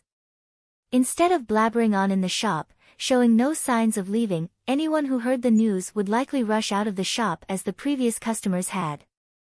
Crap, why can't I enter the shop? What kind of trading firm is this? They dare to chase away their customers. I'm never coming back. After Shi Feng banished several independent players from the candlelight trading firm, those players stood outside the shop, cursing in indignation. Very quickly, they attracted passers-by's attention. The candlelight trading firm is outrageous.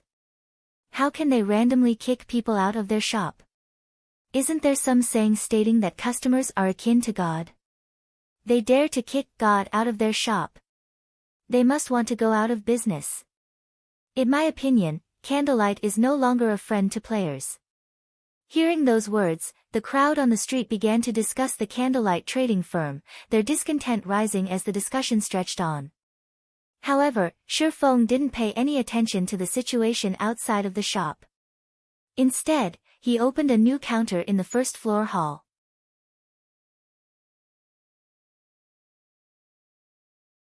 He then placed 10 advanced mana armor kits on display inside the counter's cabinet.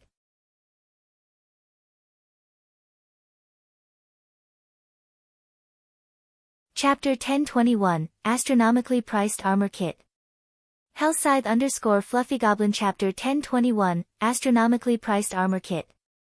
I can't wait to see what the candlelight trading firm plans to do now. As several players felt triumphant, thinking that their actions would damage the candlelight trading firm's business, they noticed that the player traffic entering the firm gradually began to increase, rather than decrease. Moreover, among these players, there were even members from various large guilds. A flood of advanced horse carriages also began to stop near the shop's entrance. Quick! Quick! If we're late, they will sell out. One after another, guild players alighted from the carriages. What's going on? The independent players who had been banned from the shop realized that something was off, but they had no idea what was wrong. Although they wanted to enter the shop to investigate the situation, no matter how hard they tried, they could not take one step into the building. They could only stare at the establishment from outside. Fellow brother, do you know what's going on inside the candlelight trading firm? It seems that Candlelight has revealed a new product in the first-floor hall. After hearing what a friend told me, I stopped what I was doing and hurried over immediately. The new product is called the Advanced Mana Armor Kit, and I heard that its attributes trump the intermediate version. However, the production volume is much lower. Hence, Candlelight intends to hold an auction in a few minutes. If I can get my hands on one, I'll definitely make a fortune by reselling it later. Advanced Mana Armor Kit? The several players that Shi Feng had chased out were stupefied. They had been tasked to observe the candlelight trading firm and to cause some trouble while they were at it. Yet, as soon as they had been kicked out of the shop, the candlelight trading firm began to sell the Advanced Mana Armor Kit. Everyone in Star Moon Kingdom and the several surrounding countries knew about the mana armor kits. However, due to their rarity, very few players could actually get their hands on them. For the intermediate mana armor kits, only Zero Wings members had reliable access to them with their guild contribution points. Even then, elite members were only allowed to purchase one kit, while only core members were allowed to purchase 3. Because of this, the various large guilds were forced to purchase the intermediate mana armor kits from Zero Wings members secretly and at a high price. Moreover, only their guild's top-tier experts qualified to use the kits. Now that Zero Wing was selling the superior Advanced Mana Armor Kit, it would cause an uproar throughout Star Moon Kingdom. It was no wonder why the various large guilds had frantically dispatched their representatives to Candlelight. Even the large guilds, who had come to White River City to grind abyssal monsters, surged into the Candlelight trading firm. Thinking up to this point, these spies contacted Blackwater's upper echelons immediately, hoping these upper echelons would send representatives to purchase the kits. If they could make it in time for the auction, the guild might decide to forego their punishment. However, as soon as they began to contact their upper echelons, they heard a cheer from inside the Candlelight trading firm. Following which, a loud, clear voice echoed down the street. "Welcome, everyone, to the Candlelight trading firm. The auction for the Advanced Mana Armor Kits will now begin. When the announcement ended, some new arrivals rushed into the shop with eager smiles. Upon hearing news of the Advanced Mana Armor Kits auction, they immediately teleported to White River City and rushed over in an advanced horse carriage. Had they waited a minute longer, they might have lost their chance to purchase the armor kits. At this moment, the several Incognito Blackwater members were stunned. They no longer had a way to explain themselves to their superiors. Even if someone from White River City's Blackwater trading firm headed this way now, they wouldn't arrive for at least another 10 minutes. By then, the auction would be over.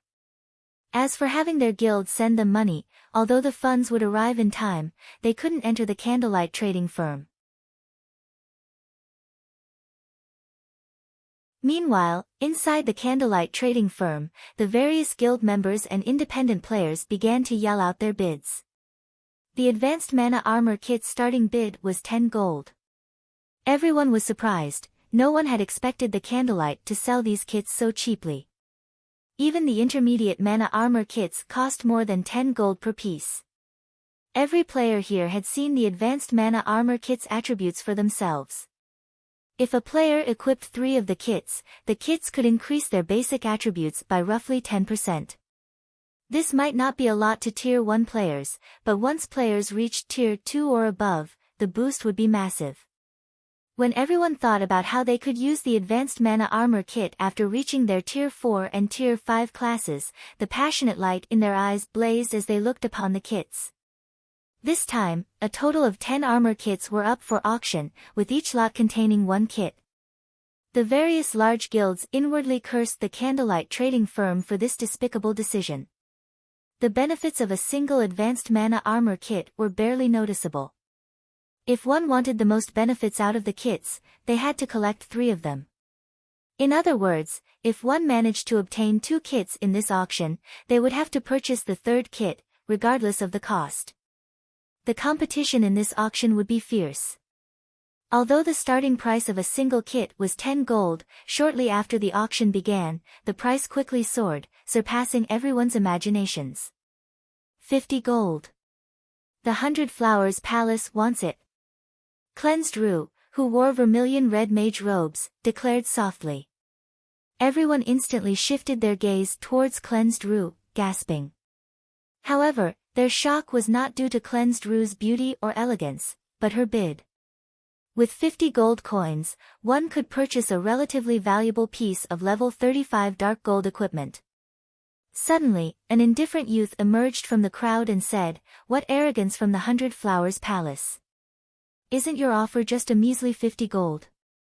The secret pavilion bids 100 gold." This youth was none other than the secret pavilion's genius newcomer, Cold Autumn.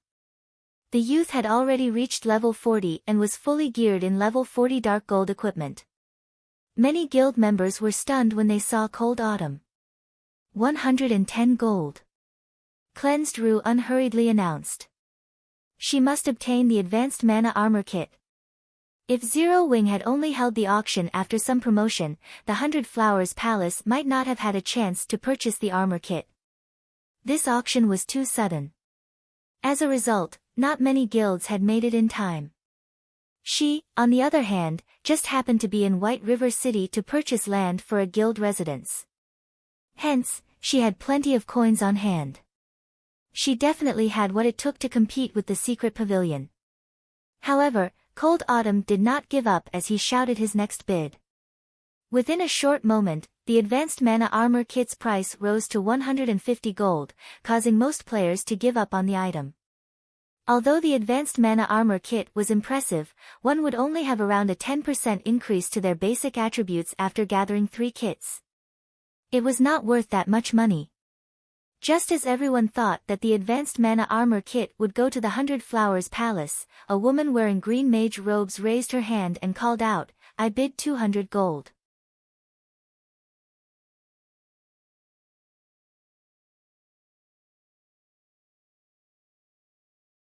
Chapter 1022, Candlelight's Large-Scale Auction. Hellscythe_FluffyGoblin Chapter 1022, Candlelight's Large-Scale Auction. 200. She is insane. With that much money, I'd rather buy a level 40 dark gold weapon. Everyone inside the hall looked towards the woman who had placed the latest bid. What they saw, however, stunned them. The woman who placed the bid was level 41. Among the crowd in the hall, there were only a handful of players who had reached level 40. Meanwhile, every one of these players was an expert from a powerful guild such as Cleansed Rue from the 100 Flowers Palace and Cold Autumn from the Secret Pavilion. Even among their own guilds, these people were top-ranking personnel. Even so, they were relatively far from level 41, yet this woman had surpassed them. More importantly, such a powerful expert did not wear a guild emblem on her person, which was truly surprising. Alluring Summer. Who is she? When she saw the woman, who was no less attractive than herself, Cleansed Rue was astonished. She had practically memorized all of the well-known experts' names in Star Moon Kingdom. She also knew about many powerful experts, who hid from the public eye, in the various large guilds. However, logically, it was impossible for an ordinary expert to be able to reach level 41 at this stage of the game, much less an independent player. Cleansed Rue wasn't the only one surprised by Alluring Summer's presence. Even Cold Autumn was shocked. The Secret Pavilion's information network was extensive. However, despite his search, he found no information relating to Alluring Summer. Not only did this woman feel dangerous, but she was also clearly wealthy.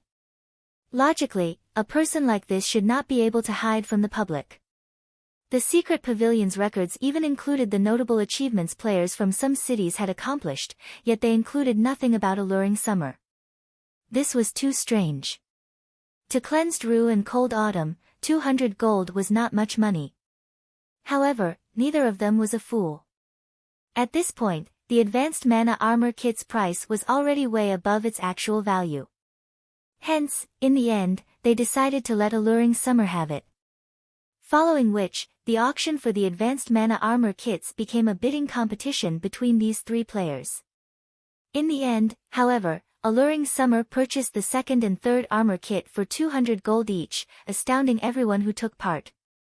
It would have been fine if a guild player had purchased the armor kits for such a high price. After all, large guilds like the 100 Flowers Palace and the Secret Pavilion had many members. Naturally, they could get their hands on a lot of money. To ordinary players, however, 200 gold was undoubtedly astronomical. Even expert players could not produce that much money. Yet, an independent expert like Alluring Summer had spent 600 gold on just 3 advanced mana armor kits. Her wealth invoked questions about her origins. Moreover, judging by the woman's expression, it did not seem as if she particularly minded spending 600 gold. For a time, everyone was concerned about Alluring Summer's identity. They were very curious about this woman's identity. Some large guild representatives even messaged Alluring Summer secretly, stating that they wished to recruit her into their guilds and that they were willing to offer any benefits that she wanted. However, without exception, Alluring Summer deleted every message. She showed no interest whatsoever in these guilds. After Alluring Summer bought the first 3 advanced mana armor kits, Cleansed Rue and Cold Autumn split the remaining 7. In the end, the other guilds and players had wasted a trip to the candlelight trading firm. Just when everyone thought that the auction was over and was about to leave the premise, a voice resounded through the hall once more, arousing everyone's excitement. Our auction for today has officially come to an end. In 4 days, Candlelight will hold its first large-scale auction. This will be the venue for that auction, as well. However, the auction will not be limited to the advanced mana armor kits. Many other valuable items will be available.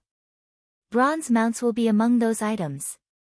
As for the grand finale, we will be auctioning entrance slots to the holy city of Titan. We hope that you all will spread the news of our upcoming auction. As the announcement faded, everyone in the hall had chills. Although they had no idea what the holy city of Titan was, they knew what bronze mounts were. Many top-tier experts in God's domain had already reached level 40. This hinted that the era of mounts had officially begun. Unfortunately, they weren't easy to obtain. Ordinary players had a hard time obtaining common mounts, not to mention bronze mounts. Any guild that had their own would prioritize their own experts. A guild would never sell their bronze mounts. Yet, the candlelight trading firm had publicly declared that it would sell bronze mounts in its large-scale auction. How could they not be excited? After the announcement, many independent experts started to consider joining the competition for the bronze mounts. After all, even ordinary experts only found one if they were lucky. However, if it were only a matter coins, then independent experts had a chance. At this moment, some independent experts were even considering to purchase coins with credits. Bronze mounts were different from common mounts. Not only were they faster, but they could also assist players in battle. This small difference might not be much to ordinary players, but to experts, it was extremely important. More often than not, that small difference could decide whether or not they could solo a powerful monster. Moreover, if they had the assistance of a bronze mount, their survivability and hunting capabilities in the fields would increase significantly. Hence, even if they had to spend a lot of credits to get their own bronze mount, they would do so. This was the equivalent of investing into one's business. What? Is Zero Wing that desperate for money?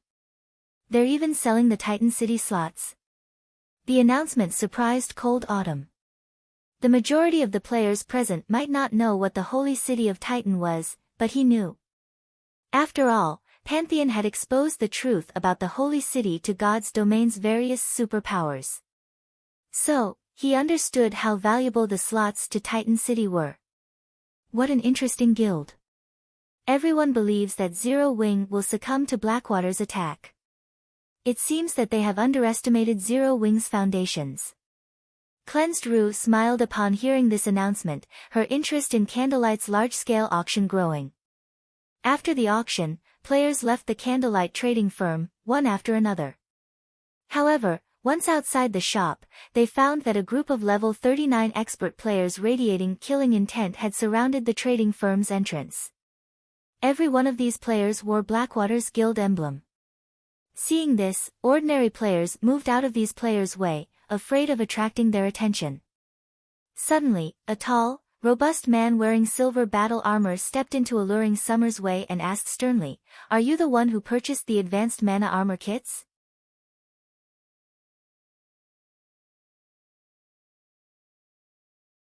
Chapter 1023, Intense Battle at the Entrance. Hellscythe_Fluffy Chapter 1023, Intense Battle at the Entrance. When Blackwater's members blocked Alluring Summer's path, the people on the street turned to watch what was happening. Setting aside Alluring Summer's great beauty, her level 41 drew everyone's admiration. Between that and Blackwater's menacing players, this group had no difficulty attracting attention. "So, he's Laughing Drunkard of Blackwater." Cold Autumn's gaze chilled when he saw the leading silver-armored man. Laughing Drunkard was one of the few experts who had risen to prominence in the Blackwater Guild. Although his battle record was limited, he had, single-handedly, defeated the Star Alliance's Purple Eye and a dozen or so experts, wounding the first-rate guild. He already ranked within the top 1,000 on the God's Domain experts list. Moreover, it was obvious that Laughing Drunkard had not used his full strength in his last battle. Due to this, the secret pavilion had investigated this man thoroughly. Even now, Cold Autumn could remember Yuan Tiexin's words, warning him that, should he encounter Laughing Drunkard in the fields, caution would be best. His safest option was to step aside and take a long way around. Now, after observing Laughing Drunkard in detail, Cold Autumn discovered that the man radiated quite a pressure. Laughing Drunkard wore a full set of excellent level 40 dark gold equipment. The man also carried a snow-white spear across his back. Overall, the man looked like a daunting general on a battlefield. However, with his current strength, he shouldn't need to fear Laughing Drunkard to the point of avoiding contact. This left Cold Autumn confused about Yuan Tiexin's warning. While Cold Autumn watched Laughing Drunkard, the man shot the youth a look, revealing a sneer, as if he had sensed Cold Autumn's gaze. He then ignored Cold Autumn and returned his attention to the woman before him. Watching Laughing Drunkard and the others, Alluring Summer nodded and said, "That's right. What business do you have with me?" "Good. We'll give you 150 gold, sell us all of your advanced mana armor kits," Laughing Drunkard said in a commanding tone after confirming that he got the right person. "Of course, you can choose not to sell them. But I can't guarantee you will leave White River City with your life." As soon as Laughing Drunkard made the threat, the dozen or so level 39 players beside him encircled Alluring Summer, sneering at the woman. Laughing Drunkard had not spoken softly. Almost every player watching his group had heard him clearly. Many players instantly voiced their complaints. That woman spent 600 gold to buy those 3 kits, yet he wants to buy them all for 150 gold. Blackwater's members are too much. Has Blackwater lost its mind? They dare extort others in broad daylight. Are they not afraid of the guards? Sure enough, independent players shouldn't stand out. I've heard that Blackwater members even dared to attack Ouroboros's guild leader, Gentle Snow, in the middle of the city. That beauty has no choice but to concede. Many players began to pity Alluring Summer. Everyone understood that, rather than targeting Alluring Summer specifically, Blackwater's true intention was to demonstrate its might in White River City. Blackwater was currently engaged in an all-out war against Zero Wing. Now that Zero Wing had declared its large-scale auction in 4 days, Blackwater had to do something to suppress Zero Wing, preventing the guild from making a comeback. An independent player like Alluring Summer, who had purchased the Candlelight Trading Firm's items and wasn't particularly strong, would undoubtedly be Blackwater's best target for a demonstration. Whether Alluring Summer handed over the items willingly or they took the items by force, the act would send a message that anyone who purchased items from Candlelight would suffer the consequences. "You're going to attack me if I refuse?" Narrowing her eyes, Alluring Summer smiled as she said, "I want to see if your Blackwater is strong enough to do so, then. You must want to die."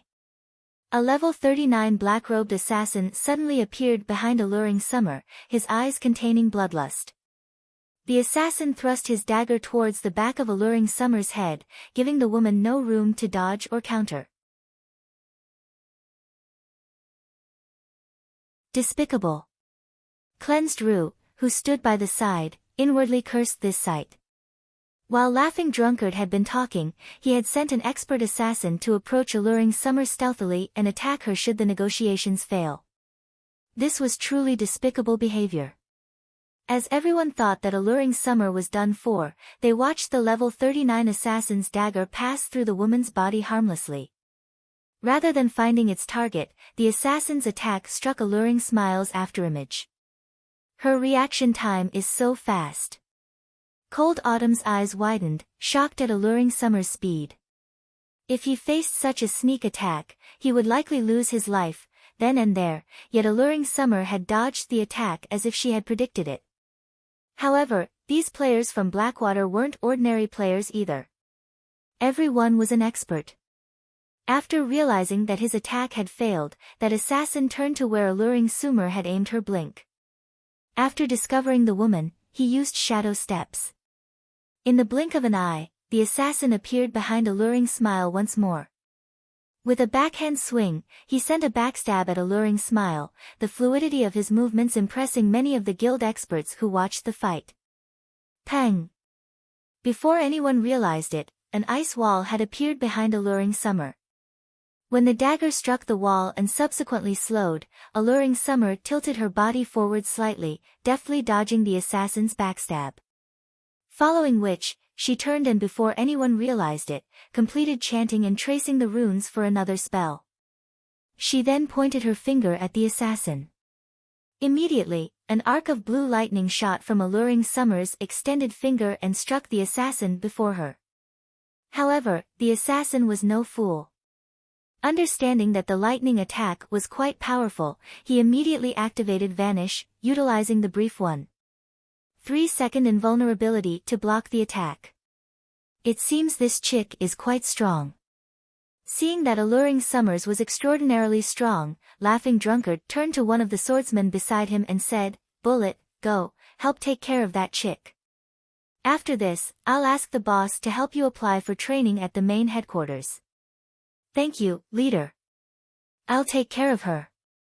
The swordsman named Bullet licked his lips before activating Windwalk and charging towards Alluring Summer. Cleansed Rue frowned when she saw the expert assassin and expert swordsman working together against Alluring Summer. She could tell that both the assassin and the swordsman could easily rank near the top of 100 Flowers Palace's players with their combat standards. If their coordination was good, even Cleansed Rue herself was not confident of defeating them. When Bullet arrived before Alluring Summer, the latter turned suddenly once more and pointed her finger at the swordsman. Shio! Another arc of lightning flew from Alluring Summer's finger. Moreover, the lightning was even faster than before. The attack was far more powerful this time. Before anyone realized it, 3 ice walls had appeared around Bullet, preventing him from moving sideways or backward and leaving him with no choice but to defend against the attack. Pang! Bullet quickly activated parry to block the attack. However, the instant his weapon met lightning, his body was launched like a cannonball, crashing through the ice wall behind him and landing over 20 yards away. The massive power within Alluring Summer's attack made everyone shudder involuntarily.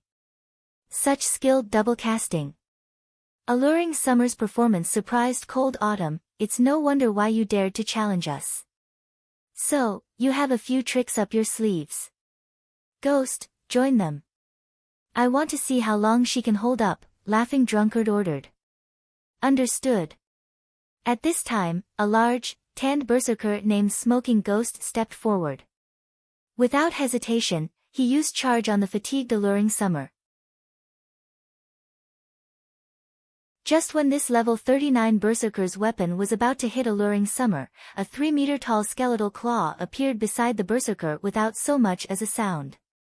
Catching Smoking Ghost by surprise, the skeletal claw grabbed the berserker before squeezing him, releasing a loud crunch. Smoking Ghost's body transformed into a pile of ash that fell through the skeletal clawed fingers. This is... Every spectator was stupefied.